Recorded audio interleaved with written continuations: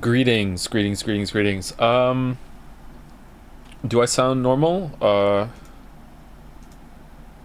Because I was messing around with some audio stuff and my computer's on the fritz, so let me know if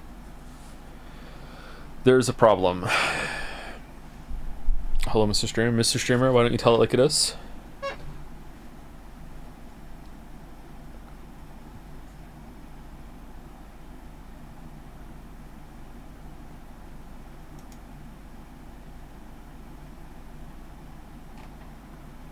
This ratio of emote officially makes you a weeb again? What do you mean again? When was I officially a weeb before?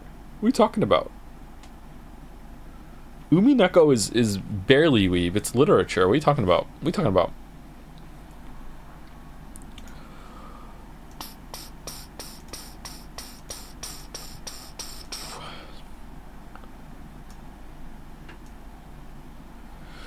Alright, so my hard drives are broken. I'm gonna have to do a little mini hardware refresh because I don't want to build a whole entire new computer, but I am going to I'm going to get a new case, I'm going to get a new motherboard, I'm going to get a new PSU, and I'm going to, for the first time in my life, attempt a CPU transfer from one MOBO to another. It's never been done by these hands, but I'm going to try.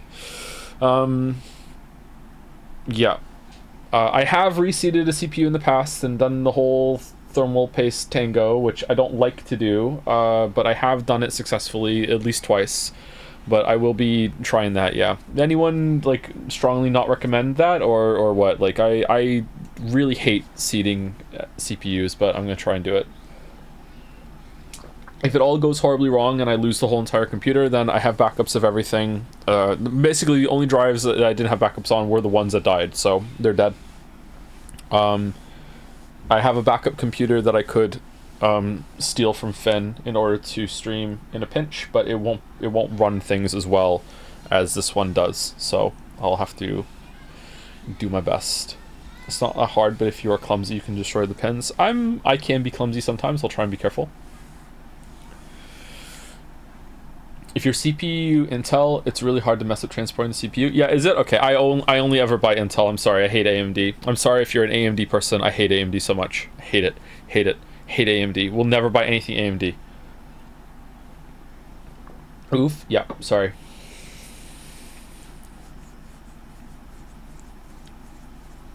You can't fuck up putting in Intel. Exactly. Joe, you have a PS5 and a Steam Deck. I don't care if someone else builds something with AMD parts and then I purchase it. That's fine. But when it comes to me, buy my own parts, hate AMD. Hate it. Why? Because I had one bad experience 20 years ago, and now I'm done forever, okay? You get one shot with me. What a horrible computer that ended up being. Never, ever again. Never.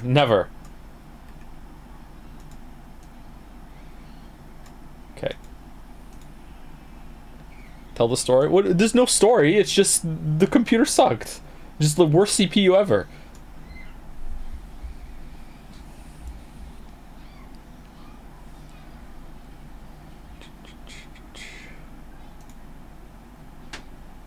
Had bad experience with fish. Yep. True.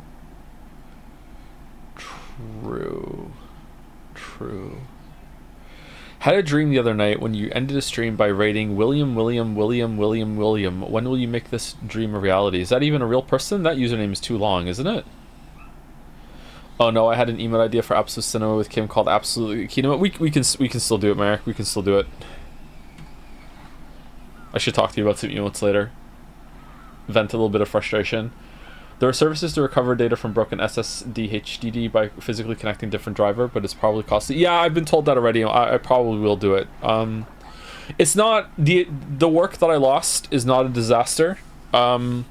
basically I lost my entire recorded playthrough of Witcher 3 on 4 point whatever version, the new version.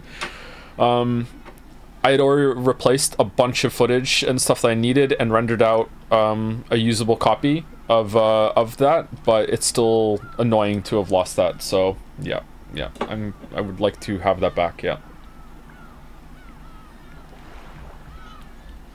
it's not a disaster, but it's not fun, you know. Who do you think for the emails about it? I'm waiting for like us to hit the 10-minute mark, and then I will say thank you. That happened just now? What do you mean? What happened just now? I woke up one day last week and 2 of my hard drives are blown. So I'm having some other problems with the PC as well. So I'm guessing that there's either a motherboard problem or a PSU problem. So I'm just going to replace both of them. I cannot get my Valve Index to work on this computer. It just will not do it. And then I thought, okay, maybe the index is broken. So I took it downstairs and I plugged it into the old computer and it worked perfectly. And I got to do 2 tracks of Beat Saber and I am fucking hungry for more. I want to get back into Beat Saber. I want to Beat Saber. I did Rasputin. Rasputin. I did that, and it got to the part where you have to squat down underneath the red zone that appears, and it was the first time I'd ever done Beat Saber since going to the gym, and man, I felt different. I was like, oh, this is easy. Here I go. Doom. I used to die doing that part, but now I'm like, I can hold it. It was leg day today, by the way. Beat Saber streams. Yeah. Speaking of hunger, have you eaten anything? I have eaten a protein bar today and a meal, so I'm doing okay. Use Steam Deck for streaming. The Steam Deck's broken too. I dropped it on my UPS and almost cried. Everything's broken. Ping Discord. Okay.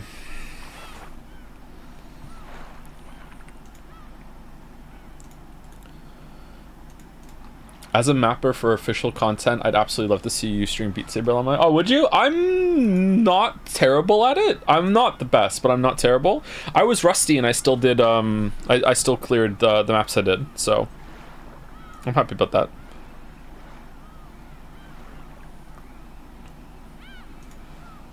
Oh, it's our first stream announcement since we updated Jads to the community server. How's it gonna go? People can opt out of that now if they want, I think. I don't know. Should I include that in the note? Umineko Sandwiches begin now.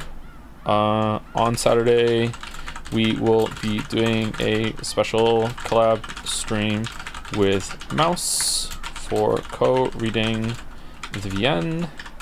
Also, we have new emotes today. You might be able to turn this channel off now since we upgraded the server to community mode. If these pings bother yo.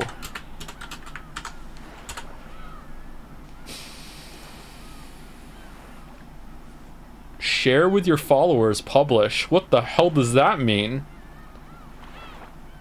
What does that mean? Do I hit it?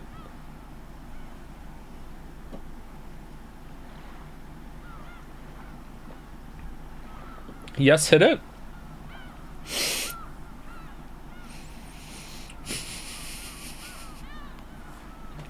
Chat wants me to hit it? Okay.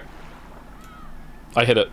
The message will be sent to all servers following this channel. What? You can edit or delete this message later, and it will update correspondingly in each following server. Okay. I hit it. I hit it. Okay. Fun.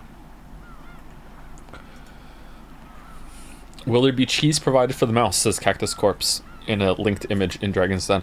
Okay, so first order of business is to say that today we are streaming Umineko on a Tuesday for the first time. Umineko Saturdays on a Tuesday are now a reality, along with Steins Gate Sundays on a Saturday. So we are going to be doing this probably every week until Umineko is done, unless I decide to quit.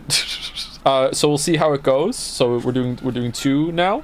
So yeah, after we're done with Persona 3, we will be going into Persona 3 The Answer, or I'm considering doing a quick break to stream Signalis and Returnal, and then doing The Answer, and then after The Answer we either play another small game or go from The Answer straight into Baldur's Gate 3. That is what I'm thinking of doing. So we'll see. I don't know if I want to go straight into The Answer after Persona 3. We will decide. I think we're going to finish Persona 3 this week, are we not? Or maybe it's going to be next week. I don't know. Are you going to give H-Bomber Guy a Chainsaw Man marble? I will give H-Bomber Guy any marble that he wants. If H-Bomber Guy is for some reason here and wants a marble, the H-Bomber Guy can have a marble. Sure. Yeah. Mm-hmm.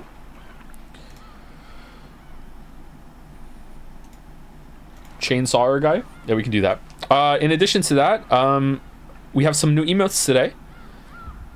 All of the Umineko and sorry, no, that's not true, because one of them is not made by Vixit.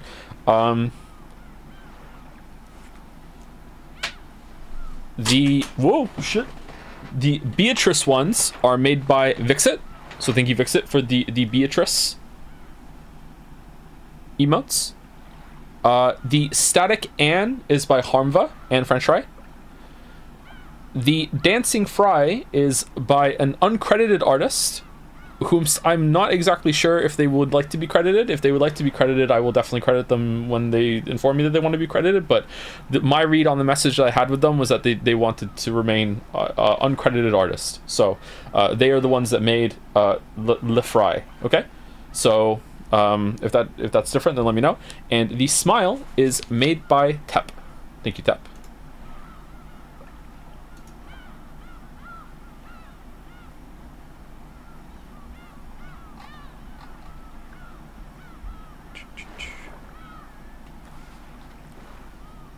H-Bomber Guy feels like almost an anomaly in how he seems to be such a bright spot on YouTube. Oh yeah, for sure, yeah. Like H-Bomber Guy has arguably the most iconic YouTube moment of all time when he bursts through the wall. I don't think there's anything on YouTube that's in my circle at least that has that energy, that is like holy shit. Like yeah, for sure, yeah.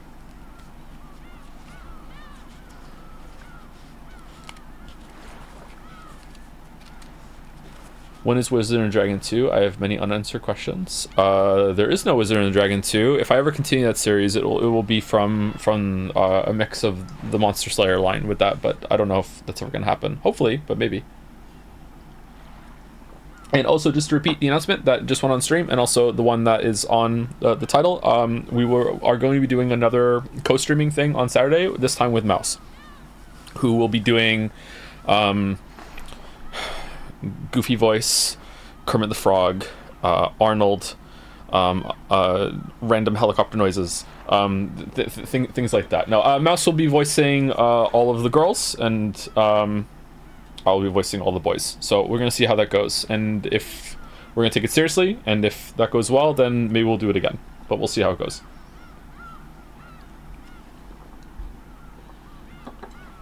When is Paper Mario the 1,000-Year Door? Sometime this year, probably.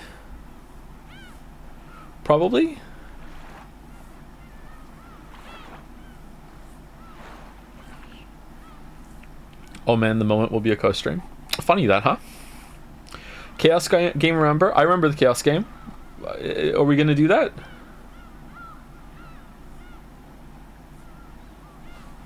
They're all asking who I am. Can you tell them I'm a Jads mod? Mouse is a Jads mod, yes. Yes. And also the biggest Umineko fan on the server.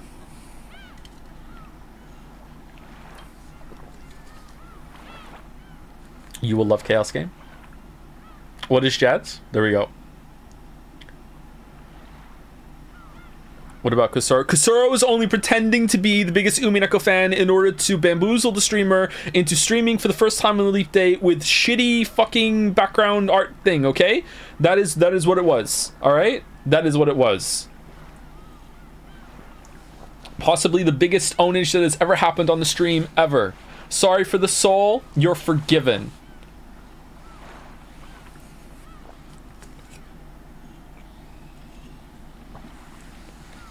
How long has Mouse been a part of the community? 10 days. I don't know. My first interaction with Mouse was during the Leap Day one, so about a year.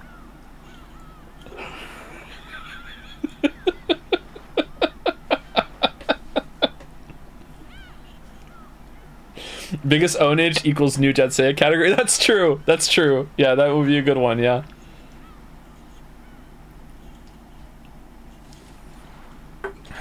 Hold on, having some water.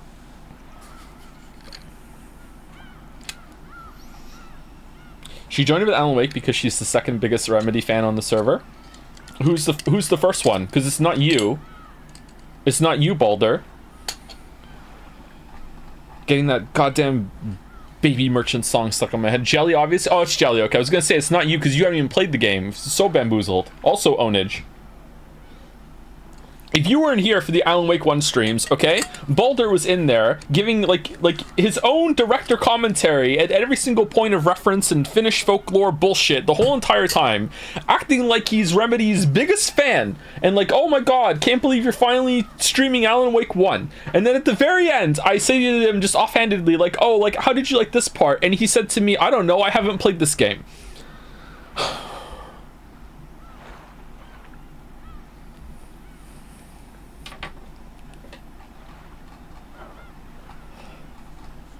The Baby Merchant song stuck in your head too. Yeah, it is. Yeah, it is. I'm the Baby Merchant. I'm so sorry to tell you this, but I haven't actually played Alan Wake. I just watched my brother play it when I was a teen. Am I the only one here that's played Alan Wake?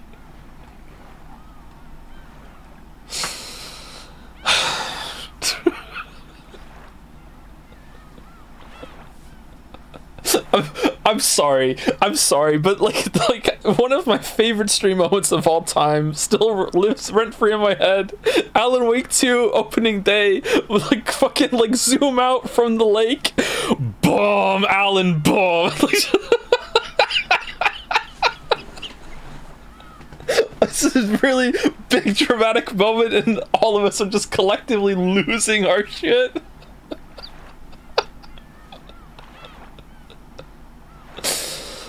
Oh man. Oh.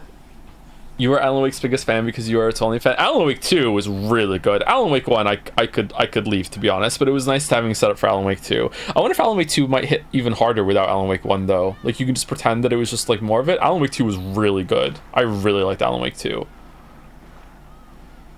Saga might go. Yeah, Saga is one of my favorite video game protagonists in recent memory. Oh my god, I love Saga. Oh man. Do you think 2 would ever go to Steam? You know, give it a couple years, maybe. Any interest in playing Control? Not only have I played Control, we streamed it. We streamed Control.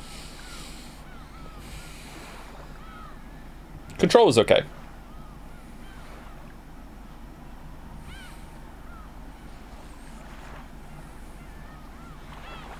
Saga versus Beatrice. Let's not fight.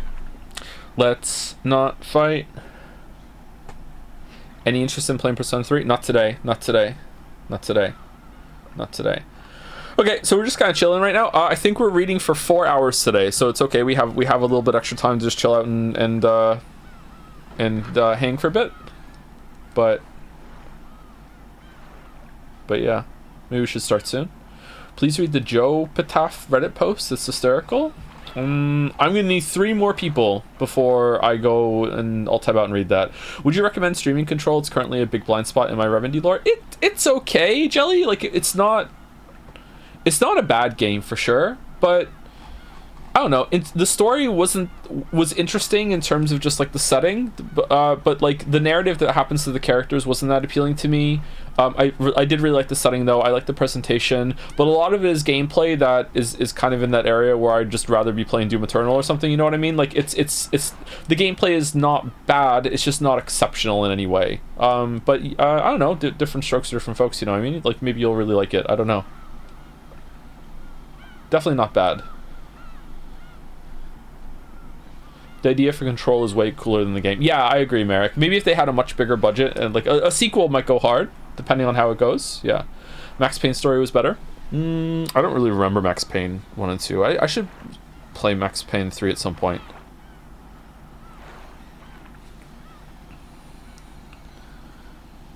They're making 2.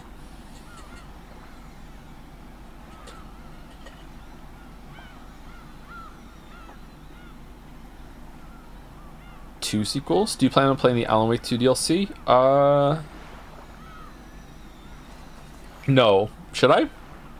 Should we have a DLC week where we just play all the DLC? Or DLC month? Ooh.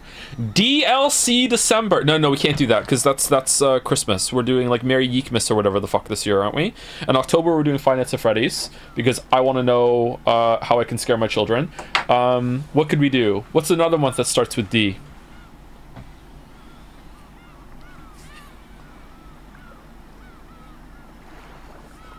December. That's September with a D. Just sounds like just normal December, Joe. No one's gonna get what you did, because it just sounds like you said December.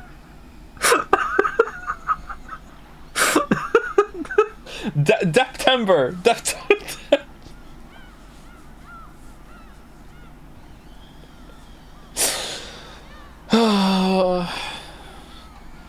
Do you have an Elden Ring Night Rain team ready? No, I don't even think I'm playing that.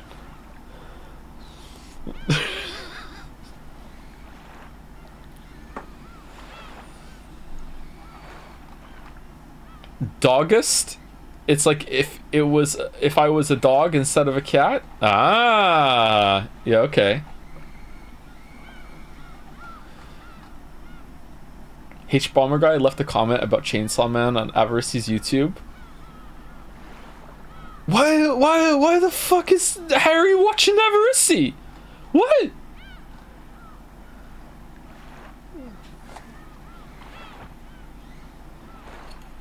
I will say this, and I hope he's okay with me saying this. Maybe I have said this on one point at one point before. Okay, I do know, and this is like from a while ago. He told me. Okay, H Bomber Guy has watched in its entirety, if I remember correctly, the entire Hello Neighbor stream, and he liked it. just to watch me suffer.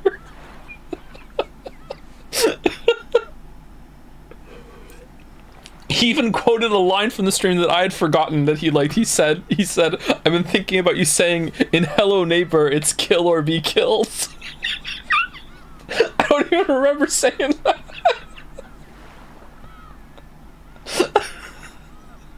That was years ago. He told me that. Yeah.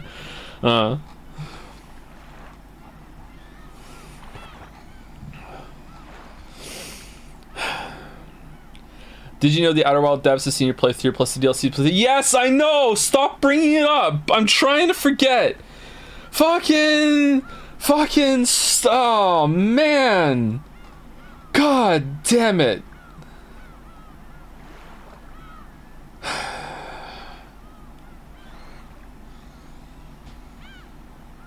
Lemonade.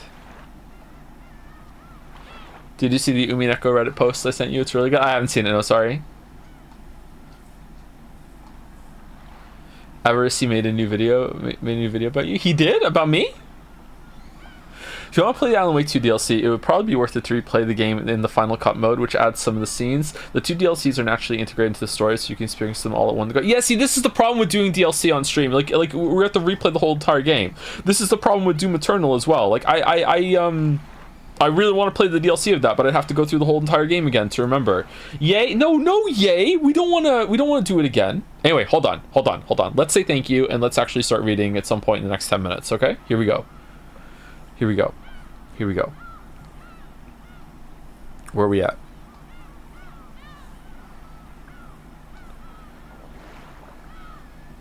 Thank you, Farl Barl, for subbing while the stream was down. Thank you also to Top Virtuosity. Did you hear my voice change into like streamer mode there? Whoa! How long have I been able to do that? New tech. Damn. Alright, hey Joe, when you get around to playing Baldur's Gate 3, would you consider turning on legendary actions? There are powers bosses get that make their fights more unique, but you need to turn it on to get them. Can DM a video showing how to if you want. I don't know. I don't know. I don't know. If it, yeah, sure, whatever. If people say yes, then okay, fine. Yeah. Okay. All right. Who do I know? Who do I know that and I trust has definitely played Baldur's Gate 3? Sereth? Sereth has played all through Baldur's Gate 3. And Wuggy? Wuggy, yeah. Sereth, should I turn on legendary actions for Baldur's Gate 3 during the stream? I might actually just ask Sereth to pick my class for me too, by the way. Sereth knows how I play games. Not only does Sereth know how I play games, Sereth has played some games with me, and also like Sereth has plays games like I do often as well. So yeah. No, build a class live on stream. No, I don't know anything about it. I've done honored mode, Joe. If you need some advice, I do think they're cool, but it's super tough, so it would be murder. Well, chat likes to see me struggle.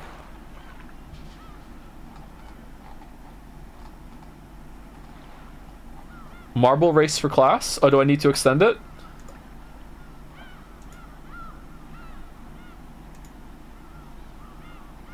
$13 hours left. Okay. Isn't Baldur's Gate 3 months away? No, it's like 2 weeks away. Like 3 weeks away. March for sure.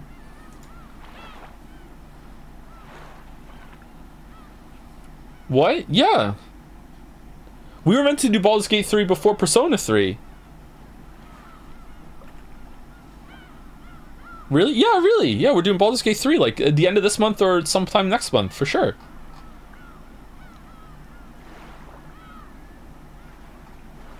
Take off redeem marbles when you reset. Too late. Too late. Too late. 10 centimeters away from the mic maybe. Is still clipping on as or do audio calibration off stream with Baldur, says Evander. No, I'm sitting decently far away from the mic. How bad is the clipping?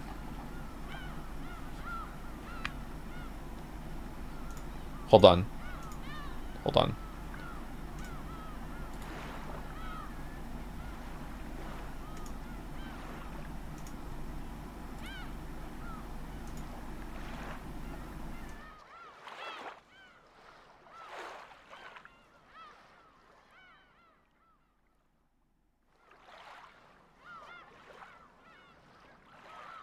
Okay, how's it now? Am I super quiet now or what? Is this still okay?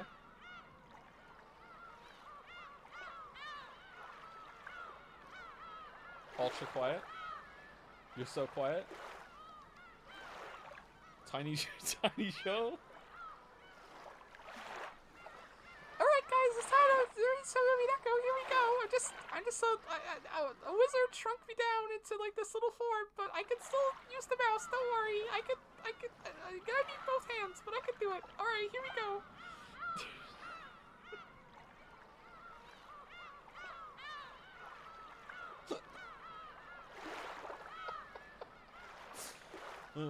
Alright,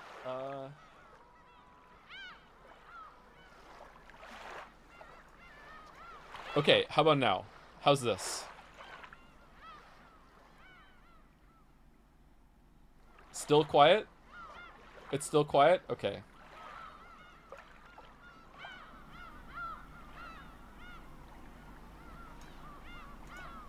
Okay, how about now? How about now? Now we're hitting red. Is this good? Perfect. It's 10 decibels lower than what it was at the beginning of the stream. Perfect. Do we want it louder still, or are we good? Is it better than what it was in the beginning of stream?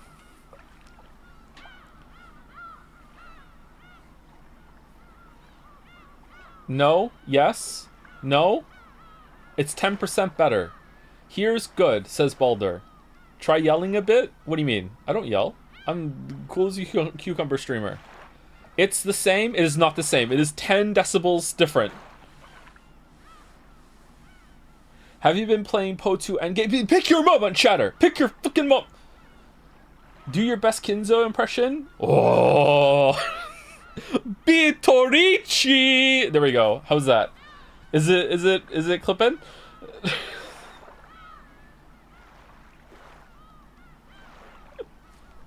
That was just the Cookie Monster. Oh, hello, Dr. Nanjo. Oh, have you seen Beatrice? I have new Beatrice snack. It is Cookie.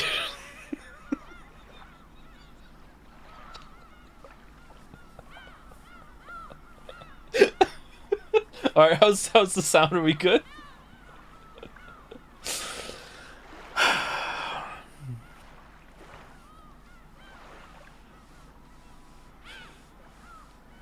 Okay, you let me know. You let me know if I need to turn up a little bit. Okay, it is. I don't know what's going on anymore. Let's just go. Let's just go. Oh my god, we've been live for half an hour. Thank you, Gaia Had, for the resub. Persona 3 fans sitting in chat going, maybe, bros, maybe this is all a bit. Maybe he's not gonna fucking read it at all. Maybe he's just gonna sit here and just talk. And then the Umineko fans will have their comeuppance. Here we go.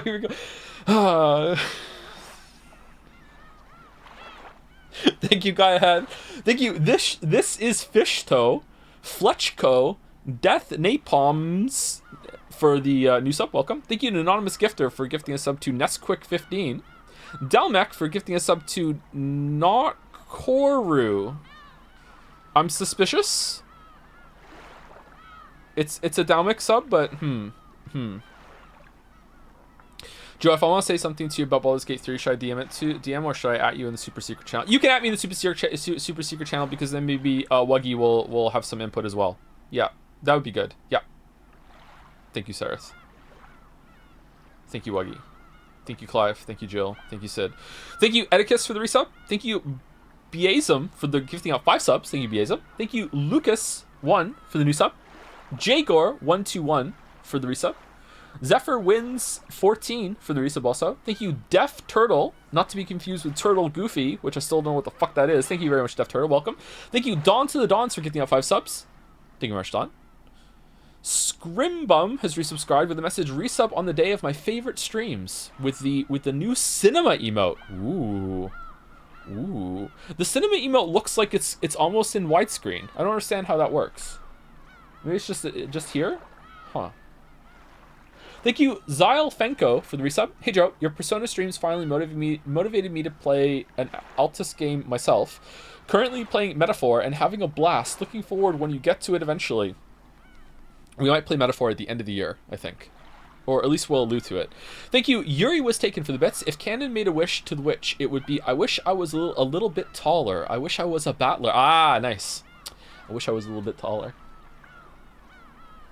There's a Witcher 3 joke in there somewhere that is in the script. Thank you, Zorgrox, for the bits. Message just for Joe. Okay, hold on.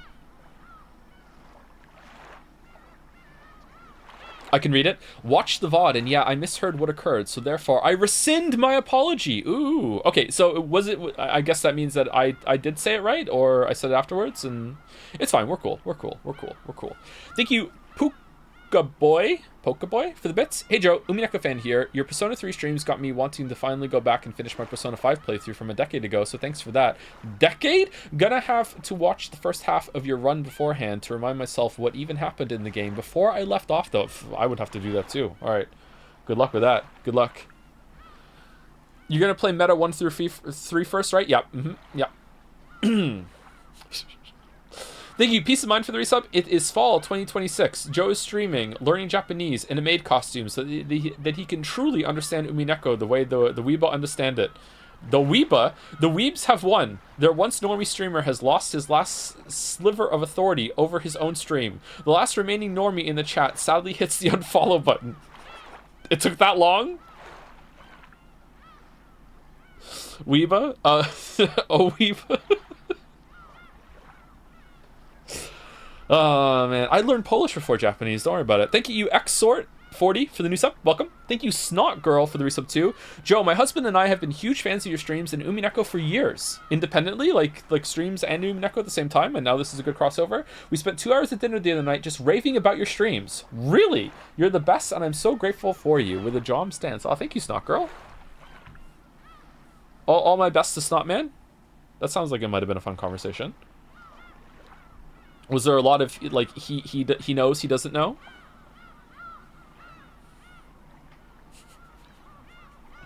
Snot man. Thank you, Big Man Rat, for the resub. Having enjoyed the Umineko streams, I decided to read just a tiny bit ahead of you, and I've somehow already managed to make it halfway through episode 3. And goddamn, is it peak? Is it peak? Is it peak? Yeah, I'm not necessarily saying this. Do I want to say this? I do. I've said it. I've started. Here we go. I'm not saying this about you, Big Man Rat, necessarily, but it seems like for some people, like this VN has made them realize that there is some value in literature. Maybe it's like, books. Oh, books are fire. Actually, wait, what? Because like, you know, when you're in school and you're being told to read some books, and like the teacher picks some like fucking like Canadian mandated book bullshit, like you like what the fuck is this? Like a good book can hit you, man. A good book is good. It's right there. It's a tautology. Yeah. What are these books? Yeah, good job, chat. Yeah, no, I was reading something else before Umineko and I finished it so I could focus on Umineko. Ooh. Thank you, Mython665 for the resub. Loving Umi Pico. Me too. Thank you, Elden Ringed, for the resub with the new smile. Electron Active Area has resubscribed with therefore. Uber Super Sloth, sorry to interrupt the stream, but there doesn't seem to be a good method for bans to be appealed. The whole message for an appeal doesn't work since you need to be in the same Discord to appeal. You can just like join on another account and DM me, and then after that, as long as you don't tell anyone you're banned, avoiding the ban, like you're not going to get banned for that. Like it's fine. If you want to do that, that's something you can do. Just ban evade. Well, I mean, like the unspoken rule about banning and being ban evaded is that if you come back in and now you're good and you never like step out again, but now you're just a different person, then problem fucking solved, isn't it, my weebs? Like, but yeah, if you want to just like make an account to and you only contact me to fucking like appeal your ban, that's fine. True, so true, so true. I hate to admit it, you've read faster than me, and I must now disappear into the ether and return once I have read more. Like what? Once a week at the pace that I'm going? What are you doing? Oh, phone alarm just went off. Dude. Time for my 30 seconds of Umineko today. All right. Oh, this was a good line. Yeah, that's gonna come back later. All right, back to work. Here we go. Like, what's going on? Good luck with it. Hope you like it. Thank you, Uber Super Soft, for the resub. Oh, I already read that one.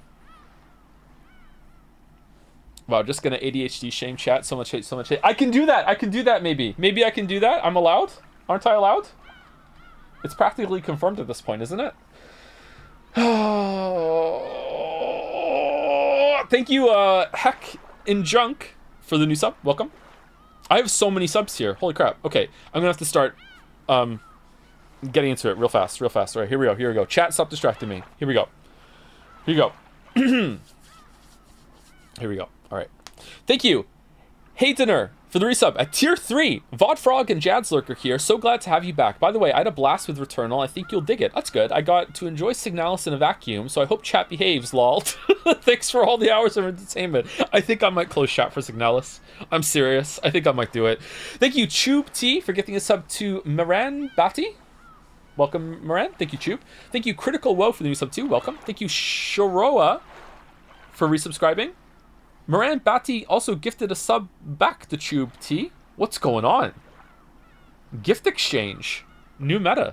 Thank you, Marshmally7, for the new sub. Welcome. Also, Surreptius for the resub. Bathtub in Space. That sounds like fun, for the new sub. Terraflop for gifting out 5 subs. Thank you, Terraflop. John Ridge for the resub. My first time experiencing Umineko. It's been great so far. It's been pretty good, yeah. It's been pretty good. I'm mad about the candy line. Justifying the airport scene. You hate to see it. Now I can't cut it in my edit. It was just going to be red pen, just like... It starts on the pier with the boat. That's it. That's where it starts. But nope, now we can't do it. Thank you, Megpoid Nebri, for the resub. Tomo Komat for the bits as well. 500 bits with the cinema emote. It goes hard, doesn't it? Pretty good emote. Thank you, Bottle Coochie, for the new sub. I don't know, maybe I just did something bad. Thank you very much. Welcome, Bottle. Thank you, Diana Lesky, for gifting a sub to H Bomber Guy, who wants a marble, for Chainsaw Man, maybe. I don't know. Thank you, Deathly Cake, for the resub. God, I love spinning chessboards. Big paddler energy. Thank you, Jackie Ohio, for gifting a sub to Tony Hawk Twa.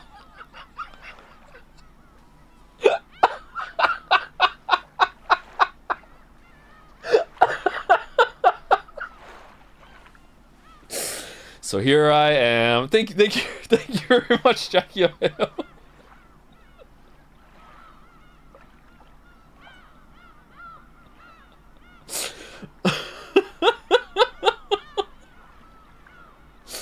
Man, I wonder what Tony Hawk is up to these days. Thank you, Iron Wrath, for gifting a sub to Ashier.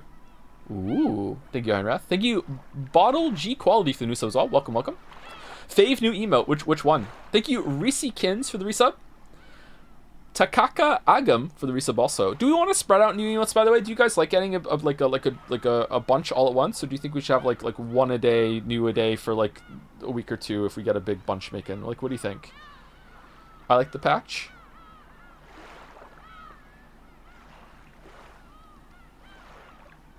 A bunch at once. Up to you, my man. It is, but I'd like to know like what people like. Is it fun to have a bunch all at once? Doing the fry in the rain.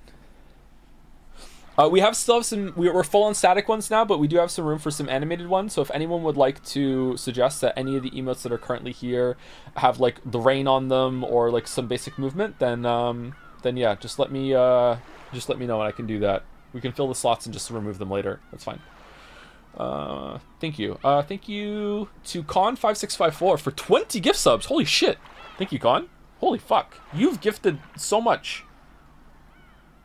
That's very generous. I hope this doesn't come across as rude, but like whenever like someone gets to this point where I'm like, holy shit, that's a lot. You can be done forever if you would like, and you've paid so many dues for in the entertainment I'm providing you. If Con, like, thank you so much. That's so generous.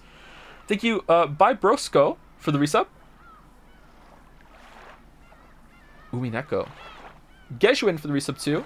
Fiddle Stuff 97 for the resub. Welcome. Hopefully I'm saying that right. Okay, I think I might actually just have to rapid fire read out names and not do any messages if we're gonna get through this. Sometimes the Tuesday streams are like this. Man, I don't want to be rude. Okay, here we go. Thank you, Stormhail.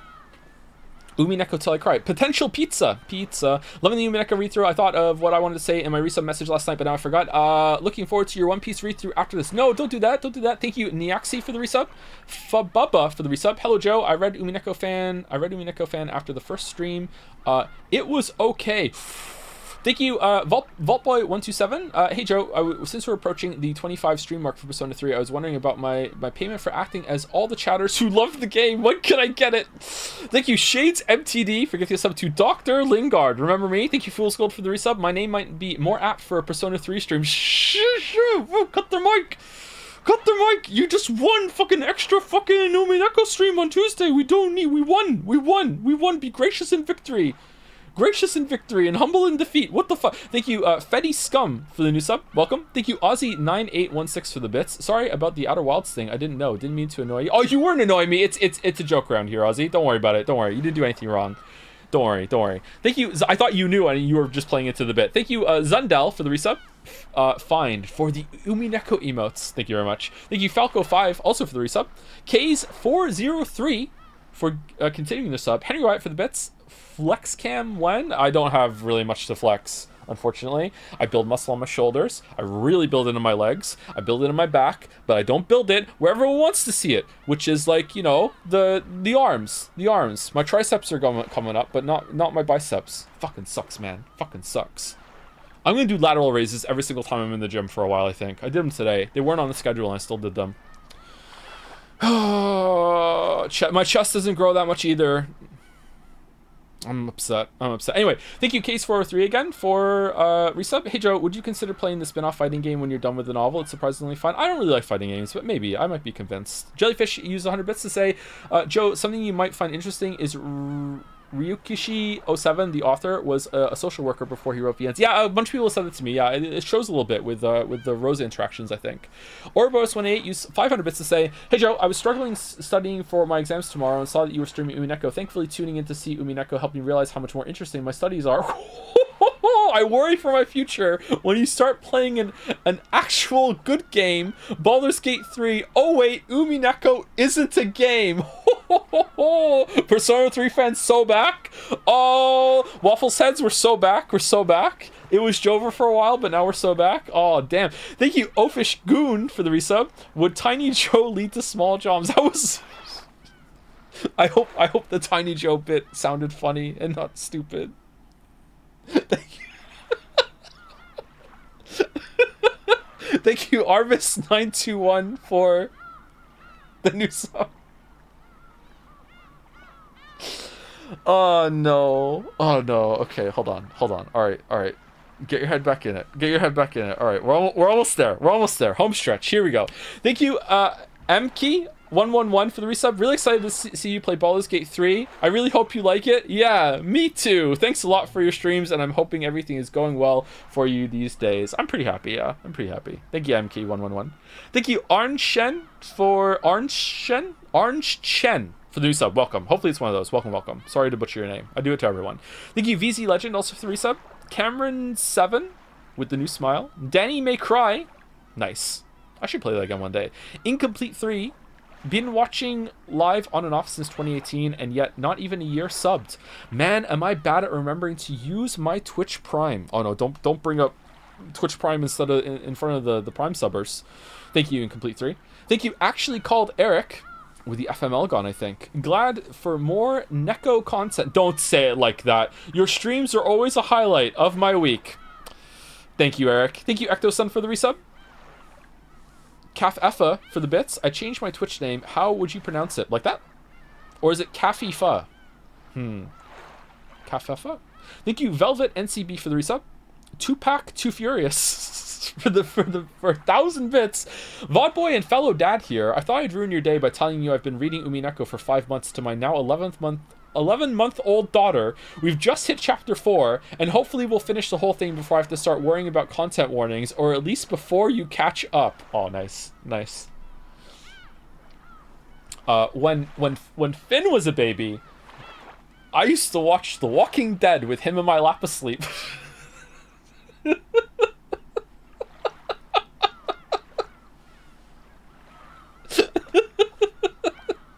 So I'm right there with you. Baby, he couldn't understand the screen. Like, no, you don't know what you're talking about. It's fine. Baby, not like, you know, Persona 3, baby, like 2 months old baby, okay? Opinion on The Walking Dead, it has its moments, I guess. I don't know. Thank you, Master of Segways, for the resub. And also for getting us out of that. Thank you, Piet J, for the resub too. Nozereld, just made it to the stream. So glad I didn't miss any gameplay. Oh yeah, at this rate, we're gonna hopefully be starting in an hour. God damn. Dalnek has used some bits. Gonna be a video on demand amphibian. And just out of curiosity, you a fan of Dua Lipa? I don't know very many Dua Lipa songs. I know the I Got New Rules, I Got 'Em. Sometimes I quote that when I do, like, Jad's stupid shit. I like the training season song. They play that at the gym. Those are pretty much the only Dua Lipa songs I know, I think. So, but I like both of them, sure. I would like, tentatively listen to more Dua Lipa. I'm worried there's a joke here that I'm not getting. Do you or did you watch that? Stop distracting me! No, I don't like soccer. Or football. Thank you, Ruperti, for the resub. Distraction. Yeah, more. Thank you, Bad Blood C, for the bits. Wait, this is an Astrobot. Something is wrong. Thank you, Sinopoya, for 10 gift subs. Thank you more, Sinopoya. Load of gift subs. Thanks. Thank you, Fatway, for the resub. Anonymous gift versus gifting a sub to Polyvinyl. R Diddy for the resub. Top Lolly. Are you, Joe, are you gonna buy that $500 life-sized Guardy plushie? No. I don't know what that is. Little uncomfortable. Dalmek used to say, "That's nice. How about you put Dua of your lipas on my nuts?"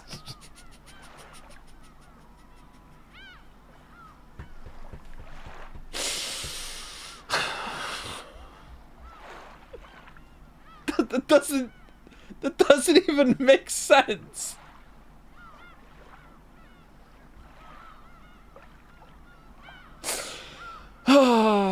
Can we change stream and go to fan art? We're getting some fan art vibes. Thank you, Yuri was taken for gifting us up to delaying. Nice, thank you. Bugcatcher for the resub. Pepsicide for the new sub. Welcome. Zero Cat also for the new sub. Yeah, boy Gianoli for the new sub. 3 new subs in a row. Welcome. Claw fists to all of you. Thank you, Verdox5 for the resub with waffles in the rain. Oni PNG for the resub. Burned Zero Bread. Nice. I'm not a Persona fan for the new sub. And the last 4 on my list. Sarah23.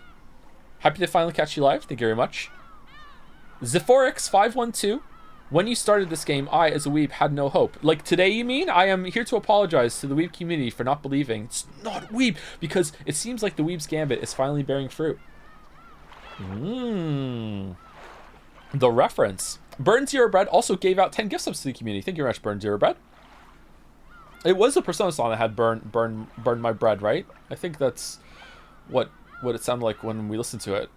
I can't remember now. It was so long ago. Yeah. Thank you for the gift subs. Thank you, Glor, for the resub. And this is only Tuesday. Pablo Stas for the new sub. Welcome, Pablo. And Yuri was taken for gifting a sub to this time for sure. We did it. We're here. We're here in 51 minutes. In 51 minutes. 51 minutes. I'm actually reading 1984 right now. 1984 is pretty good. I enjoyed that book. That's a good book. I mean, I read it when I was 19, so maybe it doesn't hold up. I don't know, but like, yeah, I remember enjoying that. Room 101. What a dull book. Really? I think maybe the weirdest part of that book right now, if I was to reread it, would be the like the mandated exercise where everyone has to go in front of their screens and do like stretches in front of some drill instructor, and the main character has like some sort of like problem in his calf and like has to like stretch a muscle or something like that. That was a weird part thinking back. What's that all about? Any book recommendations? Umineko. Thank you, Toxic Cookie Art, for the bits. My husband is a huge fan of your stream and is always going on and on every time you start one. It would mean a lot if you said hi to him. His name is Brandon Greenawalt. Thank you. Greenawalt. Okay. Hello. Hi, Brandon Greenawalt. You seem to have a very thoughtful partner here. Hope that you're having a good day and that I'm not being bamboozled because chat's being a little weird. Doxed.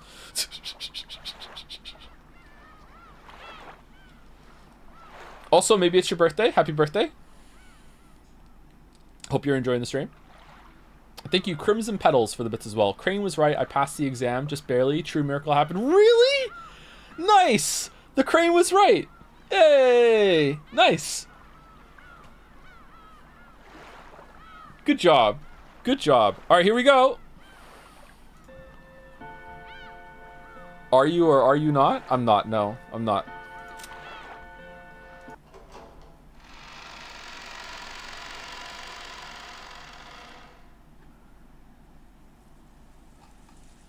Greg Chen streamed Saturday night and drunkenly raved about how cool you are and how you would love to be on your stream again. Oh, did he really? Oh, that's nice. Drunkenly? What? I love Greg.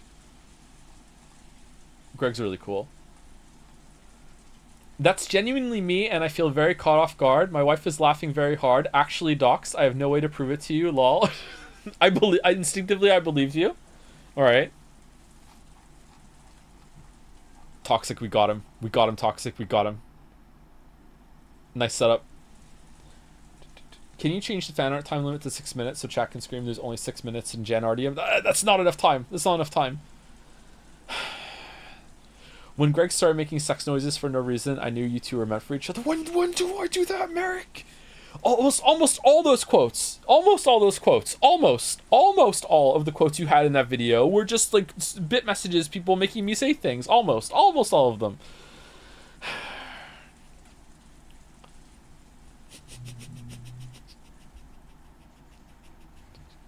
Okay. We're going. Here we go. Locked in. All right, here we go. Okay. Stop distracting me. Okay, here we go. So I was playing Minecraft Dungeons with my kids last night. Do you guys want to know the story? Because it didn't go well, let me tell you. Can we take a break? Maybe we should take a break. I kind of need to pee.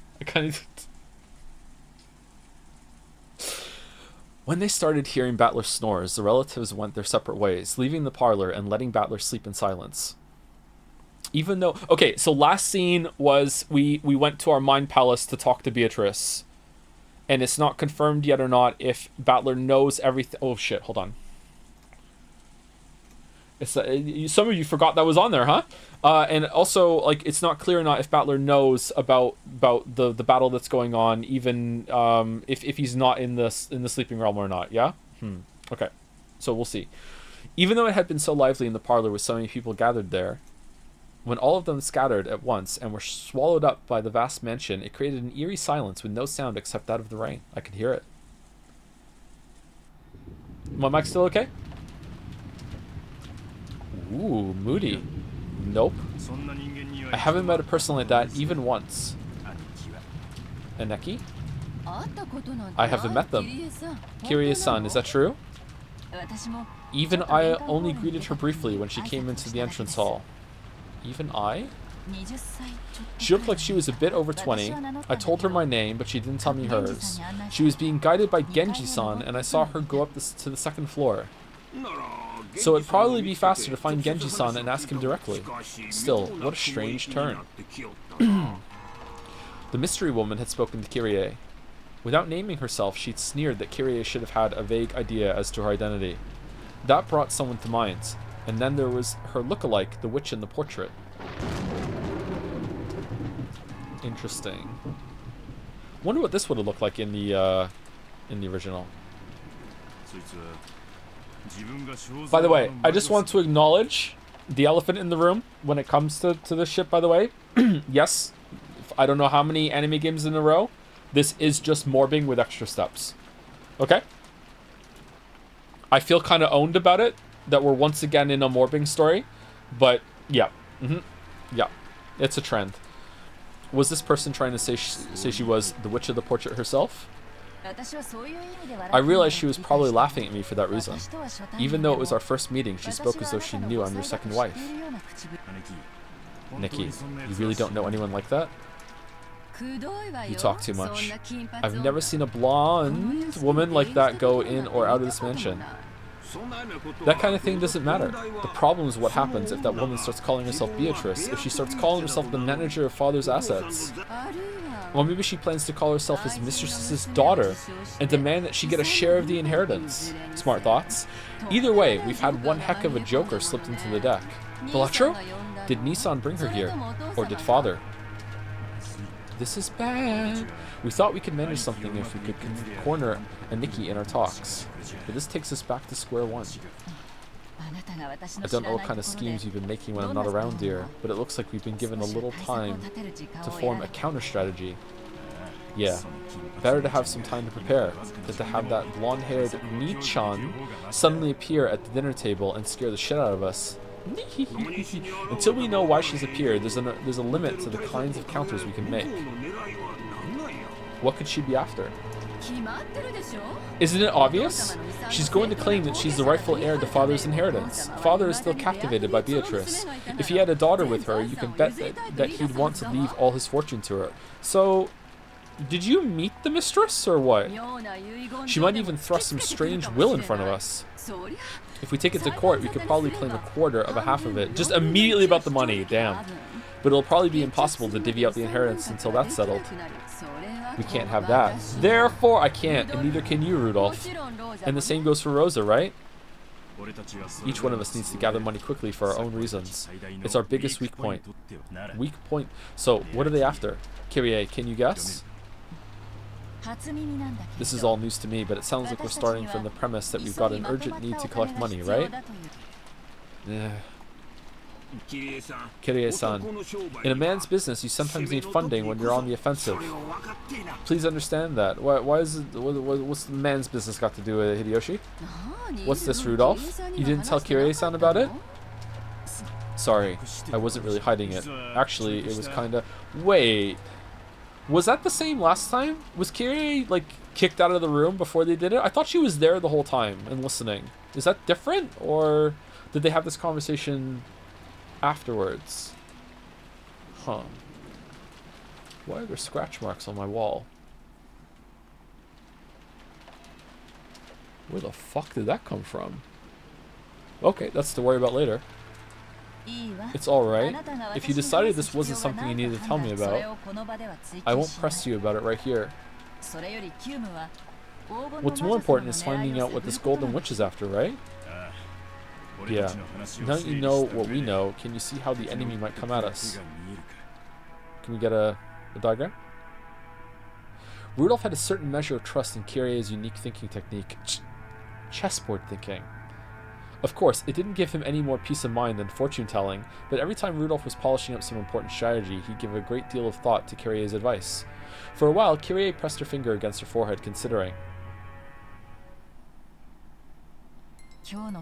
Judging by the fact that her arrival was kept hidden until today, she must be planning to catch us by surprise in some way. We can't tell for sure whether she's after assets or being recognized as a relative. Meanwhile, downstairs, it's just all about proving to Battler that magic is real. However, her coming was kept secret until today, which probably means she didn't want us to take any measures against her, something we might have done if we'd known beforehand. So her goal is probably something that could be hindered as if we were to take measures against her. See, this is a pretty good way of viewing the world, but it also just assumes that the other person is also intelligent, and sometimes people are just fucking stupid. Shit just happens, you know what I mean?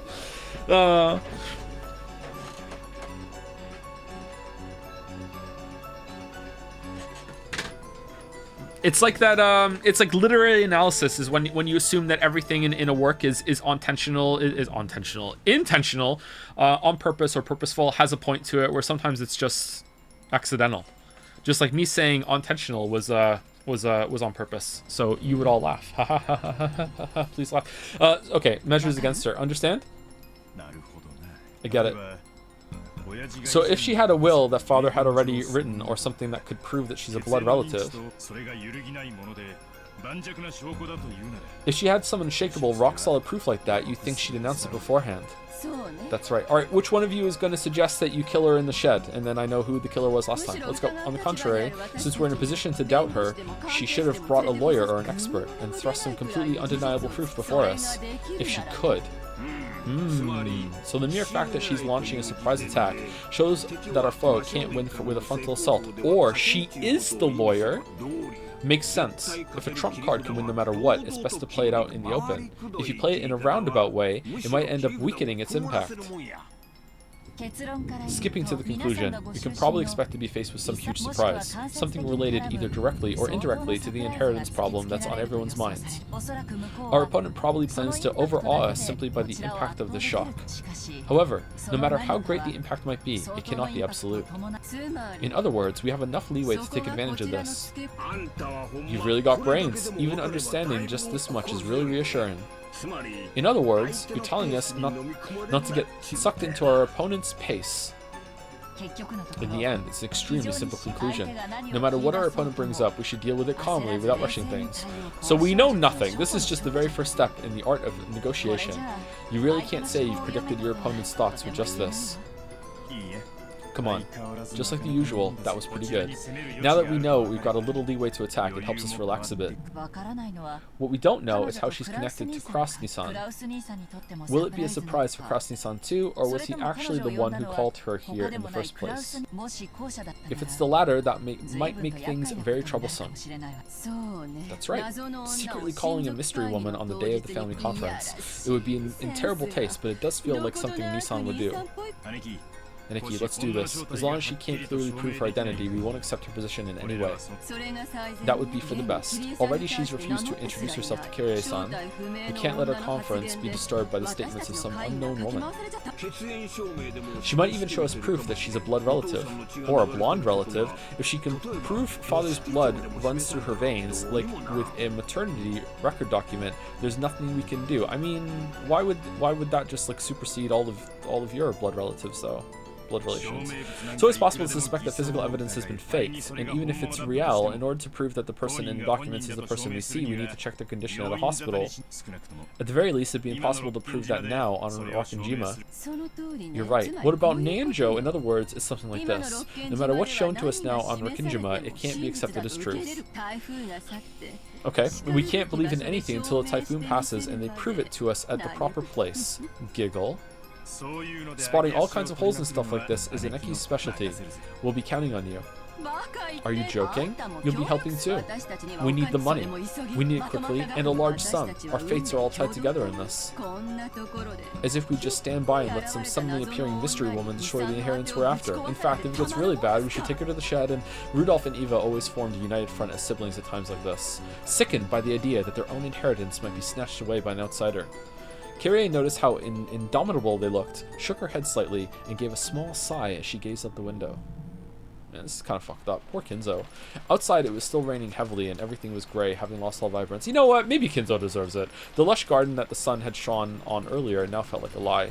For some reason, the words Eva said... Yeah, you know what? That's a very interesting kind of thought.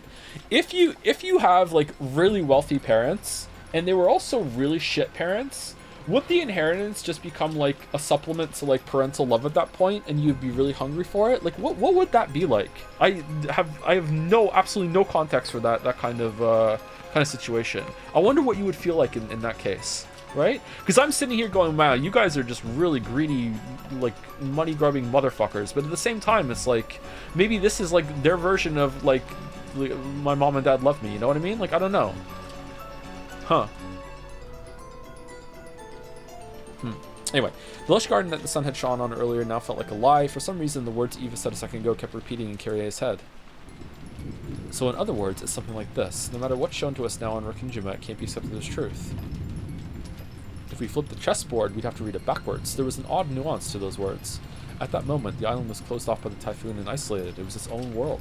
They had access to no public institutions and no hospital. So on this island, no matter what manner of proof related to the outside world was shown, it would always be possible to call it a lie. It would be impossible to prove that something was the truth. Now that they were isolated from the outside, all truths whose proof lay in the outside world would be called lies. So does that mean that right now, on this Rakinjima, not one of the other Rakinjimas, no truth exists at all? Does it mean that everything will now be ruled by lies alone? It almost gives the illusion that we've left the human world of truth and have been shut away inside another world, one of lies. Okay, Kyrie, calm down. Kyrie remembered that woman's appearance one more time. She remembered both what she had looked like and the witch of the portrait. On this island, which has been cut off from the world of humans and shut away from the world of non-humans, a non-human being has come to visit. Kyrie couldn't think of a smile that had appeared on that woman's face as anything other than a portent of misfortune. I get the feeling my chessboard thinkings missed a vital premise. One that'll be necessary to understand that misfortune-bearing smile. Yes, that smile made me feel as though someone inhuman was mocking me. I've based my reasoning on the assumption that our opponent is a human like us. However, just like this island is now, she may be a being that isn't human, and human values may not matter to her. Kind of a quick conclusion there, Kyrie. When you go to sleep, can you talk to Beatrice too? If that's true, all of our reasoning is useless. For what reason has the witch been invited here today? Only one thing is certain. Now, in this instant, she's staying somewhere in this vast mansion.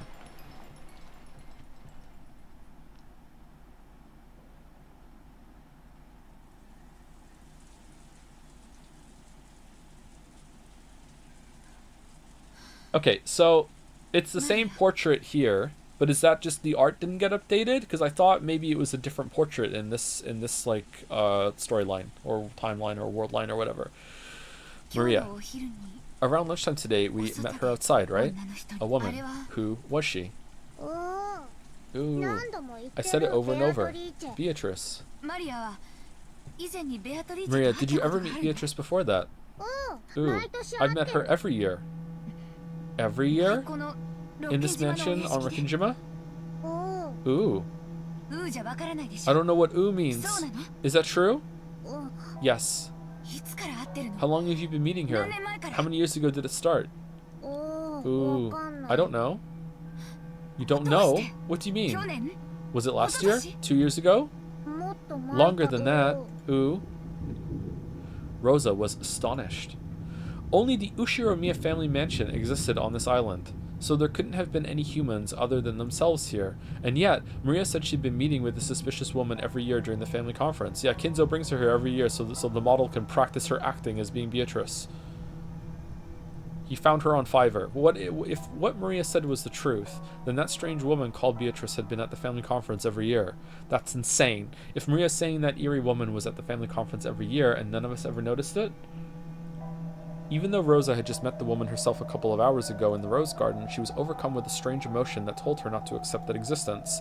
What in the world did I meet with earlier today in the rose garden as the typhoon grew near and the winds roared? Maria, you said you've met with her every year. What do you two do when you meet? Witch stuff. We sing songs and learn magic, and I learned how to draw magic circles.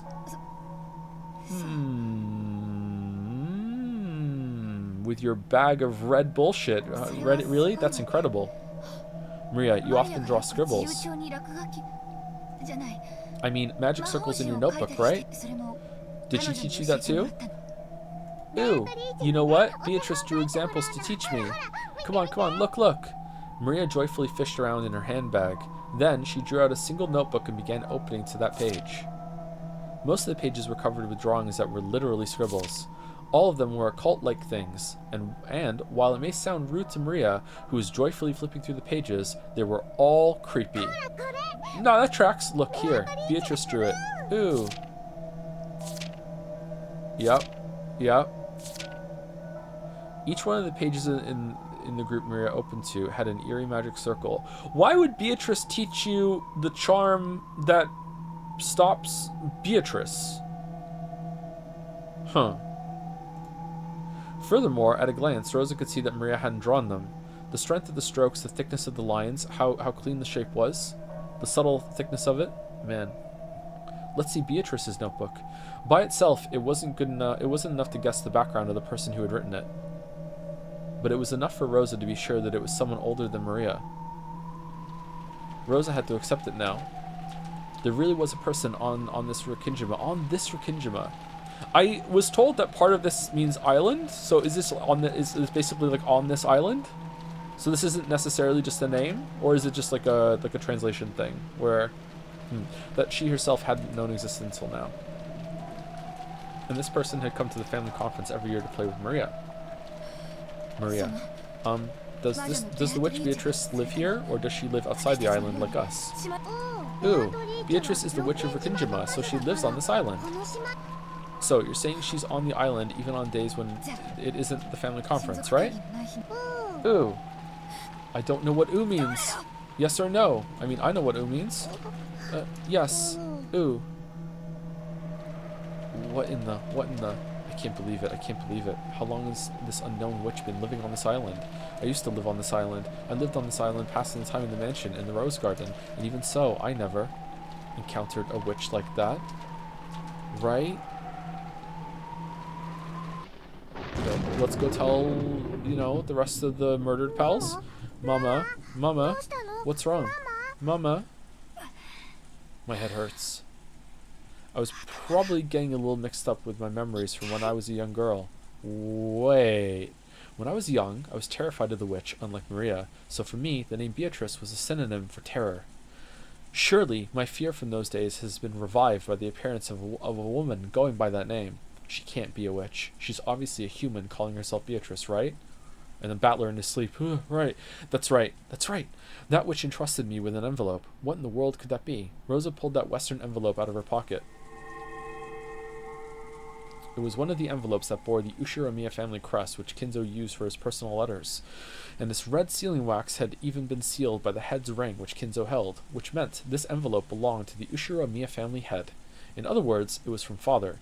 Why was a woman calling herself Beatrice holding it, and why did she give it to me? That's right. I'm sure she said to read this aloud at dinner. What in the world could be written inside? A sense of uncertainty gripped Rosa, as if opening this envelope might let loose incredible misfortune. However, at the same time, a little curiosity sprouted up too, urging her to find out what was written inside before the other siblings could. Using common sense, one might guess that it contained a huge decision somehow related to father's inheritance. Actually, since she'd received it from a woman who called herself Beatrice, there simply had to be some connection. Does it mean this person wants not just the 4, but a total of 5 people to be included in the inheritance? I need a large sum of money, and I can't wait long. Are you just going to open it, and it's going to say, I knew you'd open this early, Maria's is a real envelope, open it at dinner, please? I feel like such a sinful daughter for discussing father's inheritance while he's still alive, but this is no time to spout off cheap ideals. And I've even colluded with Rudolf Nissan and Eva Nissan in order to get some money out of Kraus Nissan.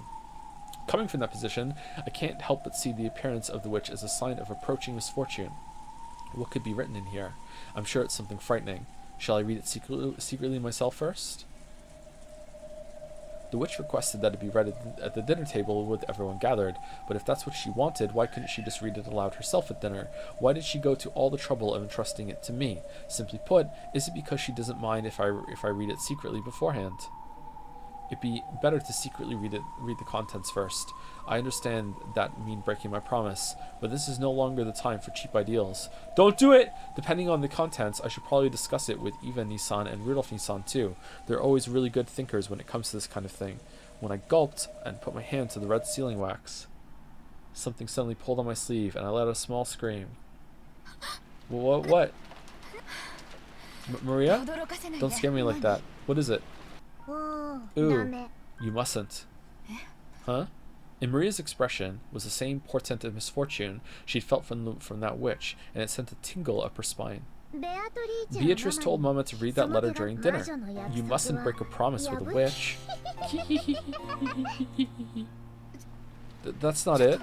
I just wanted to look at the envelope for a second. Okay, what I don't understand, but not in like a plot hole way, because this isn't Persona 3. What I don't understand right now about this dynamic is that she acts like a witch, she likes witches, she's friends with a witch, and yet when she goes like, you know, sicko mode, she says, "You're a witch, real mama, come back." That's kind of weird. Just everything is witches to her in her head, maybe? I don't know. Huh. Oh no.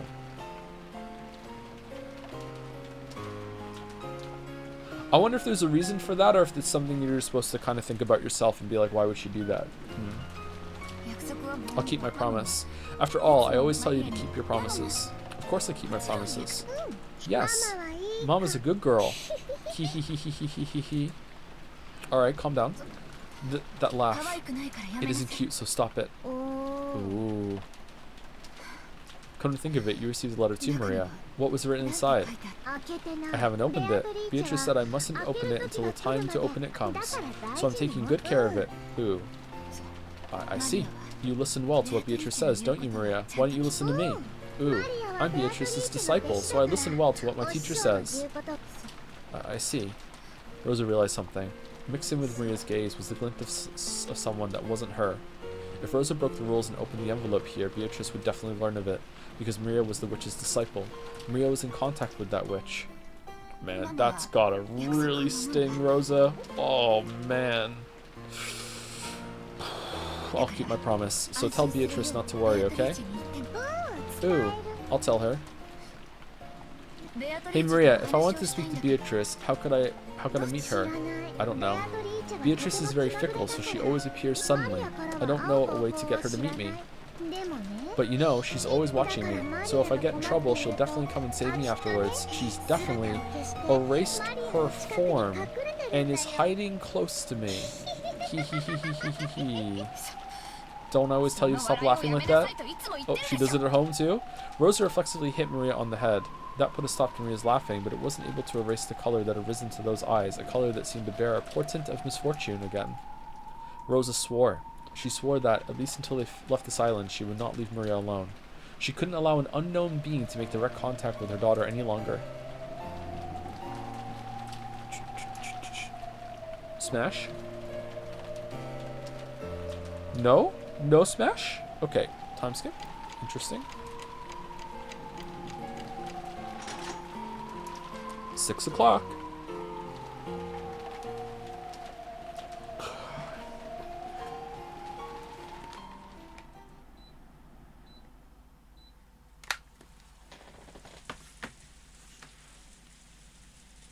Maria, 戻ってこねえな。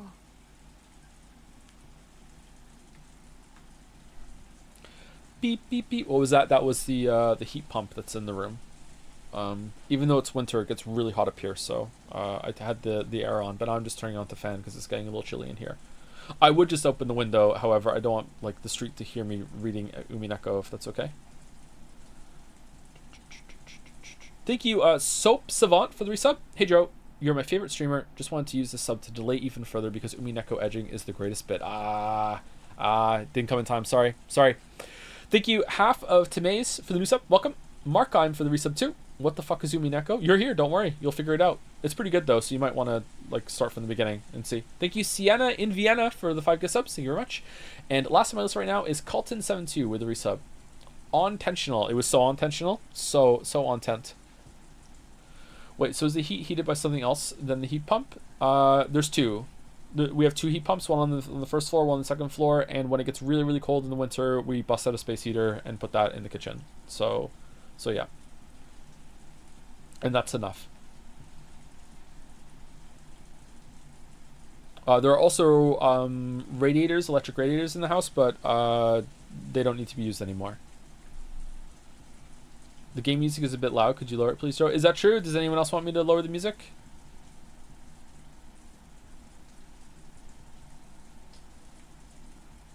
No? Seems like you're the only one, sorry. Sorry, one guy. Either that or up the mic a bit. Does anyone want me to up the mic a bit or no? Still no? Still no? We're good? Okay. Alright. Maria still hasn't come back. I wonder if she's getting scolded by Aunt Rosa again. Ever since they'd met Maria at the airport, she'd been romping around chatting about Halloween the whole time. But maybe she'd cut loose a little too much, acting a little too boisterous on the plane, on the boat, and during lunch because Rosa had cautioned her several times. I remember those scenes. At times like that, Aunt Rosa tended not to scold her much in front of people.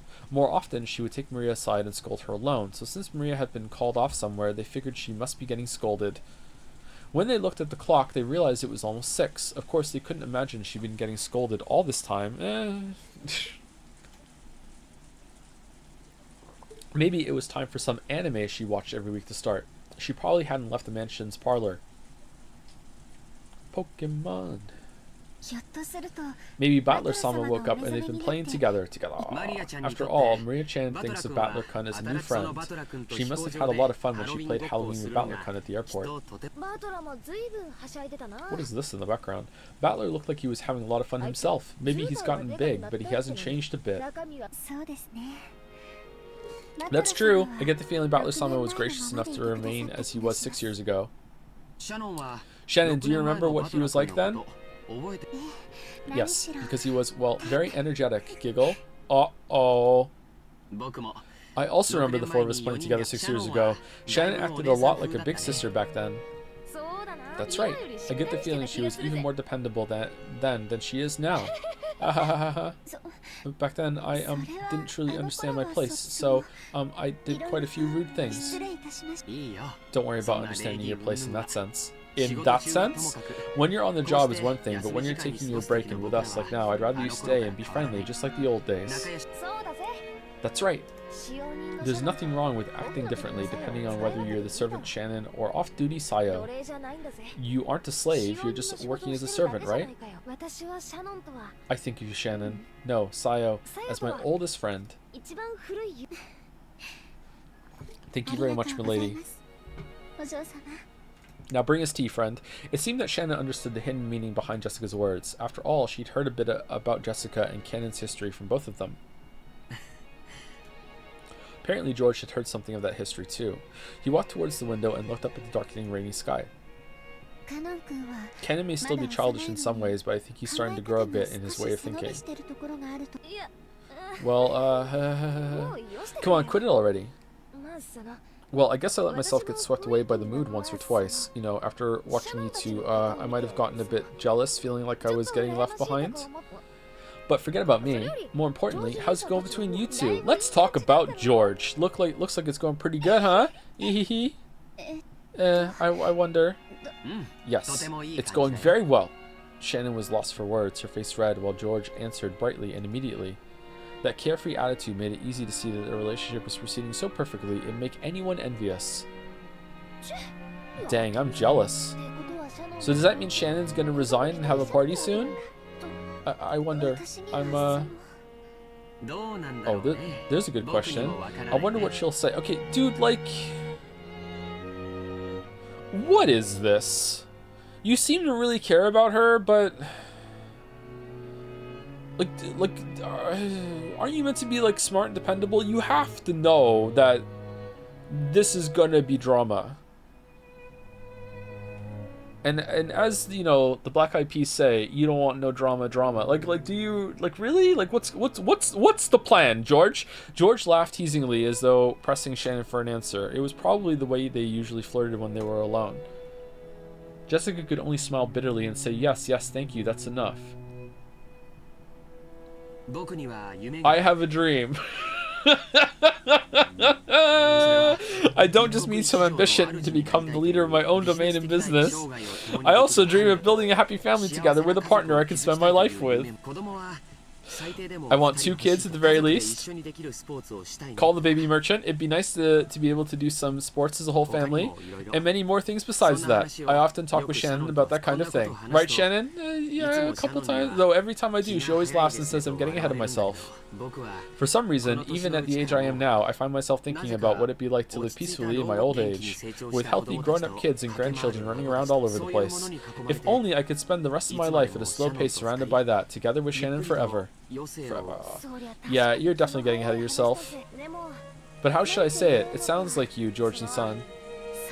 Being surrounded by a family like that would probably be so wonderful. The ideal family I've painted in my mind is something like that.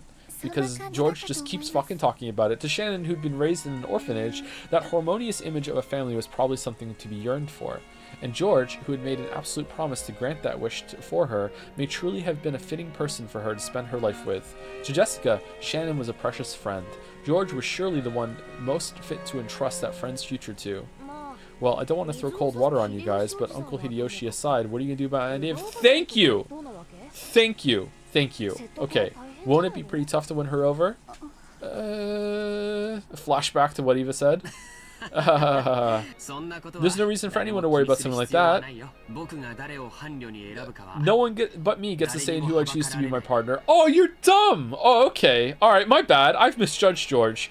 I thought maybe he was a little scummy and like had some problems with like his parents and everything, but I didn't realize he was dumb. Okay, he's dumb. Alright, cool, okay. Okay, I will bring Shannon happiness. Whose permission do I need for that? Ava's? Whoa. Georgie-san, that was cool. Can't believe you can say stuff that embarrassing out loud. I don't remember you ever being that kind of character in the past. As they say, if you don't see a boy for 3 days, you should watch him closely. I grow as much as anyone. I intend to study more and more and grow to be the man Shannon deserves, the one who can bring her happiness. Maybe even George realized how embarrassing the words coming out of his mouth were. Okay, he does seem to genuinely like her now. Then, okay. His face turned very slightly red and he scratched his head. George-san. It's okay. Daijobu? I'm sure Mother will be difficult, but you can leave that to me. Okay, so you do know, but you're trying to reassure her. Okay, so not dumb. Alright, I misread it. Okay, alright, there we go. Okay. He understands it's going to be a problem. It's not like, he's not like stating fact, he's instead like proclaiming war for her. Okay. I'll make all the relatives accept you as my partner. But you'll still have to serve us tea. Awesome. I'm jealous of you, Shannon, seriously. I'm very grateful. that you're willing to go so far. っていうかよ Couldn't think of it. I'm starting to feel like a third wheel here. Maybe I'd better leave, huh? Poor Shannon. As Jessica rose with a forced smile from the bed she'd been sitting on, the phone rang.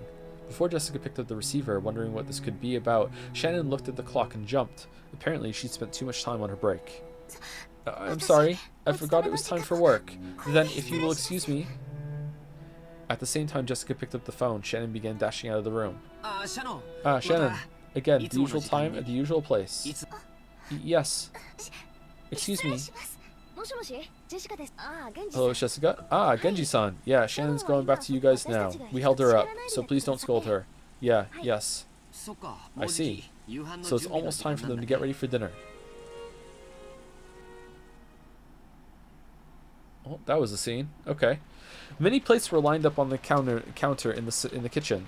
I wanted to say sink, even though there was a sink there. Preparations for dinner were proceeding steadily. The number of plates lined up there was 19. That was one more than should have been set up for the annual family conference. Another calf steak?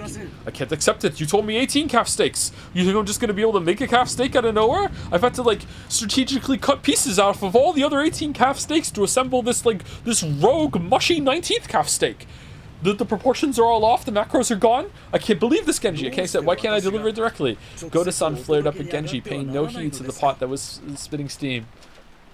The master enjoyed eating alone in his study, so his food needed to be served in that room. However, that was something that always happened. Of course Goda-san would want to set the table for the master with his own hands, since he put his heart and soul into his cooking. But the master had imposed a strict rule that none but the servants bearing the golden eagle crest enter his study. So while Goda-san would be able to greet the master from outside the study, not once had he been granted the honor of carrying his cooking inside. Goda-san was always irritated by this. Of course, he was a newcomer in terms of years of service. However, he had piled up plenty of experience from his previous jobs, and he was quite confident that he'd be able to perform in front of Kinzo in a manner that would do him no disservice. And yet, simply because he was not permitted to wear the golden eagle, he still hadn't been blessed with this honor. Dude, who cares? Can you imagine what damage that would do to his pride? You might think tonight was a repeat of that, but it wasn't. Because tonight, there was a person other than the master who wanted their food to be carried in the room. Does she have one? She has one.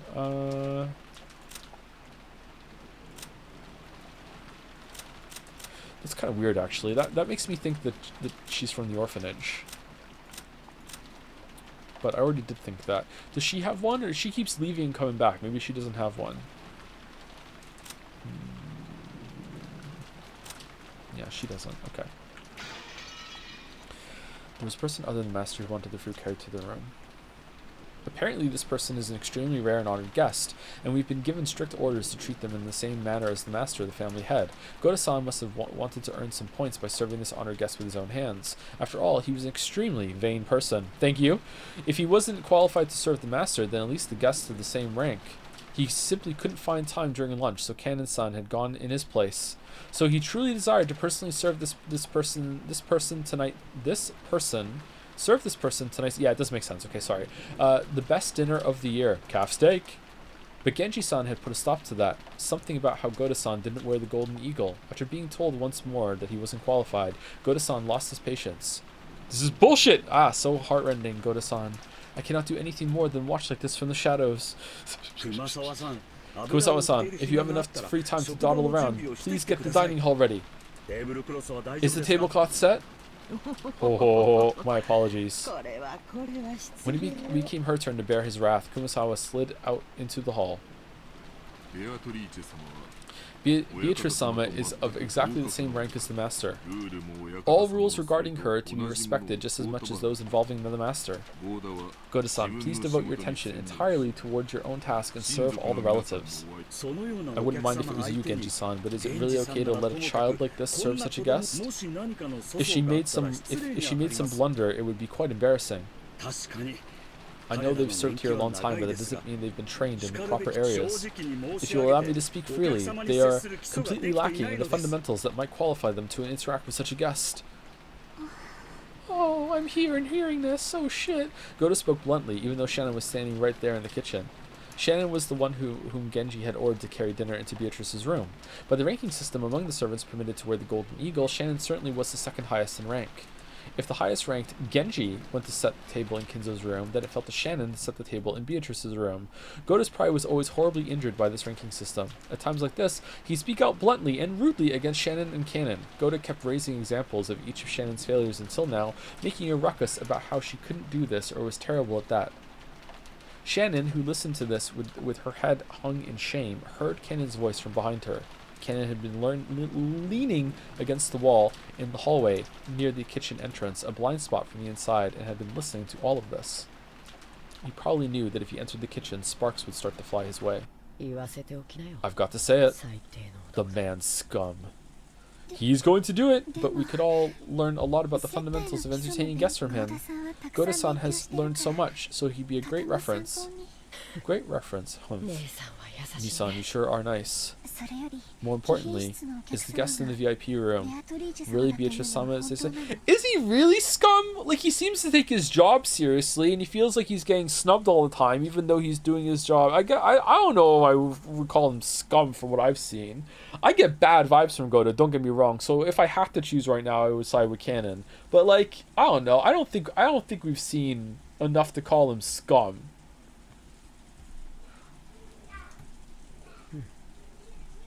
Yes, I met her when I was sent to serve her lunch. There can be no doubt it's her. Really? Was she doing well? Well, her boots are clean, let me tell you that. Kanon remembered that he and Shannon had different impressions of Beatrice. To Shannon, Beatrice was a cupid of love who had granted her magic to establish her relationship with George.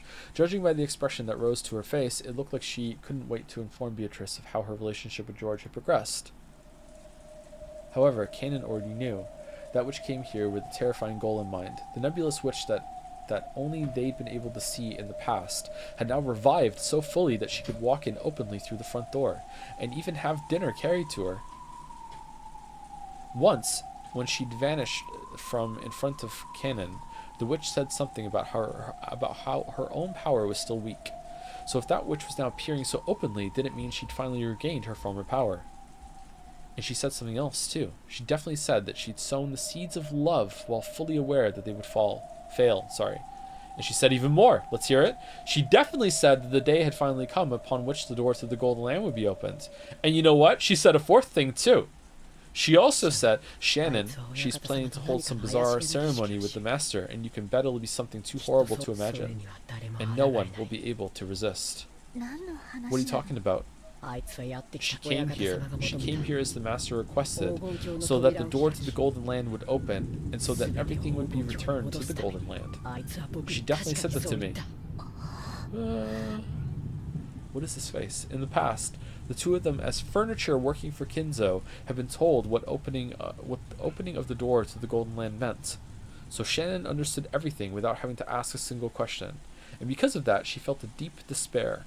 Something tore at Kanon's heart as he looked at that expression twisted with grief. How could... Why now? Didn't I tell you? We are furniture. Because you acted like a human, because of love, you're incapable of obediently accepting the day our service comes to an end. Once, I wished this day would come, but it never came, year after year. I didn't know how long we've been forced to endure suffering as furniture. So I thought that day of rest would come for all eternity. I thought the same thing, but I believed it would definitely come someday. So I never forgot that I'm furniture. Idiot! But Nissan, you did forget! Remember, it's my fault, isn't it? It was I who... Yeah, it's your fault, Nissan. If only you hadn't experienced love, we'd both be happy that this day had finally come. You built up too many pointless regrets. Even though you knew you'd have to leave this world someday. What is this Elden Ring music? Will the ceremony begin tonight? Yes. And she said one more thing. Tonight, George-sama will probably give you an engagement ring, Nissan. That was a fact. George supposedly had an engagement ring hidden in his pocket today, and surely he would hand it over tonight. She brought you two together, planning to use you as the sacrifices of the Second Twilight. Get it? She tempted you and took advantage of you. I see. I never thought of that. But she told me, she promised that if you don't accept the engagement ring tonight, you won't be chosen as a sacrifice, Nissan. Huh. I think our chances of being able to go to the Golden Land together are very slim. There will be 13 sacrifices. Only 5 will be left alive. But everyone's meant to revive at the end. The chances of us being part of that group are tiny. But if you just accept her offer, those chances will rise. I want to take that bet. Our salvation is in the Golden Land. We're going to reach that place and gain humanity. And then, I want to live life as a human, together with you, Nissan. If we do that, we might be able to find true love. In the past, we used to dream about being able to go to the Golden Land. If we go there, any wish will be granted. We'll be saved from this pain. That's what is the orphanage just like a cult? Kinzo's cult? Everyone's just indoctrinated into believing in the witch, and he just like pulls them here whenever he needs them. Like what is this? What is this dynamic, man? That's what we believed. However, in this ceremony, only a few people would be invited to the Golden Land, chosen by fate and chance. Everyone else would lose their life as a sacrifice midway through the ceremony. However, in the past, Shannon and Ken had thought that whether they reached the Golden Land or were sacrificed, they would still be released from their duties as furniture. That meant this ceremony would definitely bring release to furniture like them, no matter what happened. I don't like it. Together with you, I want to make up for all the suffering we've endured. I won't become a sacrifice. Okay, I'm a little unsure of the read on this conversation, because that almost felt like a proclamation of love between the two of them right here, and I don't know if it's like we'll find like platonic love, we'll be capable of love, we'll find out what that is, or like I don't know. I don't know what he just said to her really. Nissan and I will remain alive, and we'll reach the Golden Land together. So, I won't let you become the sacrifice of the second twilight. Please, Nissan, don't accept that man's ring. If you don't accept it, she promised not to select you as a sacrifice. I cannot do that. Tonight's ring is very special. My heart won't let me refuse it. Nissan, it's George. The sacrifices in the ceremony are decided on the witch's whims, and that witch has promised to overlook just you, Nissan. You alone will definitely be able to go to the Golden Land. Only me? What about you, Kennen-kun? The witch's game is enough for me. I'll slip through her clutches. I am not powerless. I'll tightly grasp that faint chance. After all, our lives are transient, aren't they? In order to begin our real lives, let's drag ourselves to the Golden Land. Then, we will gain humanity. And when we've done that, maybe I'll be able to experience romance just like you, Nissan. Maybe I won't have to make someone cry just because I'm furniture. Kennen-kun, I've had enough of being furniture. I'll definitely become human. I'll escape this pain, no matter what. Okay, my read on this now is that he doesn't have any romantic feelings for Shannon. It's like a general like experience love with someone, not Shannon specifically. Okay, that's my read on it now. That might be wrong, but that's my read on it right now. There were tears in Cannon's eyes. By now, Cannon had noticed. Shannon hadn't been the only one to know and suffer from the taste of love. He had too. The tears Jessica had shown him that day, and Jessica's pitiful face, as she tried to smooth things over and stay bright ever since then, had slowly wrought some kind of change on Cannon's heart without him knowing it.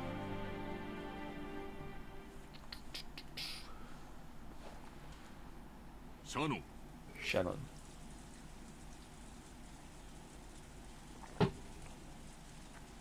Thank you for the bits, Lazy Potato. Hi, Joe. Usually a VOD viewer, but I'm trying to catch the Umineko streams live. Just want to say, I love how you refer to Kumasama as Kumasama-san accidentally. Welcome to the weeb side. I mean, she's always referred to like that anyway. Yeah. Furniture become human. Very nice chat. Very nice. Shannon, I've been calling to you for some time now. Shannon jumped at the sudden sound of Genji's voice. Apparently, he had called for her repeatedly. She hurriedly answered. Feeling a little bit tired already, chat? I'm doing my best. I'll perk up a little bit on break, I think. When she turned back, Kennen had disappeared. It seemed he didn't feel like showing his tears to anybody. Yes, I'm sorry for being careless. I entrusted Kennen with lunch, but it should have been you, as the next in rank after me, who carried it. Beatrice-sama is the most honored guest of this house. There is no more honored guest than her. Please think of her as another master and be polite. Please take extra care that you make no blunders, understand? It is quite painful for me to entrust this to someone as inexperienced as yourself, but there's nothing we can do about the house's rules. Carry out your duties with the utmost of care. Goda had officially agreed, but he glared at Shannon with an expression that told her he definitely wouldn't forgive any mistakes. Okay, you're kind of a dick blaming her for this instead of blaming the rules. Alright, you know what? Goda stock's plummeting. Even Shannon felt that Goda might as well go himself if he was so desperate to go. But she considered this one of her responsibilities as one who had been allowed to wear the golden eagle and had to give up. And anyway, I wanted to meet Beatrice. What will I talk about? What will I ask? I don't know. Will this be a meeting of gratitude or one of grief? Or else what? I don't know. Shannon piled the witch's food onto the serving cart and left the kitchen at a slow pace. Okay, just thoughts? Internal thoughts? Switching over? The person knocking was Kraus. Father, today is our annual family conference. Haven't the siblings gathered here just to get a glimpse of you? Be silent. I say I won't leave. You're there too, aren't you, Genji? Why haven't you had my food brought here as I ordered you to? Kinzo screamed across the door. Genji was waiting behind Kraus. This is the wrong door. Your meal has been prepared so that it might be carried to the study. However, Kraus-sama has expressed his wish that you eat downstairs tonight. Father, I'm not asking you to do this every day. Just for I'm upset that I noticed that it's the wrong door.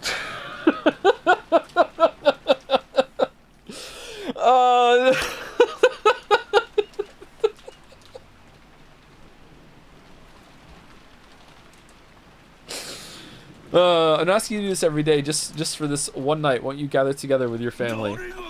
Who are you calling family? Since when have you considered vultures circling in wait for roadkill to be family? Would you call rotting, oozing maggots family as well? Yes.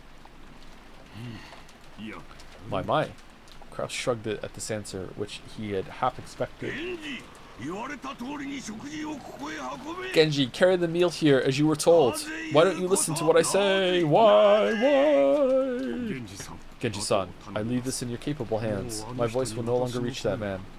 This seems almost exactly like the last scene that was in the other timeline. Kraus gave his head a small shake, then quickly turned his back on the door to the study. He had only come calling to save face in front of his siblings, knowing full well how useless this was. After Genji watched Kraus disappear down the stairs, he called again across the door. It's me, Genji. Master, we have finished preparations for your meal to be carried here. Shall we bring some for Dr. Nanjo as well?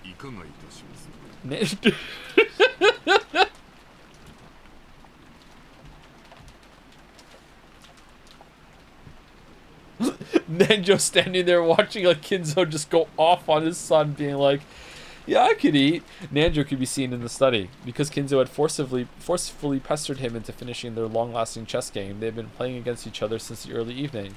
Nanjo had announced as a doctor that Kinzo's days were numbered, so he couldn't refuse if Kinzo demanded that they finish this game while he still lived. Kinzo was thinking deeply about his move, concentrating more than usual. It had been Kinzo's turn for quite some time, and Nanjo, who was tired of waiting, had randomly pulled out a book on magic that he couldn't understand and was skimming it. Kinzo-san, you won't think of a good move just by folding your arms and sitting in front of the board. Perhaps we had better take a break and refresh our minds. Be silent. That should be enough to solidify my defense. Will the bishop and the knight be able to penetrate that opening? Yes, this is what playing chess is like. Today, Kinzo was focused on maintaining a strong defense. Normally, Kinzo's motto was that offense was the best defense based. However, today was completely the opposite. I am also hungry. Shall we suspend the game here? Besides, I've used my head so much without a break that I'm already feeling dizzy. At this rate, I might not be able to perform at my best, and people are going to die later, and I'm going to inspect the corpses. Now, that won't do. In chess, both players must always make their best moves. Any other sort of move is merely a nuisance to consider, ruining a game whose focus is predicting your opponent's thoughts. So true. Such a thing considerably reduces our enjoyment. Kinzo sighed deeply and finally shifted his gaze away from the board. Chess isn't chess without an opponent. If that opponent is tired and wants to suspend the game, there's no getting around it. True, the goal of chess is for both players to make the best possible moves and aim for victory. It's an intellectual game where reading your opponent is key. But Kinzo-san, have you forgotten that there's another goal besides victory? Fun, to have fun. What? What other goal could there possibly be? To think that you of all people would forget something like that. Chess is a way to pass the time having fun with a friend. You've got me there. I believe I once said those exact words to you long ago. Yes, you've got me there. Kinzo, who almost always wore a frown, relaxed his face for once and laughed. Nanjo felt like he'd been reunited with a close friend they hadn't seen in ages, and then he leaned forward and said, "So can I get a plate?"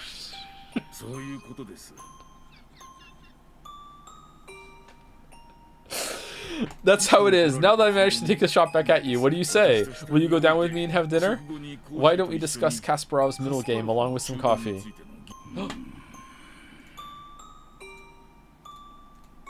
An appealing proposition, but I'm afraid I must decline. I can no longer leave this room. After all, the ceremony has already begun.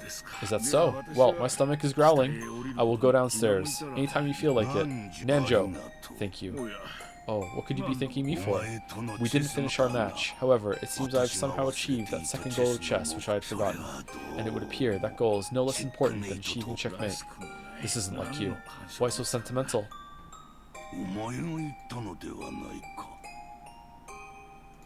You said it yourself, did you not? My days in this world are numbered. Now go. And don't come to this room again. Let us continue this match in the Golden Land. That's fine with me, but we'll have to start over. Losing that rook was a serious blow. Well then, I will see you later. Yes, later. Maybe in the Golden Land, or in Purgatory. Already there, bud. Or possibly in the next world. Aww. Nanjo didn't say anything beyond that. And with a motion made smooth by familiarity, he pushed the button on the table that would release the auto-lock. Then, after looking at Kinzo's back one last time, he left the study. And I almost dropped my my drink.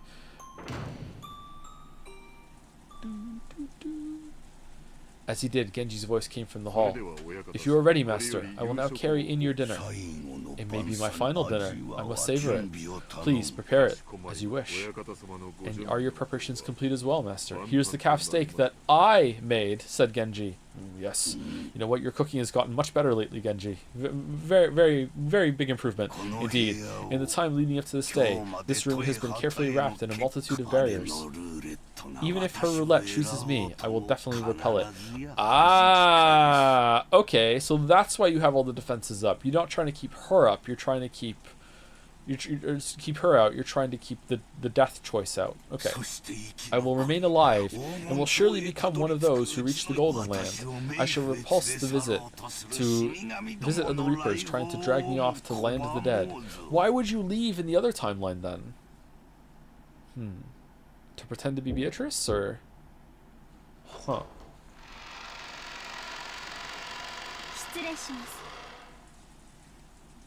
Excuse me. Thank you, Richard Miziak for the resub. Yo, 48. Hi, Joe. I'm not 48. I'm 39. Oh, it's 48 months. Okay, thank you for the 48th month resub, Richard Miziak. Not sensitive about my age, by the way. Totally cool. Totally cool. And thank you, GG this stream, also for the resub. Thanks. Excuse me. I have come to serve your meal. We're probably going to take a break at the end of the scene, unless the scene is super long. Shannon entered the VIP room, bowing her head and pushing the serving cart. The young woman by the window, gazing out into the supposedly empty darkness, was definitely that witch. So it is Shannon this time. Shannon this time? How long it's been? Huh. Mouse says break time. Oh, is this this is a long scene? Okay. Well, you know what? Best girl's on the screen. That's good. Alright, right back. 5 minutes. Actually, it might be slightly longer than 5 minutes. Right back. Go get a drink, walk around. Brush your teeth.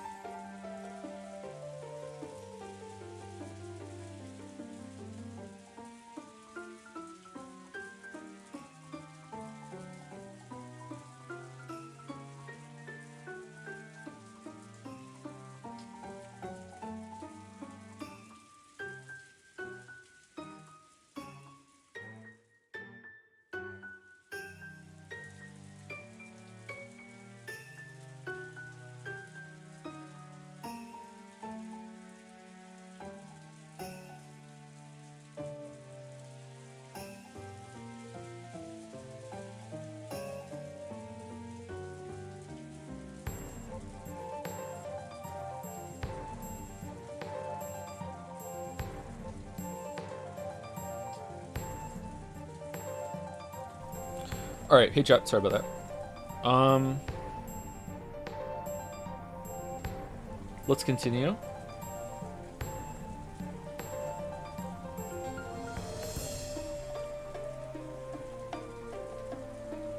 Greg's stream was more unhinged than yours, Lameo. He drank every time he died in Last of Us, and he died a lot. Oh no, what was he drinking?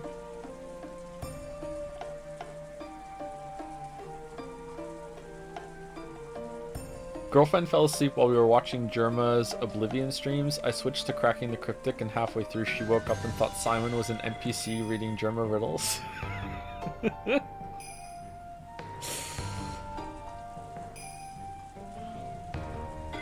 Soju, he finished a whole 750 milliliter bottle. Greg died?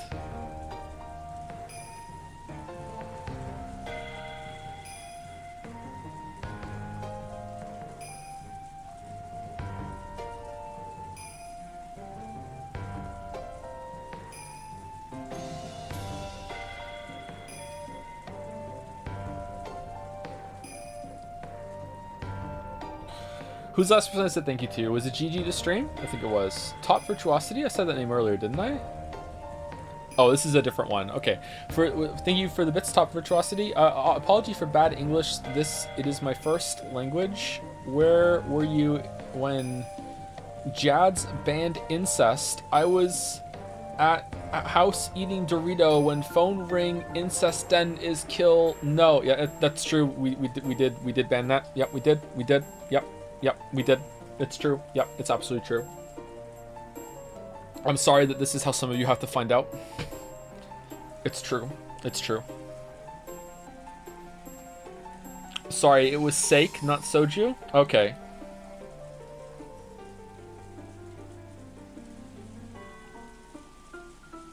Thank you to Mouse Slot for the new sub. Welcome, welcome. Thank you to Yuri Was Taken for gifting a novelty subs. What remains of Edith Witch? Am I right? Haha, lol, am I? Okay, thank you, Yuri Was Taken. High commitment to the bit. Thank you, Toxel, for subscribing as well. Good to see you again, Toxel. Hope you're well. And there's some giant emotes. People love the new emotes. What was the favorite, by the way? I didn't see anyone in chat. I'm gonna eat a cookie, chat. I'm sorry. What was, what one? My guess is gonna be the cinema one versus Dancing Fry.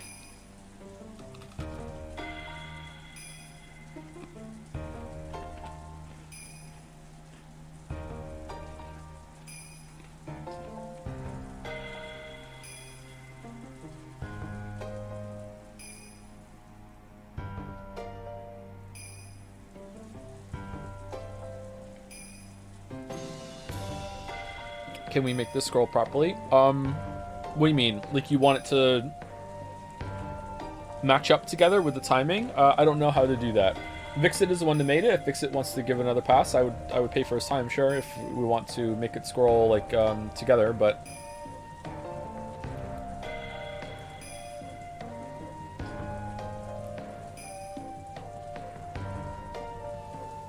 I don't know how that would work.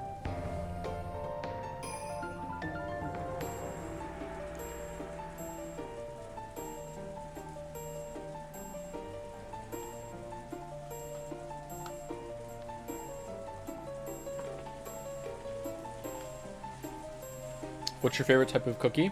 A gluten-free cookie, so it doesn't ruin my insides.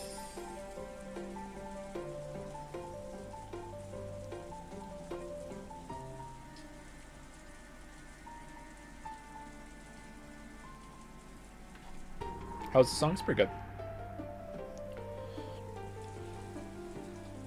Do you like hobnobs? I don't really know what a hobnob is, sorry.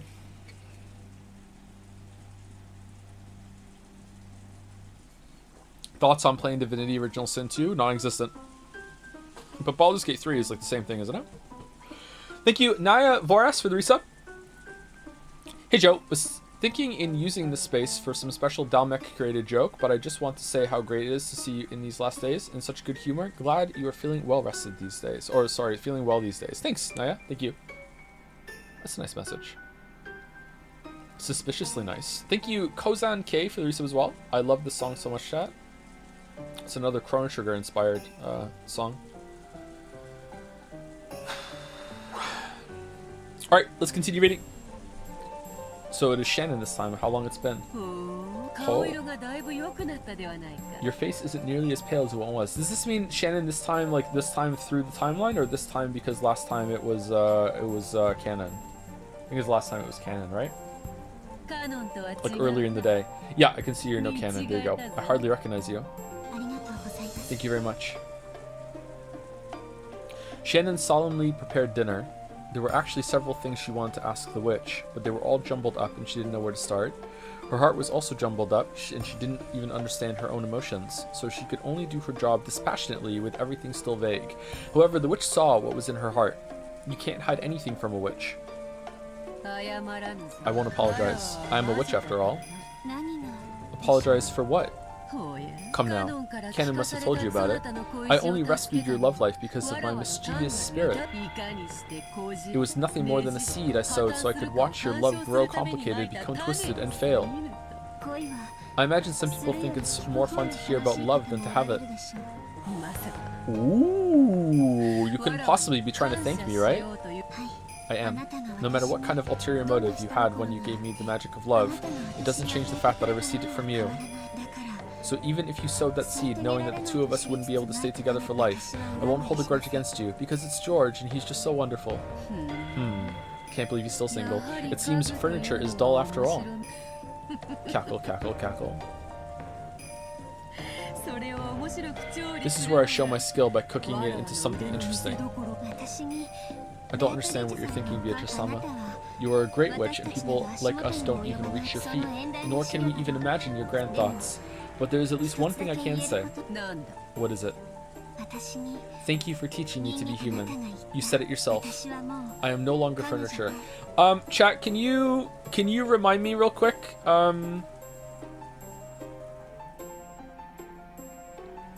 Okay, I'm gonna ask a very specific question because I don't want to be accidentally spoiled. Okay, I am asking. Okay, listen to the wording of this question, please. Okay, I'm asking a very specific question. Was there a scene that we saw in which Beatrice said to Canon, if Shannon rejects George's proposal, she will be spared in the ceremony? And I just don't remember. Because I don't remember that happening. Don't think so? Okay, alright. So, it's possible Canon could be lying. It's possible it happened off screen. What, anything like that? Okay, alright. Okay. I'm no longer furniture. Be silent, furniture. If you were a true human, hearing the announcement of your death on the day that you were to receive an engagement ring should have you dancing around mad with grief. But what are you doing? Oh, she's a little off-kilter here, but what are you doing? Your face looks so enlightened, as though you've accepted everything. Truly an anti-climax, furniture. No, I am not furniture. Be silent, furniture. Ooh, I won't be silent, because I'm not furniture. Are you saying you won't obey my orders? Furniture obeys orders, but a human decides for herself whether to obey orders or not. So I won't obey your orders. I mean, you could still decide to do it. Humph. Cackle, cackle, cackle.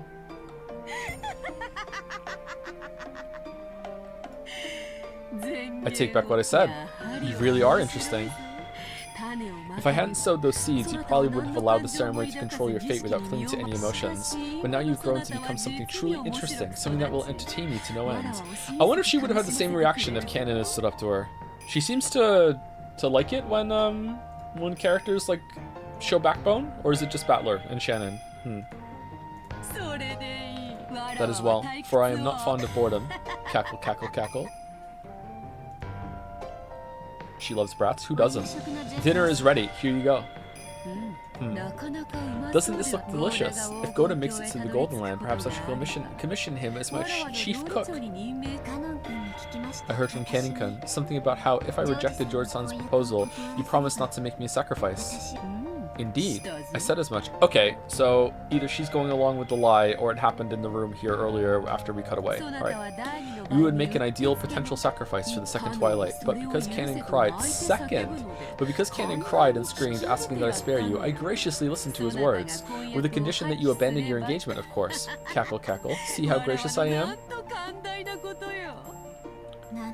What a foolish offer, and what a foolish threat.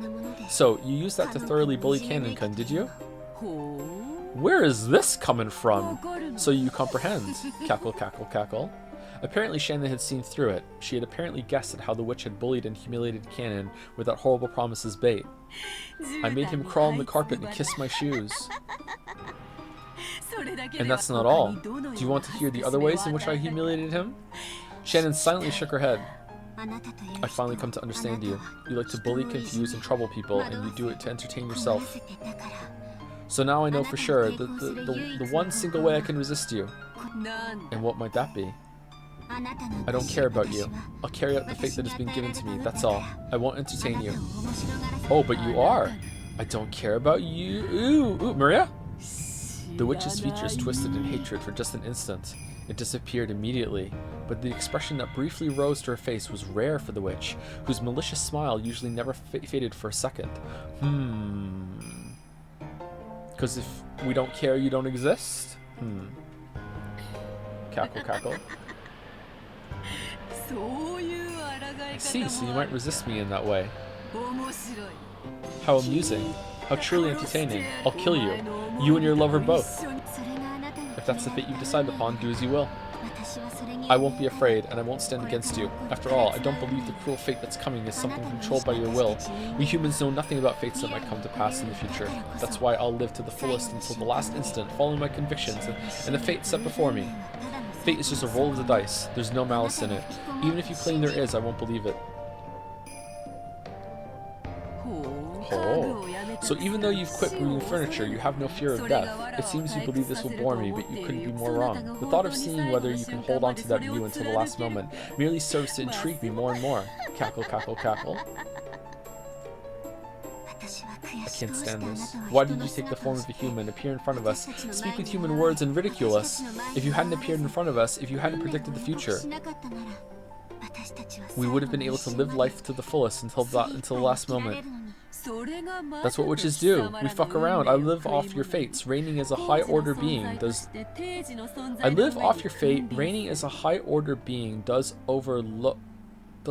Okay.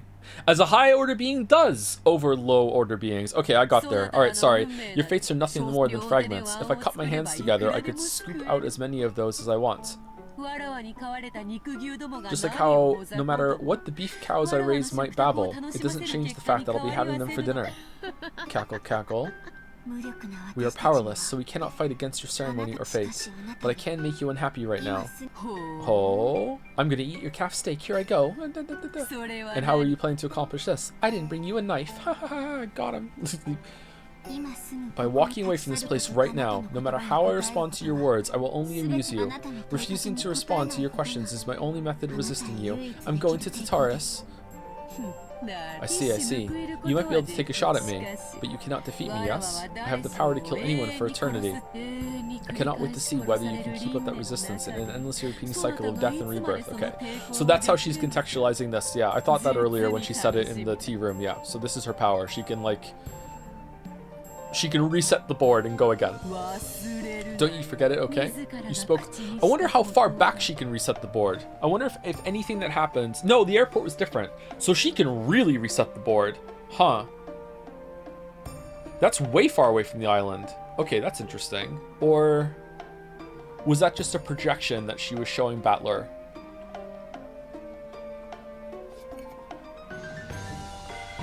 You spoke those words yourself.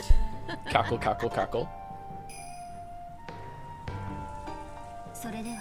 Well then, if you'll excuse me, if you need anything, please call me. Shannon gave a reserved bow and faced away. With that gesture, maybe she really did take a shot back at the witch, just as Beatrice had said. Because when the witch called out again, she sounded a little more quick-tempered than she had before. All I know is, Goda's going to be really upset about this, Shannon. You are not giving this high-honored guest the respect she deserves. Canon thanked me, can't you? Can't you thank me for bringing you your day of rest? Furniture may be happy when their day of rest comes, but I am a human, so I have nothing to thank you for. Is that all you have to say? Ooh, you plan to accept George's ring, yes? Don't forget that if you do, I will abandon the promise I made with Canon, the promise that you would not be selected as a sacrifice. If you need anything else, I'll have someone else come, if you will excuse me. A flat-out interruption. Shannon still hadn't answered her, and the sound of the door closing came instead of an answer. Okay. Shannon's resistance probably struck far more deeply into the witch than Shannon herself thought. because an expression of hatred once again rose to Beatrice's face. She had made Cannon submit even though he hadn't been ensnared until the end, whereas Shannon, who had been so easily ensnared before, refused to submit this time. Is Kumasawa like talking in the corner right now, explaining this all? Yeah, she's behind the curtain, I see. So this is the state of affairs. So this state of affairs is amusing after all. Cackle, cackle, cackle, cackle. Perhaps I really am still young. This is why I haven't tired of life after 1,000 years. So all Battler has to do to win is just be like, yeah, I don't believe, and no, I'm not giving you a chance to explain. The fact that Battler wants to know the answer is in some way engagement, and Beatrice likes it. So it's like thumbs downing a YouTube video. It still counts for the algo. Yeah, okay, so that's what, you know, it's like a hateful comment. Okay, this was the most fabulous part of the family conference. Dinner. Calf steak. In the past, when Kinzo had been serious about the conference, he'd taken everyone's yearly gathering for dinner very seriously. Because anything embarrassing that occurred during the dinner would cause the deepest shame for him as the host. He had given Natsui stern orders to avoid embarrassment at all costs. Because of that, she and Kraus eventually hired Goda, who had confidence in his cooking abilities. Thanks to that, they became able to serve wonderful dinners they could be confident in, but by that time, Kinzo had closed himself up in his study and never appeared for dinner. Maybe you could call that ironic. When the main dish for tonight, calf steak, was set out, Goda began to describe it proudly, further stimulating everyone's appetites. The sauce here is Bordelaise. Of course, the red wine base I used was excellent, even among those made in Bordeaux, but in addition, I prepared an original blend of this house, a blend of choice alcohol from around the world to further deepen the taste. This sauce is limited to this year. I sincerely hope you all enjoy your meal. Isn't that wonderful? However, isn't Bordelaise sauce common to French cooking? It almost seems like using alcohol from outside France with that is heresy. Kraus-sama, today is the annual family conference. As a dinner for those who normally live far away and who have traveled far from across the world to gather together, I realized it would be most fitting to have a sauce made from a blend of fine alcohols from all over the planet that have never met each other before. Oh, okay, that's a cool idea. So I had it specially prepared. Also different, right? Or we just didn't see this? Wonderful. Truly wonderful cook, that's what you are. Food and medicine work twice as well if you sell it right. So true. So true, Hideyoshi.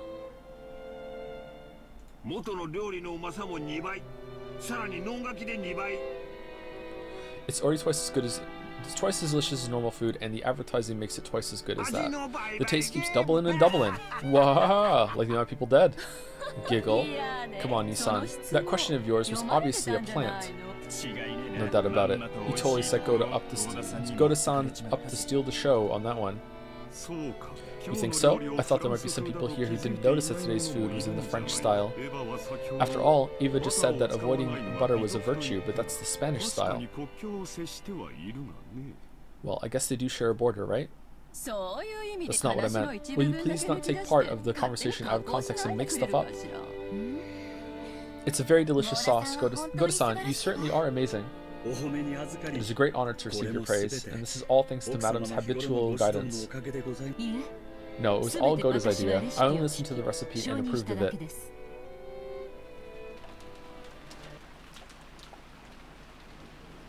It looked like the siblings quickly got into a loud argument about the sauce, but for the most part, dinner proceeded peacefully. However, a certain question they desperately wanted to ask burned inside each one of them.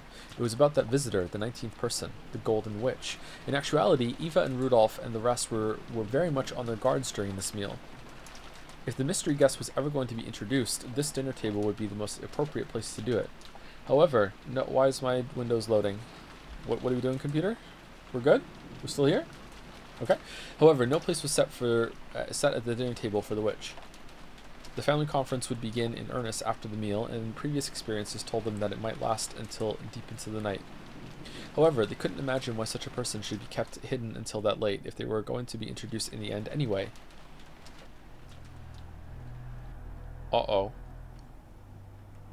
Did it get kind of blurry there for a second? That's a good idea, chat.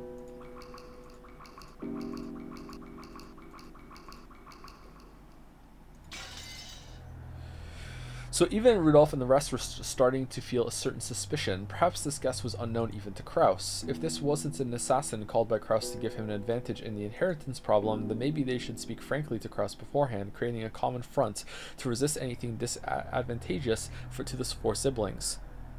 if she was Kinzo's assassin. So it seems like in this version, the parlor talk where they really had it out for Kraus didn't happen. Okay.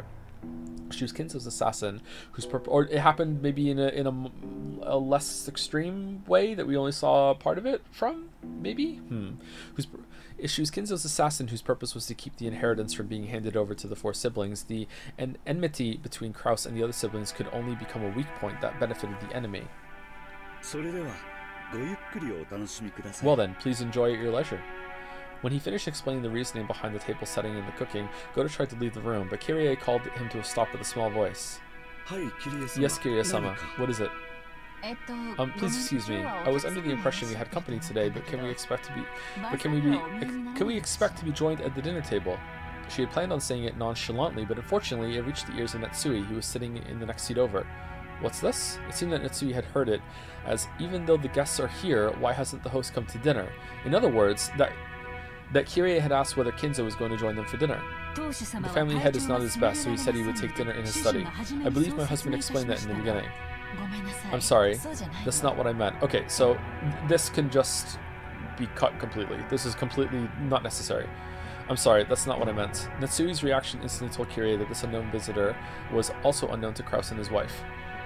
Which meant, on the chessboard inside Kyrie's mind, she could hear the clattering of the pieces as they rearranged themselves.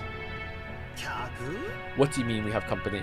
Battler's awake! Battler, who had been sitting next to Natsui, seemed to have heard Kyrie's words without misunderstanding them. Thinking it strange that someone else would be invited to today's family conference, he spoke up incredulously, and thanks to that, the uncomfortable feeling building in the siblings' chests suddenly exploded. Everyone looked at Goda at the same time.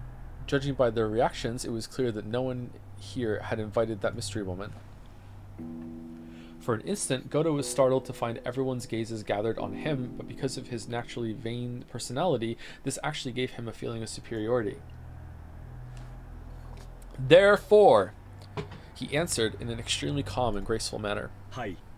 That is correct. Our guest wanted to eat alone in the VIP room and is being served there. That extremely graceful and reasonable response of Goda's made it obvious to everyone that a 19th person, a visitor, existed. Well, except the Battler. The VIP room, a guest. What? Who are you talking about? Natsui's words echoed the question that everyone who didn't know about the appearance of the Golden Witch was thinking. For a while... Okay, will Eva even take this opportunity to be like, Natsui, what kind of house are you running here that you don't even know that you have a guest? Like... For all Goto was disoriented, caught completely off guard by this sudden interrogation. This was a guest who had been treated with such deep respect. He hadn't imagined that Kraus and his wife might not even know about her. The guest is, Beatrice-sama. Beatrice! See? Beatrice came. Ooh. Maria had been telling the other cousins over and over again that she had met with Beatrice that day. The cousins had answered flippantly, but they hadn't believed, so their eyes grew wide. Sorry, I totally thought you were joking, Maria. So she really was there. By Beatrice, you mean that Beatrice with the gold? That's more Auburn. Ooh. I've been saying she exists the whole time. No one believes. Sorry, Maria-chan. That's not how we meant it. After learning that everyone had doubted Beatrice's existence, Maria, who had been in a good mood all day, completely lost her temper. George, who sat in the next seat over, tried frantically to calm Maria. Goda. Is this some sort of dinner entertainment? Hehe, quite a performance. Aniki, quit playing dumb. You called her here, right? Called? Called whom? From where? Nissan, let's be clear about this. Who is she? Surely you aren't going to tell us it really is the Beatrice from that portrait, right? Eva, what the fuck are you talking? I don't have a clue what you people are talking about. Goda, you really aren't joking, right? I was just ordered by Genji-san's, call for Genji. Immediately. Genji! When Natsui yelled, Goda sped out into the hallway. The sound of the door being thrown open was the spark that suddenly set the dinner table ablaze. Suddenly Natsui sending Genji out of the room in the last timeline. It hits different. So, oh shit. So you're saying you're in the dark too, Nikki? Who called her? Was it Dad? I don't know anything about this. It seems you people think I've been pulling the strings behind the scenes, but that's a huge misunderstanding. Calm down, Krusty-san. We've gone past the stage of skirmishing with each other. If you're saying even you don't know this mystery person, then something crazy's going on. Hideyoshi-san, can't you be a little more discreet with your words? My husband would not invite unnecessary people to the family conference. Did I say indiscreet instead of discreet? I'm sorry if I misread that. Obviously, what are you people talking about? Are you saying the witch of the portrait has broken out of her frame and appeared? It's not as though anyone's actually met this witch face to face. I met her. Eva and Rudolph nodded at Rose's proclamation. Ooh, I met her too. Uncle Kraus, believe it. Believe Mama. Ooh, ooh, ooh. The brief tension was broken, and Maria also started to make a ruckus. By now, the room was thoroughly wrapped in chaos. Chaos. I don't have a clue what's going on. So what does it mean? Does it mean the witch who gave grandfather the gold is showing up as a special guest this year? But is that really true? Aunt Rosa didn't see it wrong, did she? I met her too. Ooh, ooh, ooh, ooh, ooh, ooh. Aunt Rosa, are you sure? Yes. Maria and I met her, and we even talked to her. I met her. That was definitely a witch. Believe me, I didn't see it wrong or hallucinate or anything. What on earth was that? In the instant before the typhoon arrived, Rosa definitely met a witch in the rose garden. We were there. But the scene had been so hard to accept as truth that the more she spoke of it like this, the less she understood what it was she had encountered. Ironically, since she was losing her composure, the more frantically she tried to cling to her claim, the more confused and hazy the things she was describing became. Because of that, it only took a single, calmly spoken sentence to confirm the nature of what she was describing beyond doubt. I also met with her. I greeted. Well, I couldn't really call it that. I exchanged a few words with her. It's definitely not something that Rosa-san just saw wrong. Kiria-san, are you serious? Yes. But she didn't tell me her name, so I can't say for certain that she was Beatrice. However, and sorry if this is subjective, but since I met her in the entrance hall, I was able to compare her face with the portrait. My first impression was that this portrait has to be hers. This is all just subjective. No, be objective. That is impossible. In the first place, where did that woman come from? The only boat arriving today was the one that brought all of you here. Was she on that boat? She was hiding underneath with the Domino's pizza man. Well, it's hard to say for sure. Of course, I don't remember any woman like that getting off the boat with us. Oh, is that all? Can you prove there wasn't a boat besides the one we rode on? Oh man, Battler really likes Eva right now. You can't prove one didn't arrive. Makes sense. If another boat did arrive, it might be possible to prove it. If someone saw it and said they saw it, then you're done. But it's impossible to prove that such a boat didn't arrive. Even if everyone says that no such boat arrived, that they didn't see it arrive, you can't prove that it didn't arrive secretly. It's that thing they call a devil's proof. It'd be simple to prove that the devil exists. That devils exist, all you have to do is meet a devil, but it's impossible to prove that devils don't exist. Just by saying that no one has ever met a devil, you can't deny the possibility that they're hiding away somewhere humans can't go. You can't deny the existence of aliens for exactly the same reason. Until humanity searches the whole of space and can show perfectly that aliens don't exist, you can't be sure that they don't exist. Yep. And it's definitely impossible for us to ever check the entirety of space for the existence of aliens. Therefore, while there may be a number of ways to prove that aliens do exist, it will always be impossible to show proof that denies their existence right now. So any discussion about there being a second boat would just be a waste of our time. She wasn't on the boat with us. Not much is a fact, so she must have arrived on this island through some other means. That's right. There may be no need to discuss how she came here. What's important is that she's actually in this mansion now and doesn't feel like having dinner with us. Okay, let's review. Right now, there's another guest on this island, other than the 18 people with the Ishirumi family. And this is a guest even Niki and Natsui-san don't know about, right? I know nothing. I don't know what you're talking about. Be silent for now. Your headache will get worse. It is as my wife says. I have no idea what you people have been talking about up until now. Then there can be only one answer. Father called her here. Called her here for today's family conference. For the family conference? Again, why? I don't know that. I'm questioning you because I thought you might know. Oh, she's upset. Eva, could you give it a rest? Krusty-san said he doesn't know. So here's what we've got. Father stealthily invited the witch of the portrait as a secret guest. It's like, it's so similar to the other conversation with them like talking about shit that went on. It's pretty good. And she met with Rosa-san and Maria-chan and then Kirie-san. That's all for now. If she has something to say to us, she could just show herself right away. Now we've got to wonder why she shut herself up without greeting us. Does this mean Dad, who never gave a crap about this family conference in the first place, secretly called a new mistress here and had her wear the clothes of his ideal witch? This day's too important for that explanation to fly. There can be only one reason: to join in on the family conference. She wants to claim some right to Father's inheritance. Ridiculous. Might be a good time to read the letter, Rosa. Ridiculous. The family head would have something. The family head wouldn't have something as filthy as a mistress. I told you to be quiet. I've lived in this mansion with Father all this time, and I never heard a thing about something like that. If we stretch plausibility to the limit, and assume Father had an illegitimate child with some mistress decades ago, then maybe Father searched her out and called her here today. Is that what you're trying to say? Dear, it's absurd to think Father has such a child. To waste the noble blood of the Ushiramiya family on a mistress. This is nothing more than a few people making wild claims. It's obviously a fantasy, a delusion, a daydream. Or is everyone taking part in some kind of act to trick my husband? What act? If anyone's acting, it's you! Quit it, Nikki. Natsui-san may be a bit over vehement, but she's right. Kirie saw her, I didn't. Neither did you, Aniki. But Rosa did. But that means she exists. Maria nodding in the background. There are people who can prove she exists, so we're sure right away that she does. It's the opposite of a devil's proof.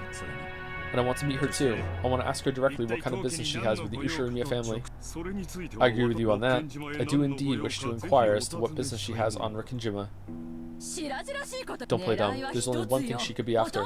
Father's inheritance. We should work out our future plans with a lawyer who's hot on inheritance issues.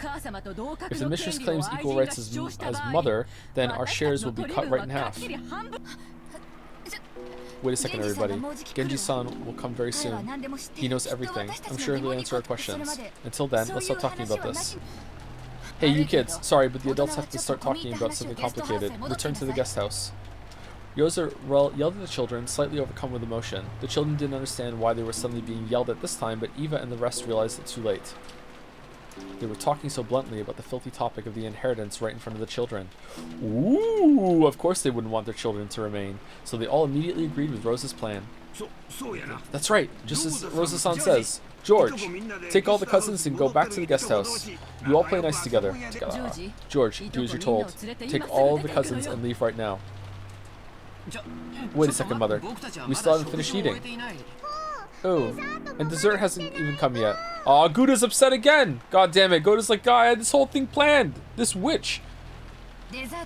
Here I go killing. We will have Goda-san take dessert to the guest house. So leave. Jessica, from here on, the adults will be talking together. Go. Sure. Even though I'm still eating? Well, guess I won't be the only exception. Thanks for understanding, Battler-kun. What? You sure are lucky. Huh? Why?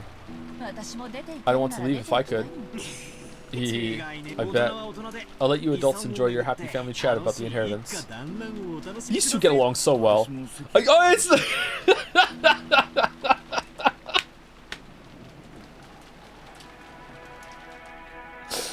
Nanjo also has thoughts.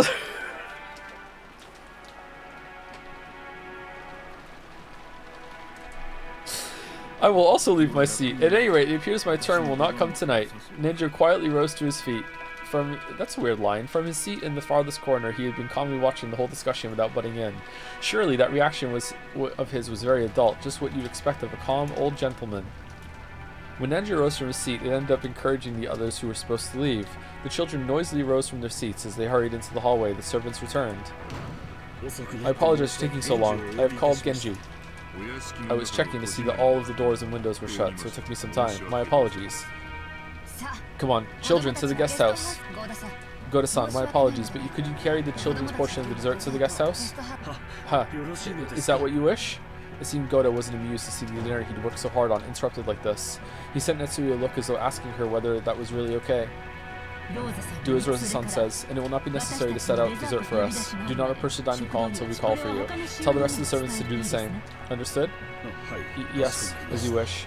Poor Goda. Come, everyone. Shall we go? Maria-san, you mustn't trouble your mother anymore. Ooh, ooh, ooh. I want to talk about Bito too. No, no, no. Ooh, ooh, ooh. Maria-chan, could you tell us about Beatrice in the guest house? I really want to hear about the witch. Okay? Ooh, ooh. You're pretty damn smooth, Georgie-san. I'm impressed. Can't believe you're still...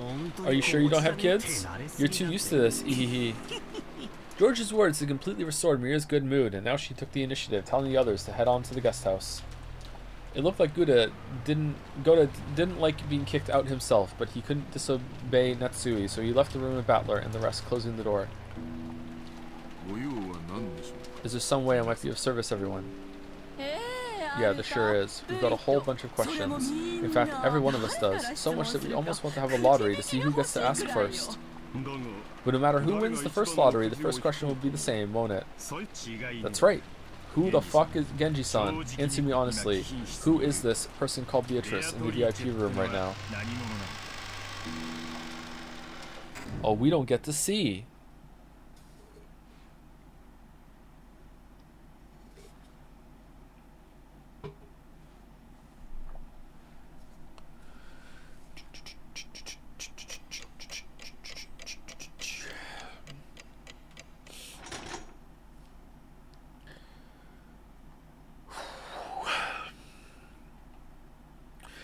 Thank you, Squirming Horror, for the new sub.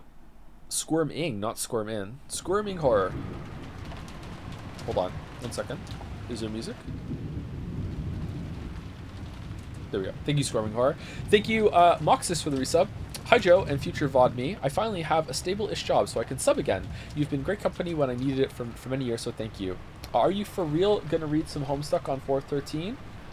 It's like my favorite thing, and so I am obviously terrified more of chat than you, to be honest. Genuinely, I think you might like it. That's the deal I made with Balder. Yep. Balder has done me several favors, and yep. So, I agreed. I'm only reading it that one time though. If that's the date that Balder said, that's what I'm doing.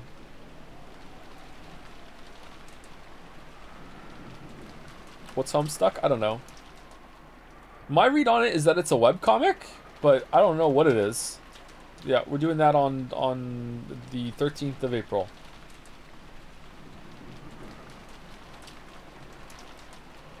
You said the same thing about Umineko, and look where we are. Oh, enjoying peak? Oh, I'm sorry. What? Oh, Joe, what if Homestuck is good and we all have a really great time reading it together? Wouldn't that be fucking awful? Yeah, okay. Thank you. Oh, for fuck's sake.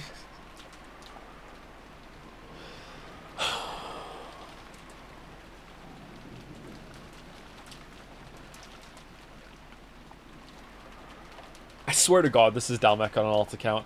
Thank you, Joe's Free Use Boy Toy, for the resub. I've lost gallons to Beatrice. Of Gatorade? Rehydrating? Yep. Thank you very much. Thank you, Mingaleg, for gifting a sub to Fluffal Hyena? Interesting name. Thank you, Kreitler John, for the 5 gift subs. Thank you very much. Thank you to Lithia for the new sub. Welcome. Punish Baldus for the resub. Missed half the stream. How has Umineko been treating you? It's been pretty okay this far. Nothing huge has happened today, but it's we're just going through it. Yep. Not as slow as some of the parts of the opening of episode 2 have been so far, I think. Thank you also, Kreitler John, for the bits. Hey Joe, your streams helped me through some tough times. Thank you so much for the years of amazing content. Oh, you're very welcome, Kreitler John. Thank you. Glad the streams could help you with that. Thank you, Vod Dutchington, for the resub. Hi, Joe. As a huge Chandelier Crane fan, I've been watching your streams, and have to say, I think I'm realizing how much better Chandelier Chan is. I uninstalled Persona 3 Reload this morning and sent a cease and desist to Atlas. Forcing the crane on you, huh? That's a little heresy. Thank you, Crimson Petals, for the bits. Homestuck is like Umineko for terminally online people, so we're gonna love it. Thank you, Top Virtuosity, for some more bits as well. Excited to see you play Baldur's Gate 3 and Signalis. Hopefully you like it and chat doesn't ruin it. It's like the old Resident Evil games, but better. Also, anyone hearing this, please DM me on Discord, Joms fan art, if you have any, because I'm running low of stuff to post on r/Joms. Joms has a subreddit. Thank you, Lisuk, or Lisuk, for the resub as well. I have returned. Welcome back.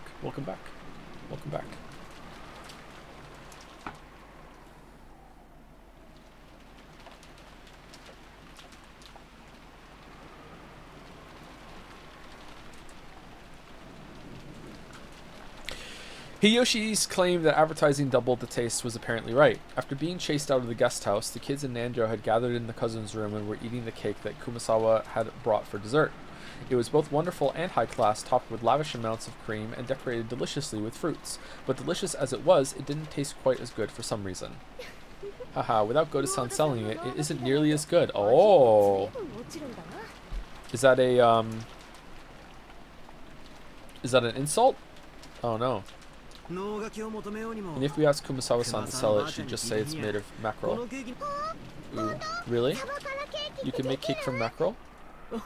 Oh, absolutely.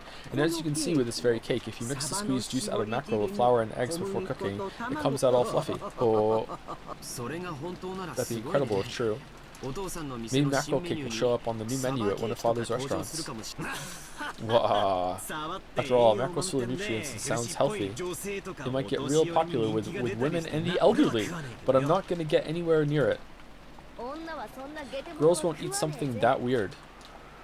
Oh, Nanjo's here! What's Nanjo doing here?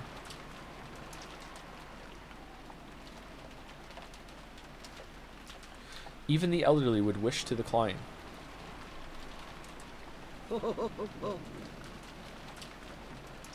Oh. But it's delicious, you know? Kumasawa was really cheering up the mood with her classic mackerel jokes. Classic mackerel jokes. Oh yeah, she did do some of them in episode 1, didn't she? But the sound of the downpouring rain kept turning their attention towards the mystery guest. In the end, they showered Maria with questions again, since she was the only person here to have met Beatrice. I can't believe she was actually telling us the truth.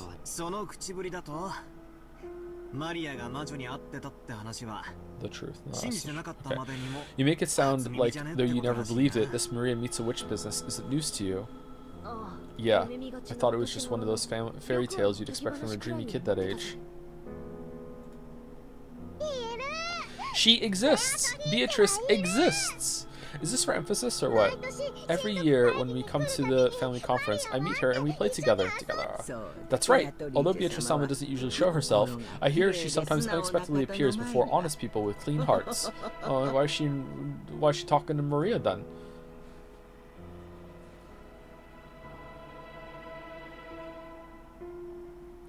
Beatrice referred to that character in the fairy tale about the Okinjima witch. To keep Kinzo in a good mood, the family and servants acted as though they believed in the witch of his delusions. That's how Okinjima's fairy tale, or maybe ghost story, had come into being. To the family members who knew that backstory, the fairy tale of the Golden Witch wasn't something to be taken too seriously. However, they were never able to say that out loud in front of Kinzo. Because of that, the legend of the witch carried a lot more weight to someone like young Maria, who didn't know the story of how it had come into being. That's why Maria believed in the legend of the witch. She accepted it entirely. That was only natural for an imaginative girl who believed in witches. So people had avoided saying things that would betray her dream. On the contrary, they had worked together to say and do things that would help liven her dreams without her knowing. So when Maria-chan was showing us that candy that supposedly came from Beatrice, I figured someone subtly slipped it into her handbag. I have done similar things a few times in the past, secretly placing sweets somewhere. So it was you! I imagine even Kumasawa-san, or rather all the servants and everyone in the Ushiromiya family has done it once or twice. So if it'll make a small innocent kid happy, you might place a sweet somewhere and have everyone join in on keeping the secret alive for her. Come to think of it, I'll bet you do that kind of thing all the time, George and Nikki. Who knows? It'd probably be boorish to admit to such a thing out loud. George admitted it while being extremely wary that Maria didn't find out. Who just carries around candy? In other words, it's kind of like Santa Claus. To protect the kids' dreams. Okay, alright, excuse me, okay? Spoilers for Santa Claus? If there's if you're on a speaker system or anything like that? Okay, alright. Yep. To protect the kids' dreams, the parents plot together and lie, setting presents at the bedside of a child fast asleep. After all, you want to protect the kids' dreams, right? Obviously, I've known Santa doesn't exist for a long time now, but if there's no reason to wake up from a dream like that, I wish I could have believed it all my life. Because adults know that the world is filled with terrible things. They all want to at least protect the pure dreams of a child. Ooh, Beatrice exists. Exists. Yes, she does. Beatrice-sama does exist, right? Some time ago, when I was drying mackerel to make some black tea, suddenly... Well, it basically goes something like that. Give me like 1 minute, chat, sorry.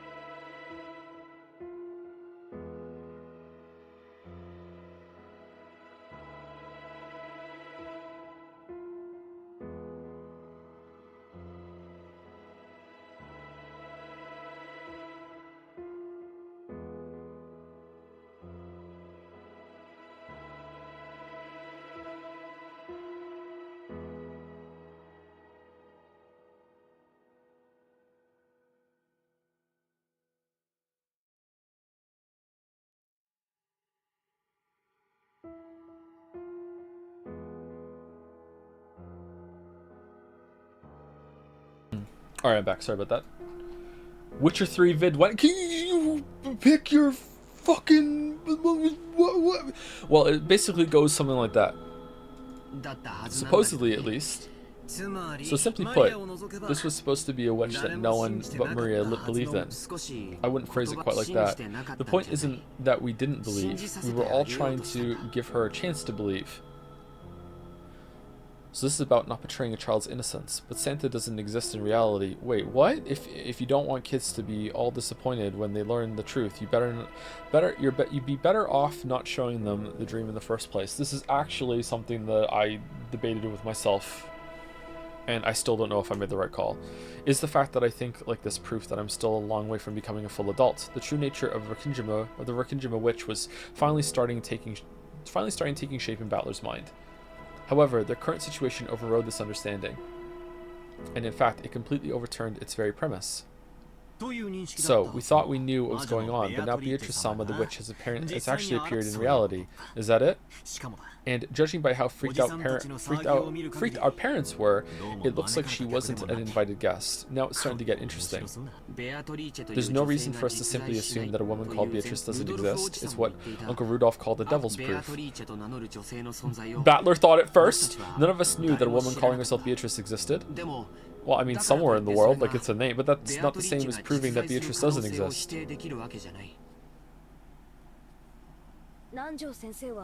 Dr. Nanjo, you've been friends with grandfather for a long time, right? At one point during the family conference, I was questioned quite thoroughly by Krasan and the others. They wanted to know if long ago Kinzo-san might have had a mistress called Beatrice and an illegitimate child with her. I get it. Is it true? I may be a doctor, but I'm a bro first. Bros never tell. Our parents have their heads full with the inheritance problem, so of course, if the daughter of a mistress like that showed up, it'd be troublesome for them.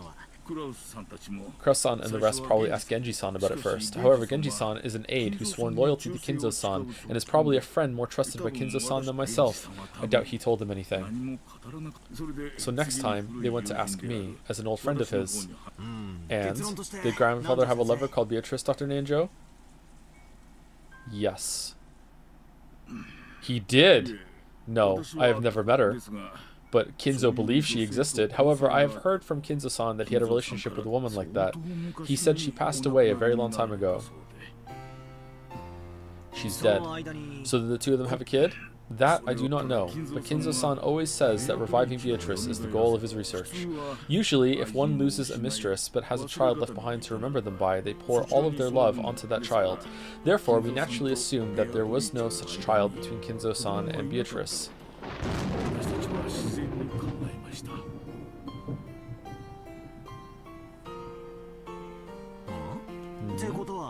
So that leaves us with another devil's proof.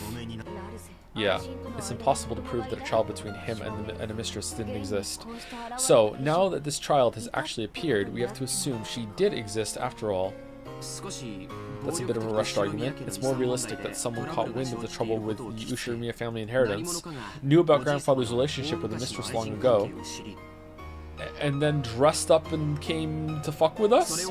And impersonated her, trying to take a slice of the inheritance for themselves.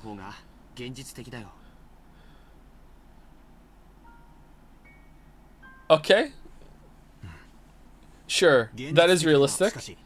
But we can't deny the possibility that she really is an illegitimate child. One who lived in isolation, forgotten by grandfather, and who's returned for revenge, right? Revenge? What do you mean? Sorry. Guys just like to dramatize stuff to make it sound interesting. I've seen too many weird dramas. Normally that might come off as a light joke, but the joke had landed after an uninvited mystery guest calling herself Beatrice had marched in on the day of the family conference with the bloody argument that the inheritance had become took center stage. Yeah, I know. There was no way Battler's joke would be welcomed with laughter, so it was a really big help when Nanjo laughed brightly to calm everyone down. Man, Nanjo, what a great mood breaker. Can't believe you're still single. I see. That does sound quite intriguing. I would love to read a novel with a plot like that. Well, I don't think it could actually work. After all, right now, on this island, there's 1, 2, 3, a full 18 people, right? If anyone tries to do something weird, they'll immediately get caught, and thanks to the typhoon, they can't even leave the island. In other words, if you tried to commit some crazy crime, you'd be screwed. Unless, I agree, in a dead end without any way to escape, and in a situation where everyone's really suspicious of her. Okay, like seriously, do you know and you're just pretending, or do you only know when you go back to sleep? What's going on here? I'm so curious. I seriously doubt she could pull off a terrifying revenge drama like that. Probably not. In that case, it would be more realistic if she had come in secret without making her presence known. I simply cannot imagine someone appearing openly to take revenge outside of some historical drama. Well, who knows, right? Revenge is based on emotion, not logic. If you've got someone willing to go down along with their opponent, they might not be afraid of anything, not even the police or large numbers of people. It's okay, Jessica-chan. None of the disturbing things we're imagining will happen. Like the battle royale between our parents over the inheritance isn't disturbing. That's right. Dad and Uncle Rudolph are pretty tough, and Aunt Eva's even trained in the martial arts. Calling it back? We'll be fine. Yeah. Jessica didn't say it out loud, but she'd vaguely noticed that her own father stood in opposition to all the other siblings on the inheritance issue.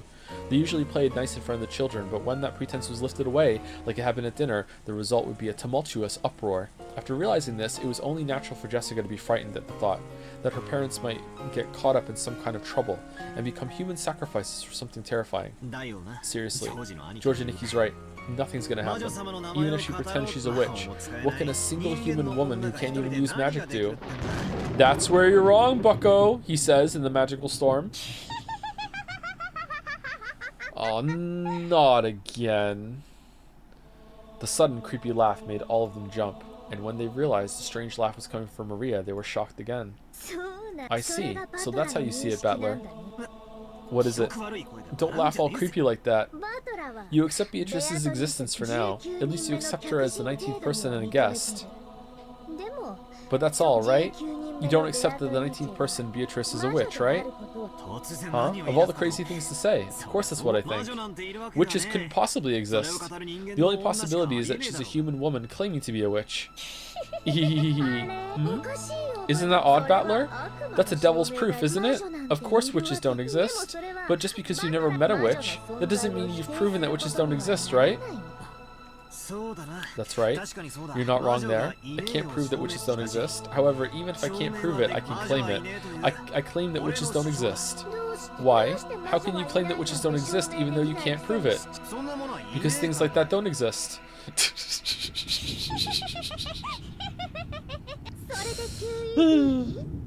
So that's QED. You finished your proof without any evidence or basis? Where are you getting off saying QED, Maria? Now there's a typical case of the ignorant willfully ignoring the shallowness of their own knowledge. A reckless suspension of thought. Hehehehe. Then there's only one way to resolve this, Maria. The witch's side needs to show some proof themselves. It's a devil's proof again. If you bring me a devil, we can end this right now. In this case, we can just get this woman calling herself Beatrice to display some wonderful magnificent magic like the twinkling stars. All she has to do is show us something. That's impossible for humans, right? Well, in episode 3 she will, and then she'll be like, yeah, oh, so the problem was I didn't show magic, huh? Well, here's some magic. Vroom, vroom, vroom. See, you saw it. And be like, well, no, that could just be fucking like an elaborate light show. Maybe you have a pyrotechnical fire guy and back in the bush, and then you hear a sneeze, and it's like, shit. Okay, do it without a pyrotechnical fire guy. Come now, you two. Please settle down. Kumasawa noticed that the atmosphere between them was getting worse and tried to calm them. Equally? Look at this! It seemed as though Battler quickly realized that he wasn't acting like an adult, but Maria's expression didn't loosen. As she laughed creepily, she sat staring at Battler. You quit it too, Maria. Let's get back in a good mood, okay?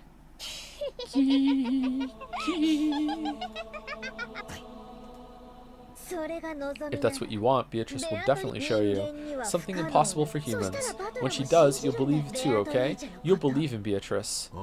Sure. If she lets me have a look, I'll believe. It's a chess debate between the witch and you, Battler. If you get checkmated, you'll believe in the witch. Oh, I like the way you put that. The witch shows her magic. My king is put into check. I quibble, saying that it'd be possible to reproduce her feat using measures even a human could take, and my king escapes.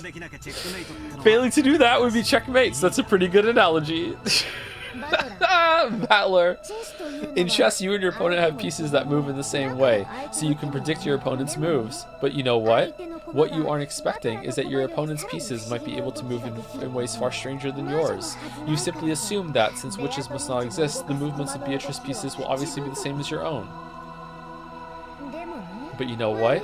Sorry, Battler, but your chess partner isn't human. She's a witch. She can move her pieces in ways that humans can't. We're playing checkers. Right now, your understanding is flawed. Battler, you like Kyrie's chessboard thinking, right? Yeah. Did you hear that? When did you hear the chessboard thinking? Chessboard thinking was said in the parlor scene. Did she say it in the dinner scene? Yeah, I like that style of thinking, where you stand in your opponent's shoes. And that's why you'll get stuck. Even though your opponent is a witch, you won't accept it, so you can't understand the moves a witch might make, and your chessboard thinking won't work. Your knowledge of your opponent is mistaken. The very first premise of chessboard thinking is broken down. Ah, so that's your game. You cannot win in chess against a witch. Hehehehe.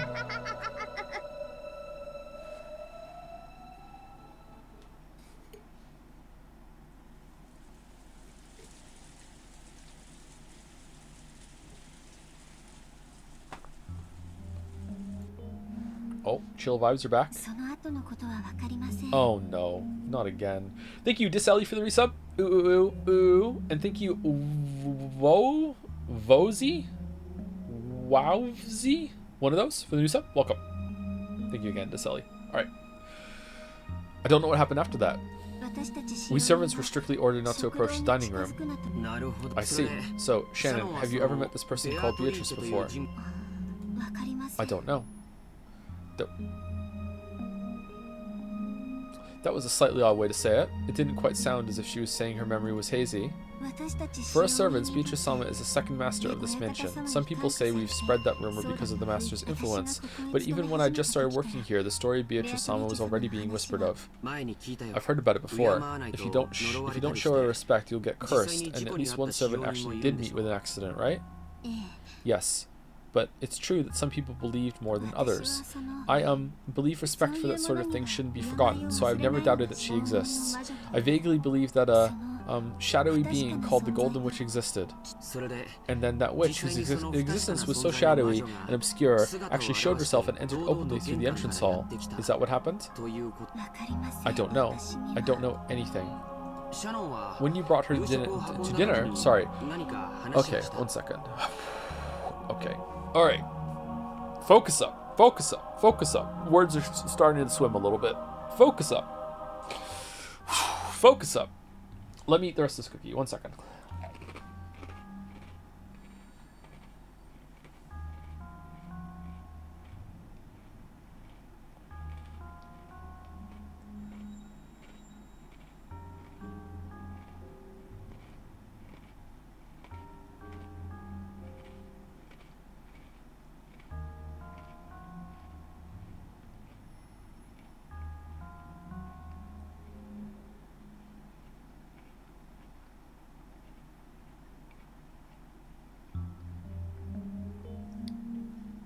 Time to bring out the Red Bull. I had a Red Bull at the beginning of stream. I don't know if it does anything. All right, ASMR, please. Someone said 50 minutes left. Are we 50 minutes away, or we had a very long opening? Don't we have? Aren't we going to 5 hours today, or what? I guess we'll see.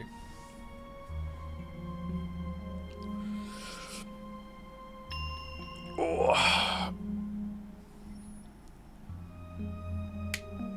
Sorry, cracking my knuckles. Cracking my knuckles. Here we go. Here we go. All right. When you brought her dinner, did you talk about anything? No, nothing. I see. Still, a witch that eats food somehow doesn't sound so realistic. What? Maybe after all, it's just someone who knows about the witch legend on this island, someone who's taking on Beatrice's name. I think you've probably come to respect Beatrice and think of her as something like a guardian god of the mansion, so when a person appeared actually going by that name, maybe you were a little disturbed. That's right. I guess that must be the case. George was slightly at a loss about what to do about Shannon's downcast appearance. Maybe not just Genji, but even the young servants had been ruthlessly questioned as to whether they knew anything about this Beatrice person. Thinking that, he tried to cheer her up somehow. Surely, just like Mary and Jessica, Shannon was unable to fully hide the agitation caused by the sudden visit of this person calling herself the Golden Witch. He'd been so sure that that was the case. But George probably had no way of looking into Shannon's heart. Shannon was bitter and sad. The doors to the Golden Land would be opened. The witch had definitely told her that. That meant the demise of everything, even if she accepted the ring from George. They would never be married now. No, in the first place, did furniture like her even have the right to be married? Even if the witch hadn't come to signal their demise, wasn't their relationship fated to fail sooner or later? Had she turned her gaze to focus solely on those fun days spent with George, while purposefully closing her eyes to the sad reality?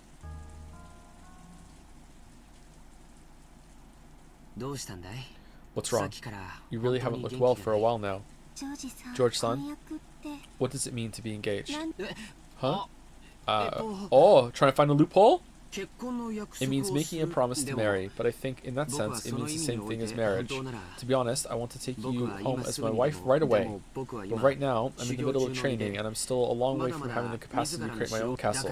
That's why I want to take you home with me, with my head held high, only after I become a full adult. I'm not talking about the distant future. I just want you to wait a short 3 years. Quoi? Bro? But that doesn't mean I want to lie about my feelings for another 3 years. So I decided to give you an engagement ring. That might be a shameful reason as a man. Maybe it's shameful to get engaged because I want you to wait, since I can't support my work and a wife at the same time yet. But I will definitely. Thank you very much. I understand that to you, George-san, an engagement ring means something different than one of the many presents you'd give to a lover. Of course it's different. An engagement ring isn't a simple accessory. It's an oath between lovers, a noble promise left in the form of a ring. Giggle. So, if we were to get married right away, it'd be completely meaningless, right? Then it wouldn't be an engagement ring. I'd give it to you as a wedding ring. Either way, I'd still be giving you a ring. So, it's a sold sign, like saying, this woman is mine, nobody touch her. No, that's not what I want. Cough. George knew that he was weak by nature. When he'd been captivated by Shannon and had sworn to become an excellent man, he had also sworn to throw away that weak part of himself. So even though he had to be blunt about it, he chose to answer a little roughly. He was sure that doing so would bolster and reassure Shannon.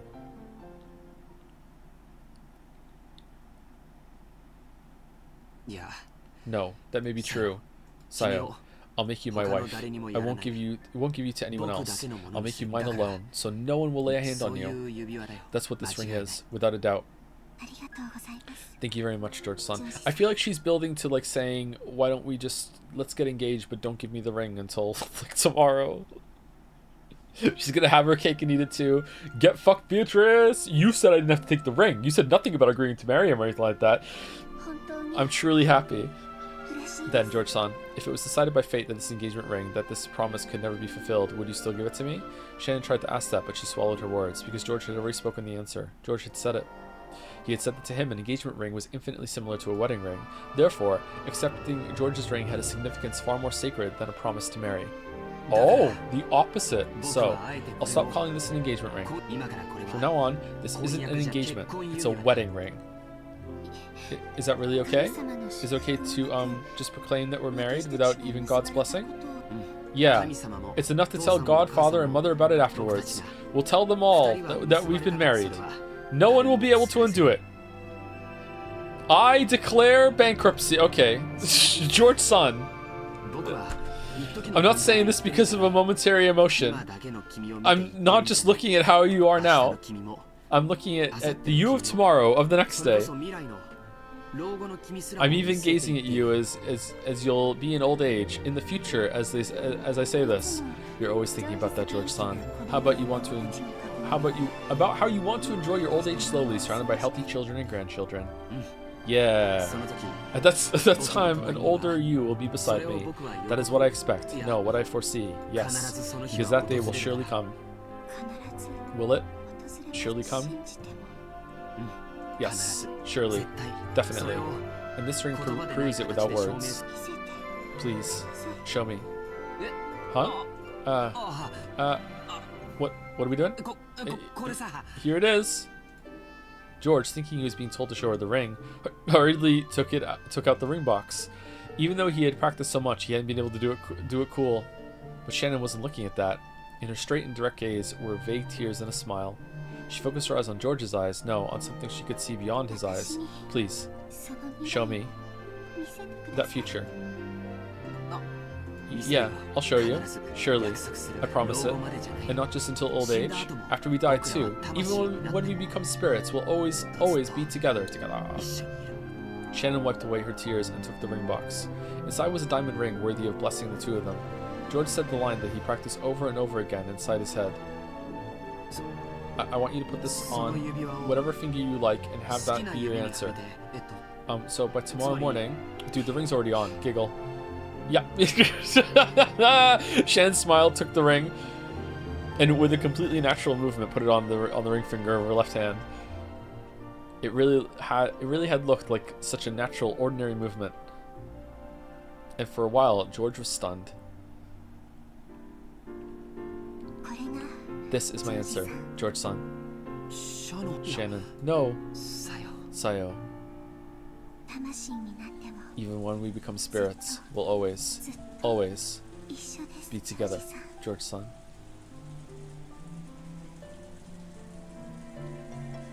There was no blessing from God, no pastor to witness, nothing. But the two who were married proclaimed it. Two souls were joined here today. Smash?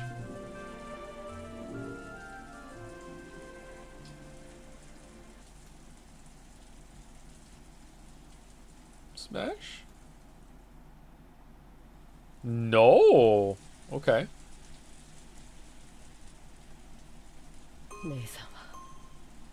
Nissan, you're a fool. Thank you, Sig Blackout or Sig Blackout, one of those, and Funk Dev also for the resubs. Thank you very much. Thank you. Is that so? Even though you're furniture. I'm not furniture. Not anymore. Liar. Why are you fooling yourself? Even though you know you can never become human. Even though you know you can't become human unless you go to the Golden Land. Knowing that, why did you abandon the promise that would let you go there? Oh, right. By accepting the ring, that promise with Beatrice-sama comes to nothing, doesn't it? Giggle. I'm sorry. From now on, I, you, George-sama, the master, and everyone else are under the same conditions. 13 people will be sacrificed. Only 5 people will be invited to the Golden Land. And you rejected one of those places yourself. That's odd. It looks like you're the one with regrets, Kanin-kun. You're the one with regrets, aren't you, Nissan? No, you! You got engaged, right? Even though you knew it was fate that would never be fulfilled. Yes. Yes. I promised that we would always be together for eternity. So, you know what? In that instant, our eternity was completed. Even if we become sacrifices, it's already completed, so it's okay. Does George know this? Canon, you're the one who actually has regrets. We're furniture, right? We'll be freed no matter what the result. So it doesn't matter whether we go to the Golden Land or not. And yet, you're set on going there. You want to become human no matter what, right? Why? Because I want to become human. I've had enough of being furniture. Dude, just do it. Why? I wanted to fall in love too. Tears were coming from Canon's eyes, and he howled. I liked Milady, and after seeing Milady that day, I started liking her even more. And when I heard that Milady also liked me, I was really happy. But I'm furniture, and I can't accept Milady's feelings. You're wrong. We may be furniture. We may be less than human, but that doesn't mean we aren't qualified to love. I thought that if these feelings wouldn't ever come to anything, I'd be better off not having them. I just decided that eventually I'd disappear, and that it definitely hurt her. No, that's wrong. I was just frightened. I was just afraid, thinking that any love that couldn't be eternal was best avoided. Even though their lives last only a few weeks, cicadas fall in love and then vanish. But you'll never find a cicada that... Cicada? Cicada? Tomato? Tomato? That refused to fall in love simply because it'd end in a few weeks. Yeah, but they're bugs. They're dumb, Shannon. It seemed that Canon was still muttering his regrets, but by now it was all jumbled up with his sobs. That witch is detestable. Why did she plant these feelings in me? If only she hadn't pulled that bizarre prank, I wouldn't have paid Milady any notice. Beatrice-sama is detestable. To make you cry bitter tears, she played games with your fate. But I don't think things went as the witch expected. After all, knowing love isn't a regret that ties you to life. It is the destination we're supposed to reach in our journey through life. And without love...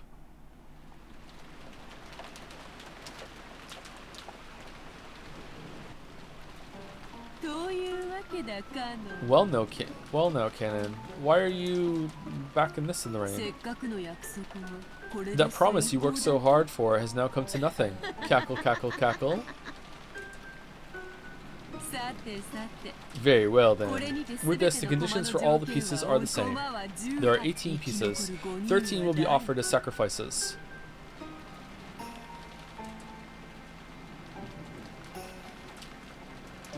How many pieces are on a chessboard each side? 16, right? 16? 32 pieces total? 16 on each side? Okay. Who will the 5 survivors be? Or else? Will someone destroy the ceremony? Who? How? When? Why?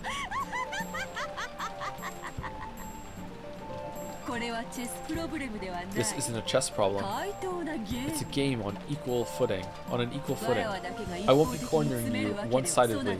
You'll be able to frantically escape my advances and force a tie, an invalid match. At any rate, I doubt you can manage more than repeating that over and over, and it probably won't be that difficult for you. However, this invalid match will continue forever until it eventually wears down your mind and kills it. This is when you'll accept your defeat and surrender to me. There's a reason I said it was like a game on equal footing. That's because rules for my loss have also been established. There's nothing as boring as a game you can't lose, right? I mean, tell the people who cheated on Showdown. As for how to defeat me, that would be the epitaph that stands as an offering to my portrait. It's both the way to open the door to the Golden Land and the key to destroying my ceremony. I'll try to complete the ceremony in accordance with the epitaph. You'll try to solve the riddle of the epitaph, destroy the ceremony, and overthrow me. Solve the riddle hidden in the epitaph, and expose the location of the vast sum of gold I gave Kinzo. What? What result will this game show us? I'm expecting a good fight, okay? Entertain me, Ushiromiya Battler. Battler!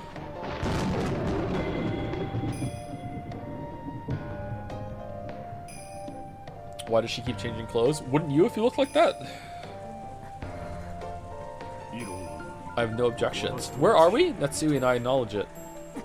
Good. I can't believe it, and I don't want to. But this is the truth, isn't it? Natsui, choose your words more carefully. She's this family's most honored guest. I also acknowledge it. Can't argue back. Yes, I acknowledge it. I have absolutely no complaints. I can't believe you actually... You have my honest respect. What's happening? Me too. Incredible. I can't believe you went to the orphanage, found someone that looks exactly like the portrait, went there, like did like acting lessons over 5 years, got her into character, like pumped her full of like opium and cocaine right now, made her really believe she's a witch, made her come in like what are you talking about? I genuinely respect you, so I have to acknowledge it. I acknowledge it too. I still can't believe it. Still, what can I do? You've proven devils. It's your victory. Oh shit! She's in the room. The devil's proof was a convenient excuse you liked using to handle unprovable matters, but now it's become your mortal enemy, has it not? Don't torture me, mighty witch. I've already acknowledged you. I resign. Uh-oh. Kyrie? Do you still have objections? I must have everyone in agreement. If you alone will not acknowledge my existence. As the witch laughed boldly, the siblings started getting frantic. They were afraid of displeasing the witch. Kyrie lightly closed her eyes, and after keeping silent for a while, opened her mouth. My apologies. I resign. Only Kyrie had faced the witch with stern eyes until the end. However, this had only resulted in her refusing to accept the truth for a short time. Really? Et tu, Kyrie? What? The truth, the being that was before her eyes, couldn't be denied. Devils had already been proven. I mean, did she do magic? I also acknowledge it. You are Beatrice, you sure me a family alchemist, and a user of great magic. I must acknowledge the fact that you are a witch. What's going on?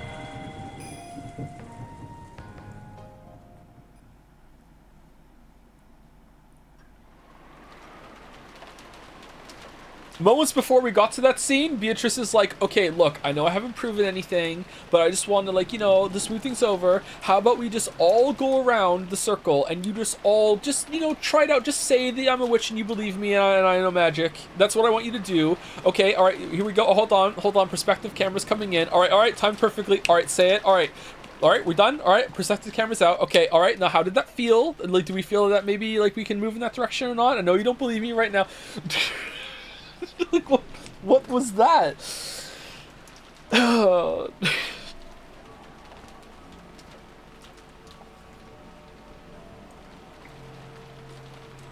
pay you $500 to fuck off and call me a witch. Yeah, maybe she just has a lot of money. Yeah, hold on. I'll settle all of your debts. Here we go.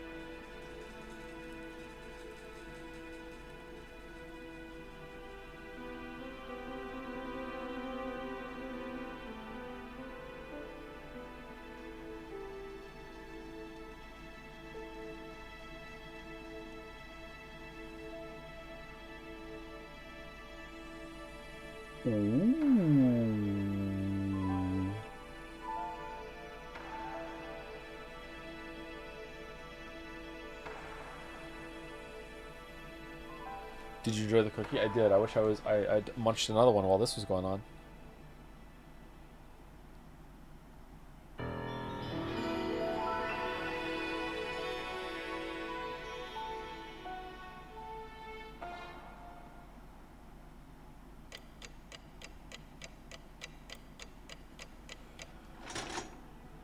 Okay, so who's going to be dead this time? I think it's going to be a different group of people, and maybe in the same location, but maybe in a different location. They just introduced the church, so maybe people are going to be in dead in the church. I think this time it's going to be the servants that are dead. I think let me see the screen. Can I see the screen? No, I can't.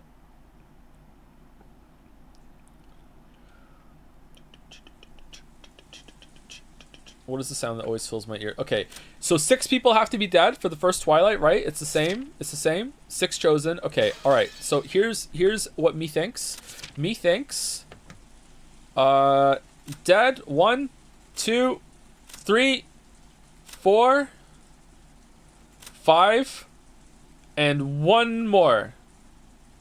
Shannon's not gonna die until Twilight 2 with George. Maybe Kinzo. Or maybe one of these dudes. Maybe Kyrie for being the last one to say something. That's what I think. I think this time it's gonna be kind of the opposite. So boom, dead, dead, dead, dead, dead, and then 1 more. I don't know who.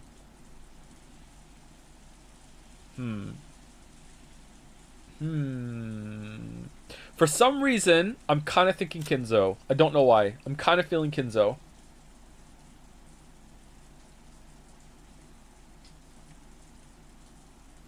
Let's save it.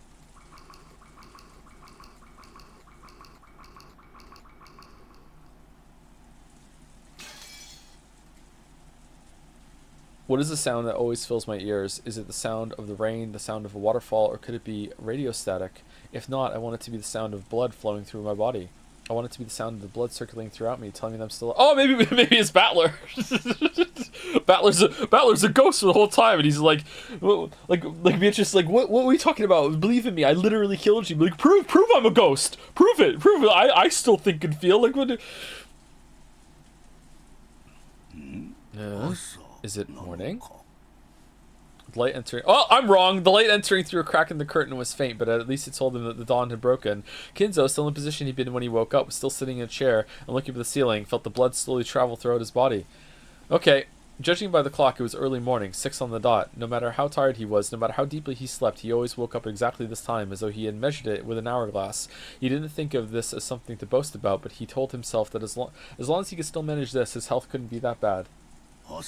Morning has come, which means it would appear I've avoided becoming one of the first sacrifices. Was I merely lucky when the roulette was spun? Or is this the fruit of my efforts? How irritating that I cannot tell the difference, but I mustn't be bothered by such trivialities. Who are you talking to, bud?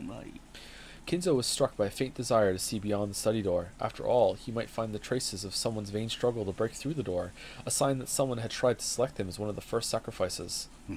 Humans are cheap creatures. Even though everything is ultimately decided by God, when humans are given good fortune, they arrogantly feel it was due to their own ability. What could Beatrice possibly have done to convince all of them?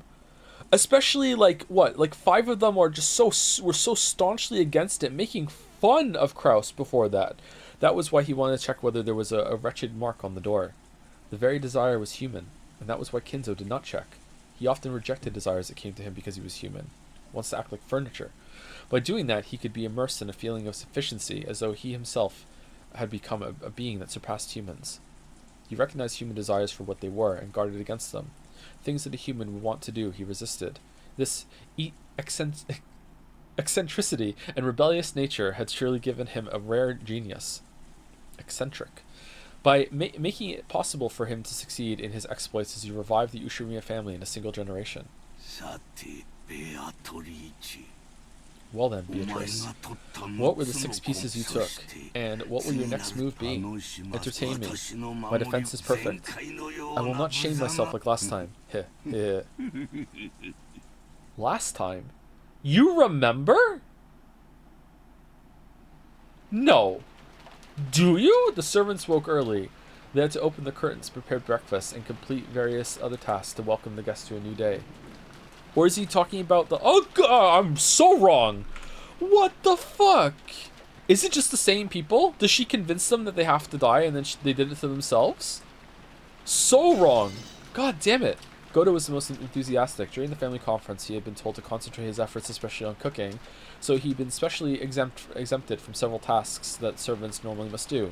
Goto, who was a show-off, seemed to be feeling particularly superior because of that. He had let Genji and the rest prepare the rest of the mansion and worked on making breakfast in the kitchen. No, Genji's fucking... Alright. At least halfway wrong. Genji split the work with Shannon and Cannon, and they carried out various tasks. Shannon headed to the dining hall and knocked. Last year, the family conference had continued to the early hours in the morning. It wouldn't have been odd if this year's conference had done the same. Considering the possibility that they were still having a discussion inside, she knocked, but there was no response, so she opened the door and said good morning. Cannon, who was dead, didn't do anything. Good morning. Is anyone there? The room was cold, and the conference seemed to have ended a long time before. There was a tea set on the table from which they'd been drinking, arranged in a way that would make it easy to clean up. Cleaning up the tea was a servant's job. If the family members were extra generous and cleaned it up themselves, the servants would lose face. So it was a truly pleasant act of kindness for the family to do only this much. As she approached the table to clean it, she noticed something like a memo that had been left near the utensils and cups. Since it was right next to we didn't read the letters! Since it was right next to the tea set, Shannon picked it up, naturally thinking it was a memo for the servant doing the cleaning. Written there was not a request, nor was it thanks to preparing the tea. There was just a single word. Shannon looked at it blankly and read out loud. Church. Chapel. Rowan?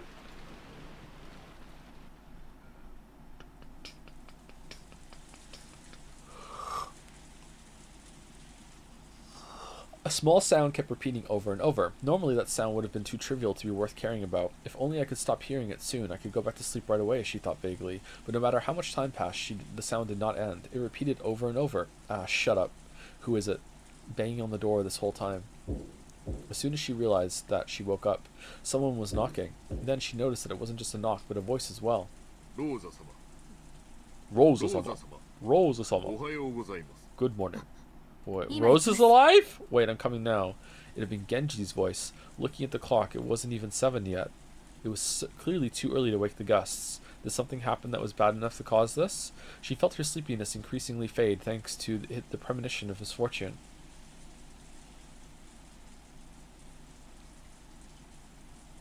Though Genji was a servant, Rosa had known him since her childhood days, so even though she was slightly defenseless in her pajamas, she opened the door a crack and answered. And then Genji stabbed her. Stab. Good morning. I apologize for waking you this early. Did something happen? Yes. Actually, at the chapel. Genji whispered something into Rosa's ear. For a second, it seemed Rosa couldn't understand what she'd been told. After having it repeated several times, she realized that apparently something strange had happened. Rosa closed her door for a second, changed her clothes quickly, and followed Genji towards the mansion. Is it the kids this time? Could Battler be dead? Is that allowed? The chapel requires some explanation. It wasn't in the... Yeah, thank you. I was wondering where that was. Was there even a chapel last time? It wasn't in the mansion, but in a grove behind it, a short walk's distance away. It had been built at the same time as the mansion, so though its walls had been repaired many times, making it look new from the outside, it was a very old building. Rosa dashed through the rain along with Genji. Just like the previous night, the rain was falling in earnest. Who's Ernest? Has lions outside? Eventually the chapel came... This is huge! Isn't this just the mansion? Eventually the chapel came into sight from beyond a thin grove. Just looking at it from the outside, it seemed a place of dazzling beauty where a pair of young lovers might want to get married. However, Kinzo is... What's going on? Oh shit! Thank you for the 50 fucking gift subs, Mitri. Holy shit, thank you. Stun locked. Holy fuck. That's a lot. Thank you, Mitri. As I say your name wrong. Matairi, maybe it's that. Thank you also, Dr. Nina, for the resub, and Chaburashaka for the resub. I enjoyed the Persona 3 streams, but then I watched Umineko go back to Persona 3. I almost gagged. Joe, just accept it. Witches exist. Even Kyrie had to resign from this game and proclaim that a great witch Beatrice does exist. It's time to face the facts and leave the fantasies behind. Beatrice, the Golden Witch, is real. She exists. Ooh, ooh. Ooh, ooh. Thank you again, Atari. Thank you very much. However, Kinzo apparently viewed it as a very sacred place, so Rosa and her siblings had been given strict instructions not to approach it unnecessarily. Even though they were all grown up now, approaching the chapel for any reason would still make them feel guilty, and also afraid, as if their father might get angry and hit them in the face. Well, is that where she learned it from? The servants' silhouettes could be seen in front of the chapel's entrance. Goda, Shannon, and Cannon, which meant that all the servants on the morning shift had gathered. A short while ago, Genji had spoken to Rosa, telling her what the situation was. However, without laying eyes on it directly, she definitely hadn't been able to understand. It was probably the same for all the servants gathered here as well. Without seeing it with their own eyes, they wouldn't be able to understand what was going on. Okay. Did I get any of them right? On the door at the entrance to the chapel, was something very large, drawn with a creepy, stringy paint that made one think of blood. Something like a creepy magic circle. What is this? When was it drawn here? The servants looked at each other. Goto was the first to open his mouth. My apologies. We don't usually enter this building, so we don't know when it was made. Then who was the first person to find it? It was me. When I went to the dining hall to clean up the tea set, I found a memo with chapel written on it. Shannon held up the memo with a shaking hand. Whose handwriting is it? It isn't Nissan's or Nissan's. So after that, you came here and found this, right? Yes. Did you open the door? Rosa-sama, look at this. What? Happy Halloween for... What? Kanan pointed at a single line of English written below the creepy magic circle. Until it had been pointed out to her, she thought it was just another part of the magic circle. There, the following words were written in English. Happy Halloween for Maria. Happy Halloween for Maria. This creepy magic circle was for Maria. Happy Halloween. Yesterday, only one person had said Happy Halloween to Maria. The key phrase matched. It was the Golden Witch, Beatrice. What about Maria? She should be sleeping with her cousins, right? Did you check? My apologies. We just now realized that Maria-sama's name was written here. We still have not checked. Quickly. To the Genshi-mobile! Da-da-da-da. What are you doing? I'll go check on Maria and come back. Tell Krusty-san and the rest too. After that, follow their instructions. After saying that much, Rosa finally noticed that something was odd. Her own rank in this family's conference was the lowest of the four siblings. Why has she been the only one called during an abnormal situation like this when the other siblings hadn't been? Even if Maria's name had popped up. Could it be, huh? What? Yes, we tried to contact Kraus-sama, but we couldn't find him. And Madame was not in her room. Judging by the condition of the sheet, she might not have returned to her bed at all last night. Rosa felt something creepy crawling slowly up her back. Did you check inside the chapel? No, not yet. We tried, but actually, the lock to the chapel is special, so the master key will not work. There's a single key that can open it, but that key is missing from the key box. I mean, did you still try to just open it? She didn't want to get closer to the door with the creepy magic circle if she could. Rosa readied herself and approached, then tried pushing and pulling the knob. All she felt was the resistance of the sturdy lock. Oh. We searched to see if there was a window we could enter through, but I think we'd have to break one of the windows if we wanted to check inside. What do you think? Break it. There's no way I can give you approval to do something like that. This is Father's precious chapel. At that time, the events of the previous day swirled around in the back of Rosa's mind. That's right! When I met that witch in the rose garden. Didn't she hand Maria an envelope? With a key in it? Yeah, there's no mistake. She did hand it over. When Maria tried to open it, the witch told her not to do it yet, and then she surely said, the time to open that will come soon. Rosa was sure. There could be no mistake. The envelope Maria had received was...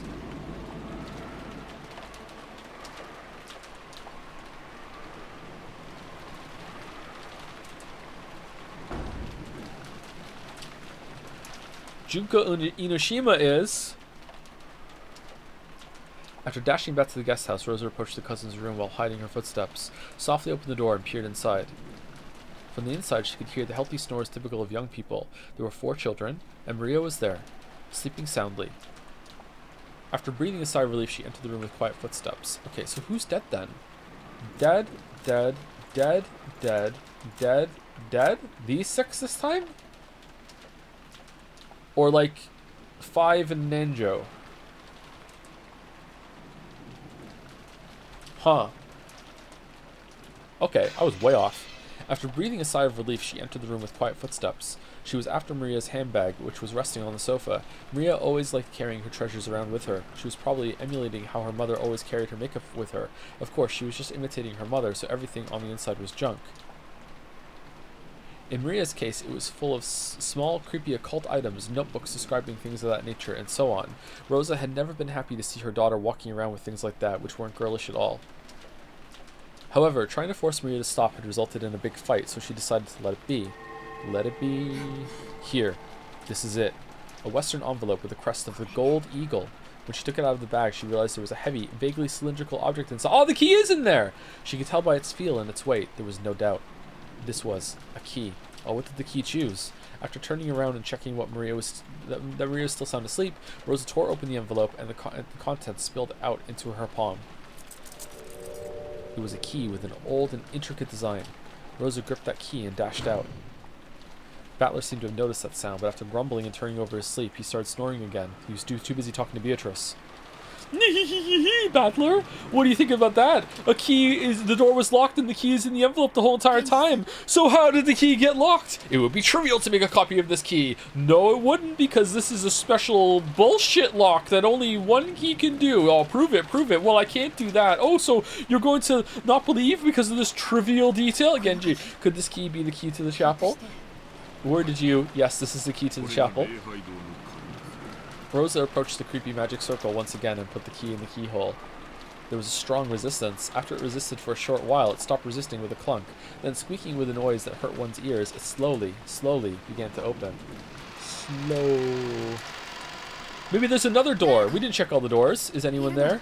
Her voice reverberated throughout the massive room. Of course, there was no answer.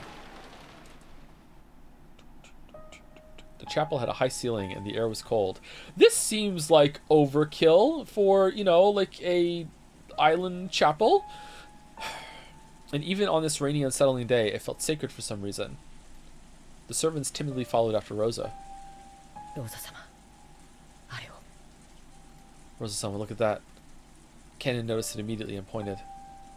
Over there was the altar. In the place that would normally have a pastor preaching of God's love, there was a table that shouldn't have been there, sorry. At first, it looked like a dining table. There actually were gorgeous plates and utensils placed there, making it look like a child's birthday party or something. Wait, what? Upon closer inspection, the surrounding area had been decorated with pumpkins and black and orange ribbons. They were probably Halloween decorations. And there were people seated at the table. 3 people on each side facing each other, seated in chairs. They could be recognized at a glance. Kraus and his wife, Ava and her husband, and Rudolph and his wife. But you wanted to be sure... I was so wrong. God damn. If you want to be sure, you still have to go even closer and check. Because they seemed almost like dolls. Rosa and the rest had opened the door, entered all at once with the sound of many footsteps, and called out, asking if anyone was there. And yet, there had been no reaction. Okay, it's gonna be a lot harder to pretend to play fucking possum when you're dead seated in a chair, instead of laying on the floor. Huh. And yet, there had been no reaction. Even if Rosa and the rest assumed they were being ignored, you'd still expect there to be some kind of reaction. And there hadn't even been that. So at first, it felt like someone had set down some dolls that greatly resembled those people. By now, it wasn't just Rosa. Shannon and Cannon and even Goda. They were all fighting frantically with the creepy emotion that grasped their hearts. Nissan? Nissan? As she walked toward the altar, she called out again, but there was still no reaction. Yes, by now, Rosa was sure of it. She was sure that these weren't dolls. But the people themselves... This is... They grew close enough to see clearly what lay on the table. I think, is it fair to say that aside from Battler, this is quite a female-dominated perspective story so far? I feel like more times than not, we are being carried with a woman's perspective, right? It seems like that, right? That's pretty cool. They grew close enough to clearly see what lay on the table. It still looked like an adorable banquet, reminiscent of a child's birthday party. Oh, well, we didn't need the chandelier that long. Fuck. Plates piled up with sweets, cute pitchers with drinks, all kinds of pumpkin-shaped ornaments. They were all decorated in a Halloween style, and while this probably wasn't the time to be thinking it, Maria would surely have been delighted to see all this. Is that the spell she did? She made a bunch of candy appear on the table? And Kyrie was too stupid to see that it was just a mirror that was blocking it? Come on. Flip the chessboard. That was the state of the table they sat in front of, apparently asleep. It was an eerie scene, as though a small, fun-looking Halloween party had been stopped in time. They're all sleeping? When she approached even closer to them, she realized that there were snacks scattered all over the floor. Candies, cookies, soda, and chocolates, all with heavily fantasy-themed packaging. Oh man, there must have been another boat. They were all scattered across a carpet covered with blackberry and cranberry jam. Uh-oh, not jam. Isn't that the last boss from Earthbound? Ooh-ah. Rosa and the rest finally realized what the situation was. Goda's upset, it's a waste of food. It was a Halloween party. A banquet for those not of this world. Kraus, Natsui, Eva... Was that the save button? Eva, Hideyoshi, Rudolph, and Kyrie were seated in chairs, apparently asleep, but all dead. How could you tell they were dead and not simply sleeping? That was because they'd been vertically sliced open from their chests to their stomachs. Okay, who could survive that and also sit still for 8 hours? Kyrie for sure. Kurosama.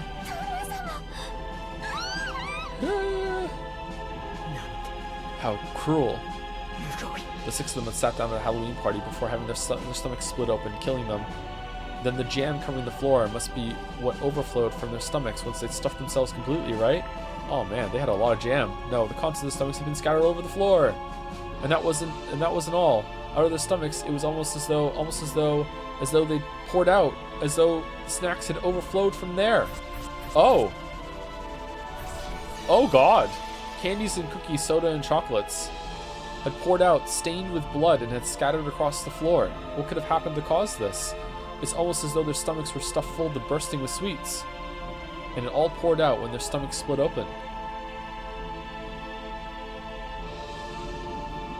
Rosa remembered a certain shocking meal, a turkey that had been served at her own birthday. When it had been cut open with a knife, outflowed one of her favorite foods. But since she hadn't been told what was inside, the deep red ketchup, omelet, rice...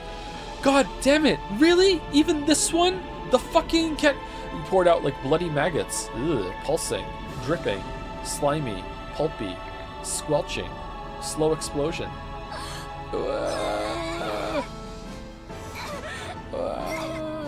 Well, this is extremely dramatic. This is like Hannibal level posing of the corpses. This is a lot more like extravagant than the last time. The trauma of her youth was revived. Rosa felt the monster raging inside her stomach as the acid started to rise. Unable to hold back, she threw up all over the floor, and then her stomach burst too. Her stomach had nothing but stomach acid. The scene in front of her was no fun Halloween party now. The 3 couples were enshrined right there, their stomachs vertically wrenched open with a gooey gooba.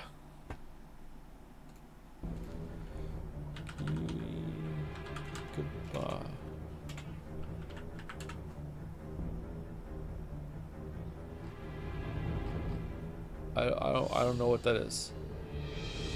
I don't know what that is. Oh, it's meant to be a sound. Oh, okay. So many snacks have been stuffed in there. Pulpy, squishy. Yeah, we did this. Blood and guts and sweets were overflowing onto the floor. Blood-stained, sticky, sloppy, itchy, tasty, pulpy, sweet snacks that made your fingers stick together. Gummy, but stained with entrails, sloppy, pulpy. What was that I stepped on just now? That didn't feel like a candy or a cookie or a soda or a chocolate. I'm scared. What did I step on? I can't even look at the bottom of my foot. Yeah, this is actually, that was a good line. Awakia! Sorry, hold on. Awaki. What a gruesome Halloween party. From far away, it looked like a truly beautiful, fantastical, and fun, but from up close, it was horrible, disgusting, yet somehow still beautiful. Rose's wild thoughts tried as best as she could to escape her throat with a loud voice that was neither a scream nor a roar. Kurosama. This is horrible, just horrible. As she like whistles and just quietly slips the ring off her finger. Call an ambulance. Call the police. That's right, the police. Police. If a word so tied to reality hadn't come out of Goda's mouth, Rosa and the rest would probably have found themselves unable to escape that nightmarish party even now. But it wasn't because they thought the police might be able to do something. If they didn't keep yelling about the police, it felt as though another seat might be set up at this demon's party and given to them. Meanwhile, Goda's inching closer to see, how many people finish his calf steak. Not seeing much calf steak in this mess. God damn it! Their own chests felt like they were expanding unpleasantly from the inside. Rumbling. Churning. And it was surely because candy was about to overflow from their stomachs. Rosa, once again tortured by a desire to vomit, threw her stomach acid up on the floor, and then she searched to see if there was any candy in it. Damn. Ha ha ha.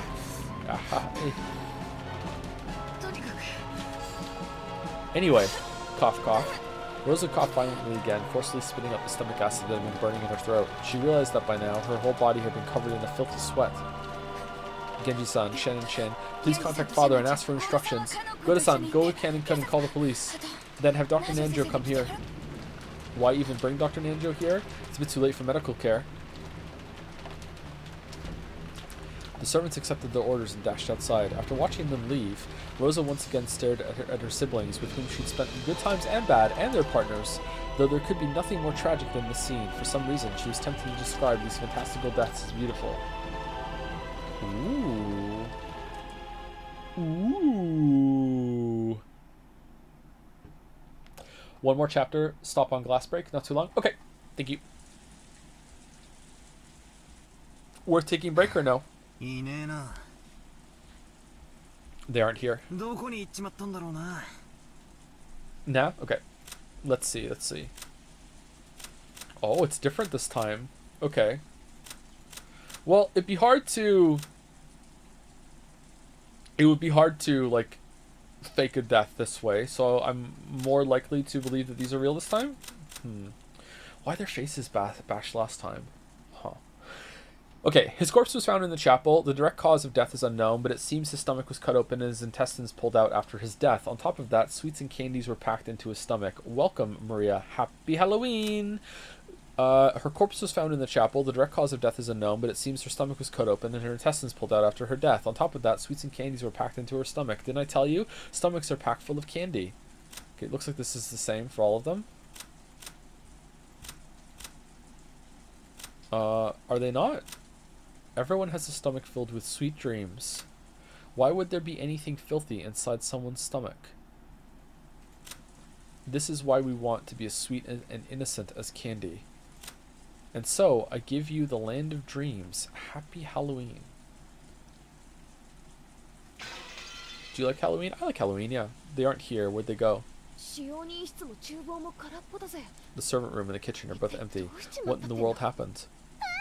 Ooh, ooh, ooh. Mama. Where's Mama? My letter. The letter I got from Bito. Give it back. Give it back. Wow. Perplexing. Battler-kun, are you sure it was Aunt Rosa? Well, why are you standing in the hallway? Even I was half asleep, so I'm not too sure. But I get the feeling that in the early morning, Aunt Rosa came in and fished around in Maria's handbag. I figured there was probably a tube of toothpaste or something in there. Why would there be a tube of toothpaste in Maria's handbag? Looks like you were a little more than half asleep. Battler vaguely remembered Rosa entering the cousin's room. Also, when Maria woke up before the rest of them, she'd started rampaging around, saying that someone had opened the envelope she'd been keeping safe. Putting two and two together, they figured that Rosa had probably come and opened the envelope. A letter from the Golden Witch. I wonder what was inside. I don't know. But that envelope was for grandfather's personal use, and it had the Ushiramiya family crest on it. Whatever was inside it must have had some connection to the family conference. She hadn't let anyone touch it, but yesterday Maria had shown the envelope off the Battler and the rest a whole lot. So they remembered. Okay, who? Okay, this would take a long time. Also, are there any other signs of like injury or struggle on them? So it has to be poison again. My mind goes to poison.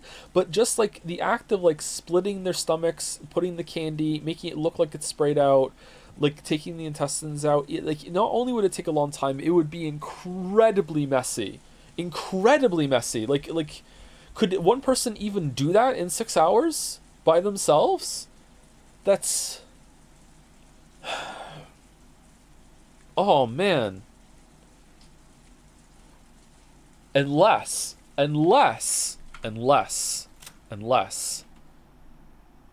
Kraus did it to Natsui, then Eva did it to Kraus, then Hideyoshi did it to Eva, then Kirie did it to fucking Hideyoshi, and then fucking Rudolph did it to Kirie, and then the killer did it to Rudolph at the end. There we go.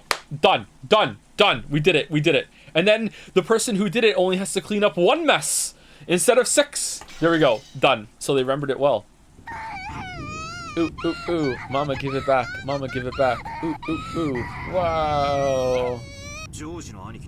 Well, if you're right, if you have to be pretty important. Actually, if one of them is somehow faking it with an elaborate bodysuit like that like they only ripped open, then they could sit there still messy in the scene and they wouldn't have to clean up. Ooh. Well, if you're right, it'd have to be pretty important. Why would this mighty witch give something that important to Maria? I don't get it. Every once in a while, the refreshing morning atmosphere was completely wiped out by the sound of thunder. It was only natural. Since the moment they'd woken up, they hadn't met anyone else. It felt like only they were left, as if the mansion had become an empty husk. Hey, anyone there? Answer me. Jessica called out into the hallway, and eventually an answer came back. It came from the entrance hall. Did Goda ever bring the dessert? I can hear you. Has something happened? Oh, it's Nanjo! It's Dr. Nanjo. Thank goodness. It looks like everyone else hasn't disappeared from this island after all. Dr. Nanjo, good morning. Can I see your hands, please? Hands, please. Hands, let's go. Sorry. Do you know where our parents went? Who but Nanjo would be able to set this up in such a way that would minimize the amount of time and mess? Gotta be Nanjo. Nanjo, #1 suspect. Gotta be Nanjo. Dear me, I only just woke up and came here, you see. Suspicious? I have no way of knowing for sure, but let's see. It was only natural. Nanjo was a guest just like the rest of them. He'd come just now to pass the time in the parlor until breakfast.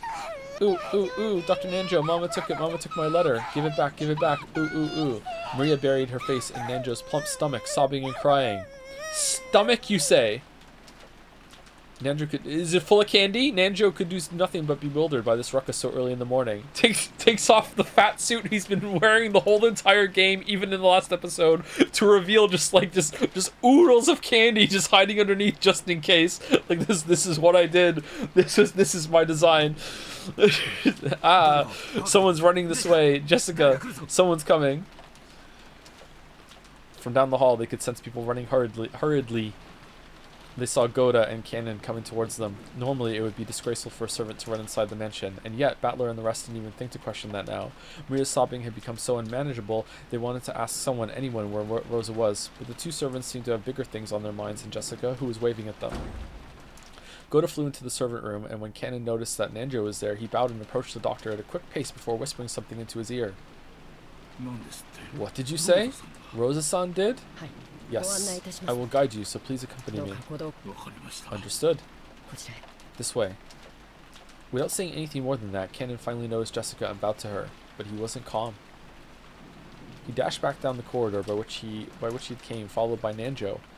By looking at how hurried they were, Battler and the rest realized that yes, something bad really had happened. They saw Goda through the door to the servant room, which had been flung open. He was holding the receiver and violently pressing the hook. From that, they realized that he was trying to call a hospital or the police. In any event, he was trying to call someone because a serious emergency had occurred. Let's have a look. Yeah. Mama, give it back. Give back my letter. It's an invitation to the Golden Land. They didn't know that. Didn't know what, but something was happening. Battler and the rest chased after Cannon and Nanjo. And then we realized Cannon had called Dr. Nanjo, but he hadn't called us. So we shouldn't have gone with them. I wonder if Alice regretted her... Oh, it's a okay, regretted her excess curiosity when she chased after that rabbit holding a clock. I'm late. So was Rose's letter never opened? Sorry to read chat, but yeah, I was just thinking that myself. Maybe there's a portal in that envelope that went to the other envelope, so they had the first one had a key in it, and then they just plopped it down, and whoop, then it's in Maria's one, and then they ripped it up afterwards. There you go. Not magic, by the way. No, you mustn't go in. You mustn't look. Jessica-chan, no.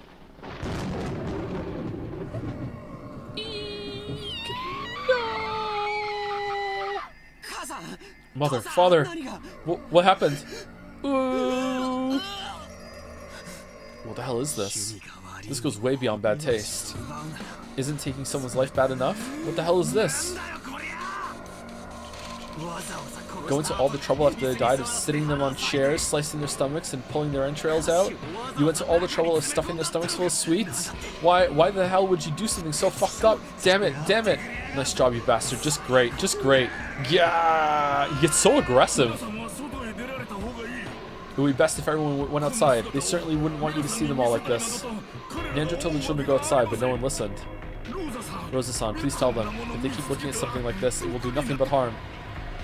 Rosa regretted her own carelessness. She should have realized that the children would eventually come here. She should have quickly locked up instead of standing around stunned. So the children had come here. They had seen it. surely at this very moment they were having a sight burned into their eyes that was far more grotesque than the shocking meal Rosa had witnessed in her youth.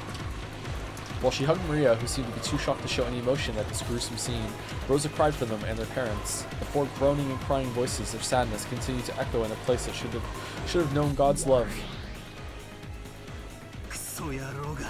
Okay, are we talking to Bito right now? You piece of crap. Again, another one of these murders. And this time you made it all elaborate, killing them like it's a total joke. Oh, he is! Cackle, cackle, cackle. You can do that? I was rather hoping you'd thank me, not cry out in grief. Thank you? Did you say I should thank you, you old bitch? Damn it, if there's something wrong with your ears, I'll cut them both off so you can hear better. Why should I have to see that insane way of killing and say, oh, thank you very much, Beatrice-sama, I'll beat your brains out. Oh! In the last game, you lamented the fact that you couldn't see your parents' faces after they died, right? So this time, I left them, didn't touch them. Take a good look, for without a doubt, your father and the rest have been killed. Really, what a nice treat. I'm so fucking happy. I swore I'd plow your face after I choked the life out of you, but I'll take that back now. I'll rip your guts out instead. Oh! Don't give in to emotion. Don't stop thinking. My game has already begun, right? Cackle, cackle, cackle. I decided to leave you neat and tidy corpses this time. Do you know why? When you denied my existence in the last game, you used this line of thinking. Their faces were crushed, so the identity of the corpses can't be confirmed. Therefore, we can't eliminate the possibility that fake corpses were prepared to create an alibi. Unless that possibility is denied, a human culprit theory can still be built. Yeah, but they might be cake. Maybe they're cake. What you say? Cackle, cackle, cackle.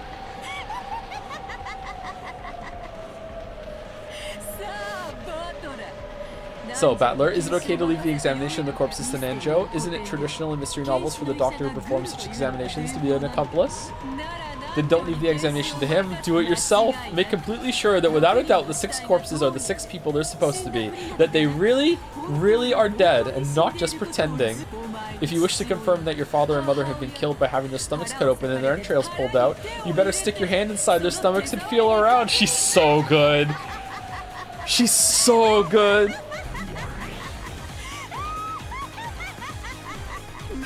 I won't cry. Damn it, I won't cry. Battler suddenly yelled. His tears were dripping down, but as though scolding himself for being a sissy, he slapped his face hard several times with both hands. Even so, the tears still wouldn't stop. However, he felt a hot blaze in both his eyes. Whoever's responsible for this piece of work, I'll make them pay back their debt completely. So this isn't the time to cry. Gotta think about what to do. It's useless. It's all useless. If you've got enough time to cry, then think. This is no time to let yourself cry. Rather than genuine anger, maybe it was more of an invasive anger to blot out his sadness. However, it gave a little courage to George and Jessica, who'd been crushed by the sadness. That's right. Even if we cry, it won't change the reality of what has happened. Damn it, damn it, damn it, damn it, damn it, damn it, damn it. Then what should we do? What should I do for Mom and Dad's sakes? I almost said it right! Rosa-sama, I have returned. Goda-san, what happened with the police? What did they say to do? Did they say when they think they'll be able to get here? As to that, it seems the phones have broken down. I also tried the emergency wireless, but maybe it's the weather, but that isn't working either. What did you say? So we can't contact the police? It's that person. They did something to the phone line, made it so we can't reach the cops. When she heard that the phones had broken down, Jessica immediately decided that it was the work of that mysterious guest. Her eyes were bright red after so much trying, and they began to grow even redder with rage. God, there's no need to talk about it, right? I understand everything. That's right, I get it. Who killed Dad and Mom? It's obviously her! It's gotta be that witch or whatever who came yesterday. I'll grab her by the collar. Damn it, damn it, damn it! Jessica-chan, wait. Goda-san, Kennen-kun, go. Yes, ma'am. Milady, wait. Covering her uncontrollable sadness with anger, Jessica ran outside, torn apart by emotion. Thinking about it hastily, maybe the mystery guest who'd arrived yesterday, Beatrice, was suspicious. However, in that instant, there was absolutely no proof she was the culprit. At this moment, she's just another guest, no more, no less. So Rosa, making an adult decision, was forced to stop Jessica in her rash rampage. Goda and Cannon picked up on this immediately and chased after her. Could the guest that no one invited, Beatrice, be the culprit? I understand how Jessica feels. I wish I could do that too. Sorry, I think that too. It doesn't matter who, I want someone to be the culprit so I can bash him right in the face. But before that, we need a clear understanding of what's going on. Who is this Beatrice? I haven't even seen her face.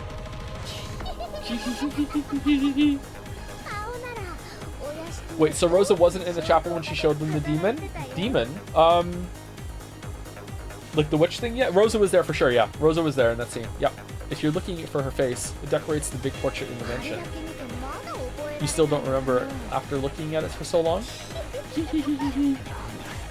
Come on, Maria, what's so funny in a situation like this? Beatrice is a witch, and the ceremony to open the door to the Golden Land has finally begun. Those 6 people are sacrifices. Come, let us begin the witches' banquet. Tonight is Halloween, so now the witches will gather to celebrate. It's not? Maria, didn't I always tell you not to laugh with that creepy voice? Oh, this time Rose is still here.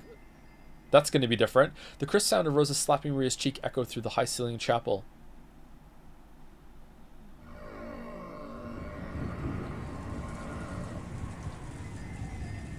Ever since it started raining yesterday, no, ever since the island was swallowed by the typhoon, I felt as though something was wrong. It was bright and sunny when I arrived on Rikinjima, but since I'd gotten up early and was sleepy, I took a nap. When I woke up, it had already started raining, and ever since that time, suddenly a mysterious visitor calling herself the Golden Witch Beatrice arrived, and it felt like I was sinking bit by bit into a bizarre world. What the heck happened while I was napping? Am I supposed to believe this island was sealed off inside a different world where common sense doesn't apply?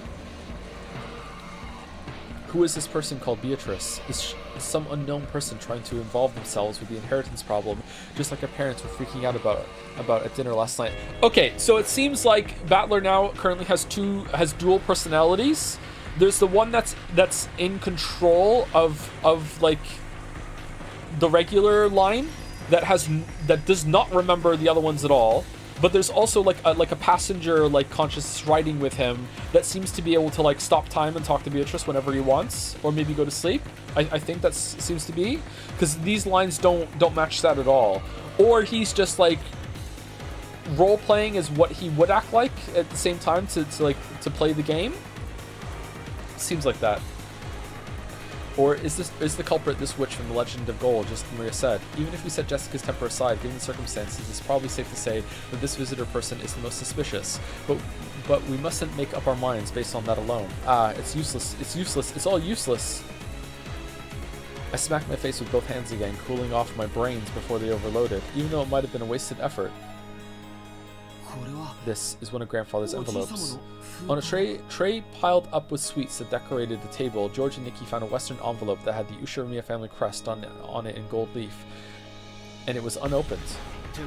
Which means it's probably meant for us, right? If it was something Dad and the others read, it should be open. It seems your reasoning is correct. It's written right here. Someone wrote, "To those who remain."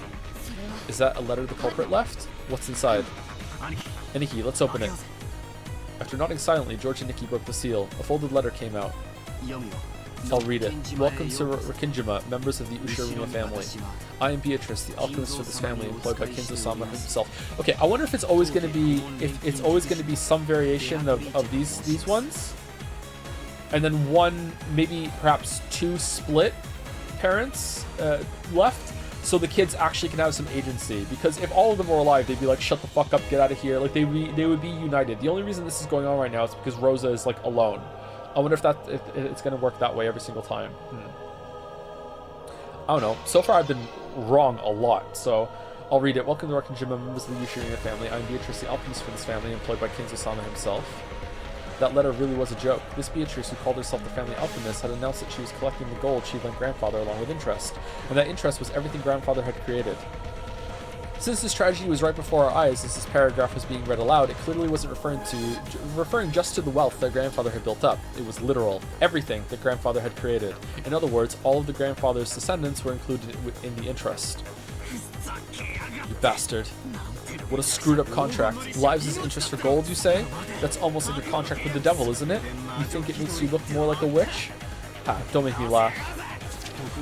Special clause. That seemed like someone who knew. However, if someone is able to discover the hidden gold in this contract, Beatrice must abandon these rights for all time. Kinzo-sama had already publicly displayed the location of the hidden gold within the epitaph under my portrait. In other words, it's something like this. If these murders represent her collecting interest, then she's telling us to try and find the gold she gave Grandfather if we want her to stop. And she's also saying that the secret pointing to the gold is hidden in the portrait epitaph. So basically, this is a letter of challenge from the witch.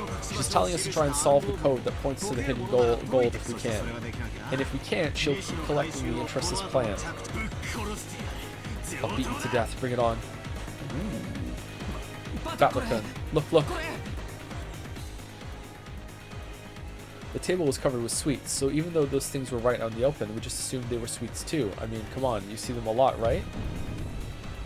You know, those boxes of chocolate shaped like gold ingots. This is no box of candy, it's the real thing. This is a real gold bar. It's inscribed with the crest of the one-winged eagle. I heard Mother talking about this earlier. This is a gold bar from Grandfather's Legend of Gold. Alright, we found it. Game 1. Get fucked, Beatrice. Gold ingots weighing a full 10 kilograms. A whole 3 of them were piled up in the very center of the table. It was where a cake would be placed if it was a birthday party. In other words, this was without a doubt the birthday cake of the party known as the family conference. If these are really 4 nines quality ingots, God, it's worth about 60 million yen. Dumbass! That's too cheap. Our parents have been killed, and all you've got is this pile of 60 million yen in gold. Don't take us for fools, damn it. So it's begun, Beatrice. It's not like anyone can solve this riddle anyway, so Bito will definitely win. Quickly, open the door to the Golden Land and take me with you.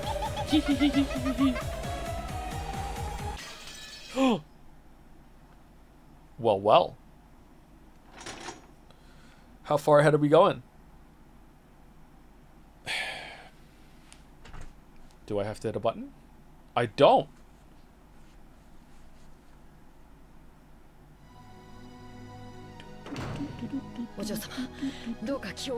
Oh, we're ending on canon this time.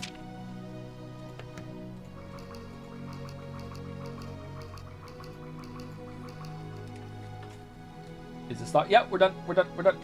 We'll be back on Saturday, and Mouse and I are going to read this together. So if you would like to see more, it's going to be easier with someone else doing half of the reading.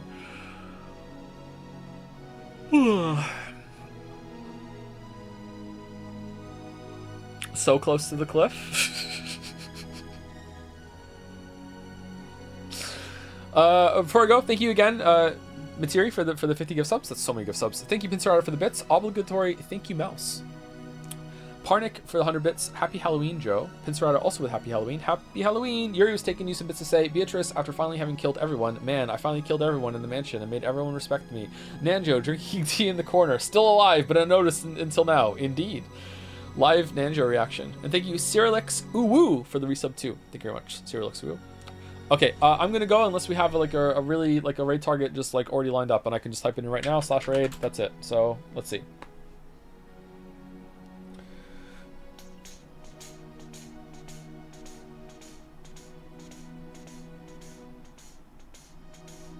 Northern Lion? Okay, we can raid Northern Lion. Oh, is RT streaming? I know RT more than I know Northern Lion. Is RT streaming? No, he finished?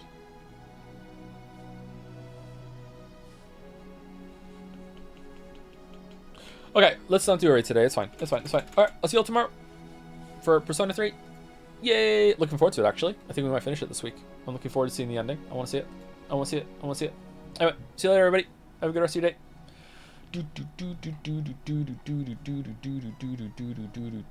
Have you ever read Pillars of the Earth? I just started. I have not read Pillars of the Earth. Sorry, I do not know that one.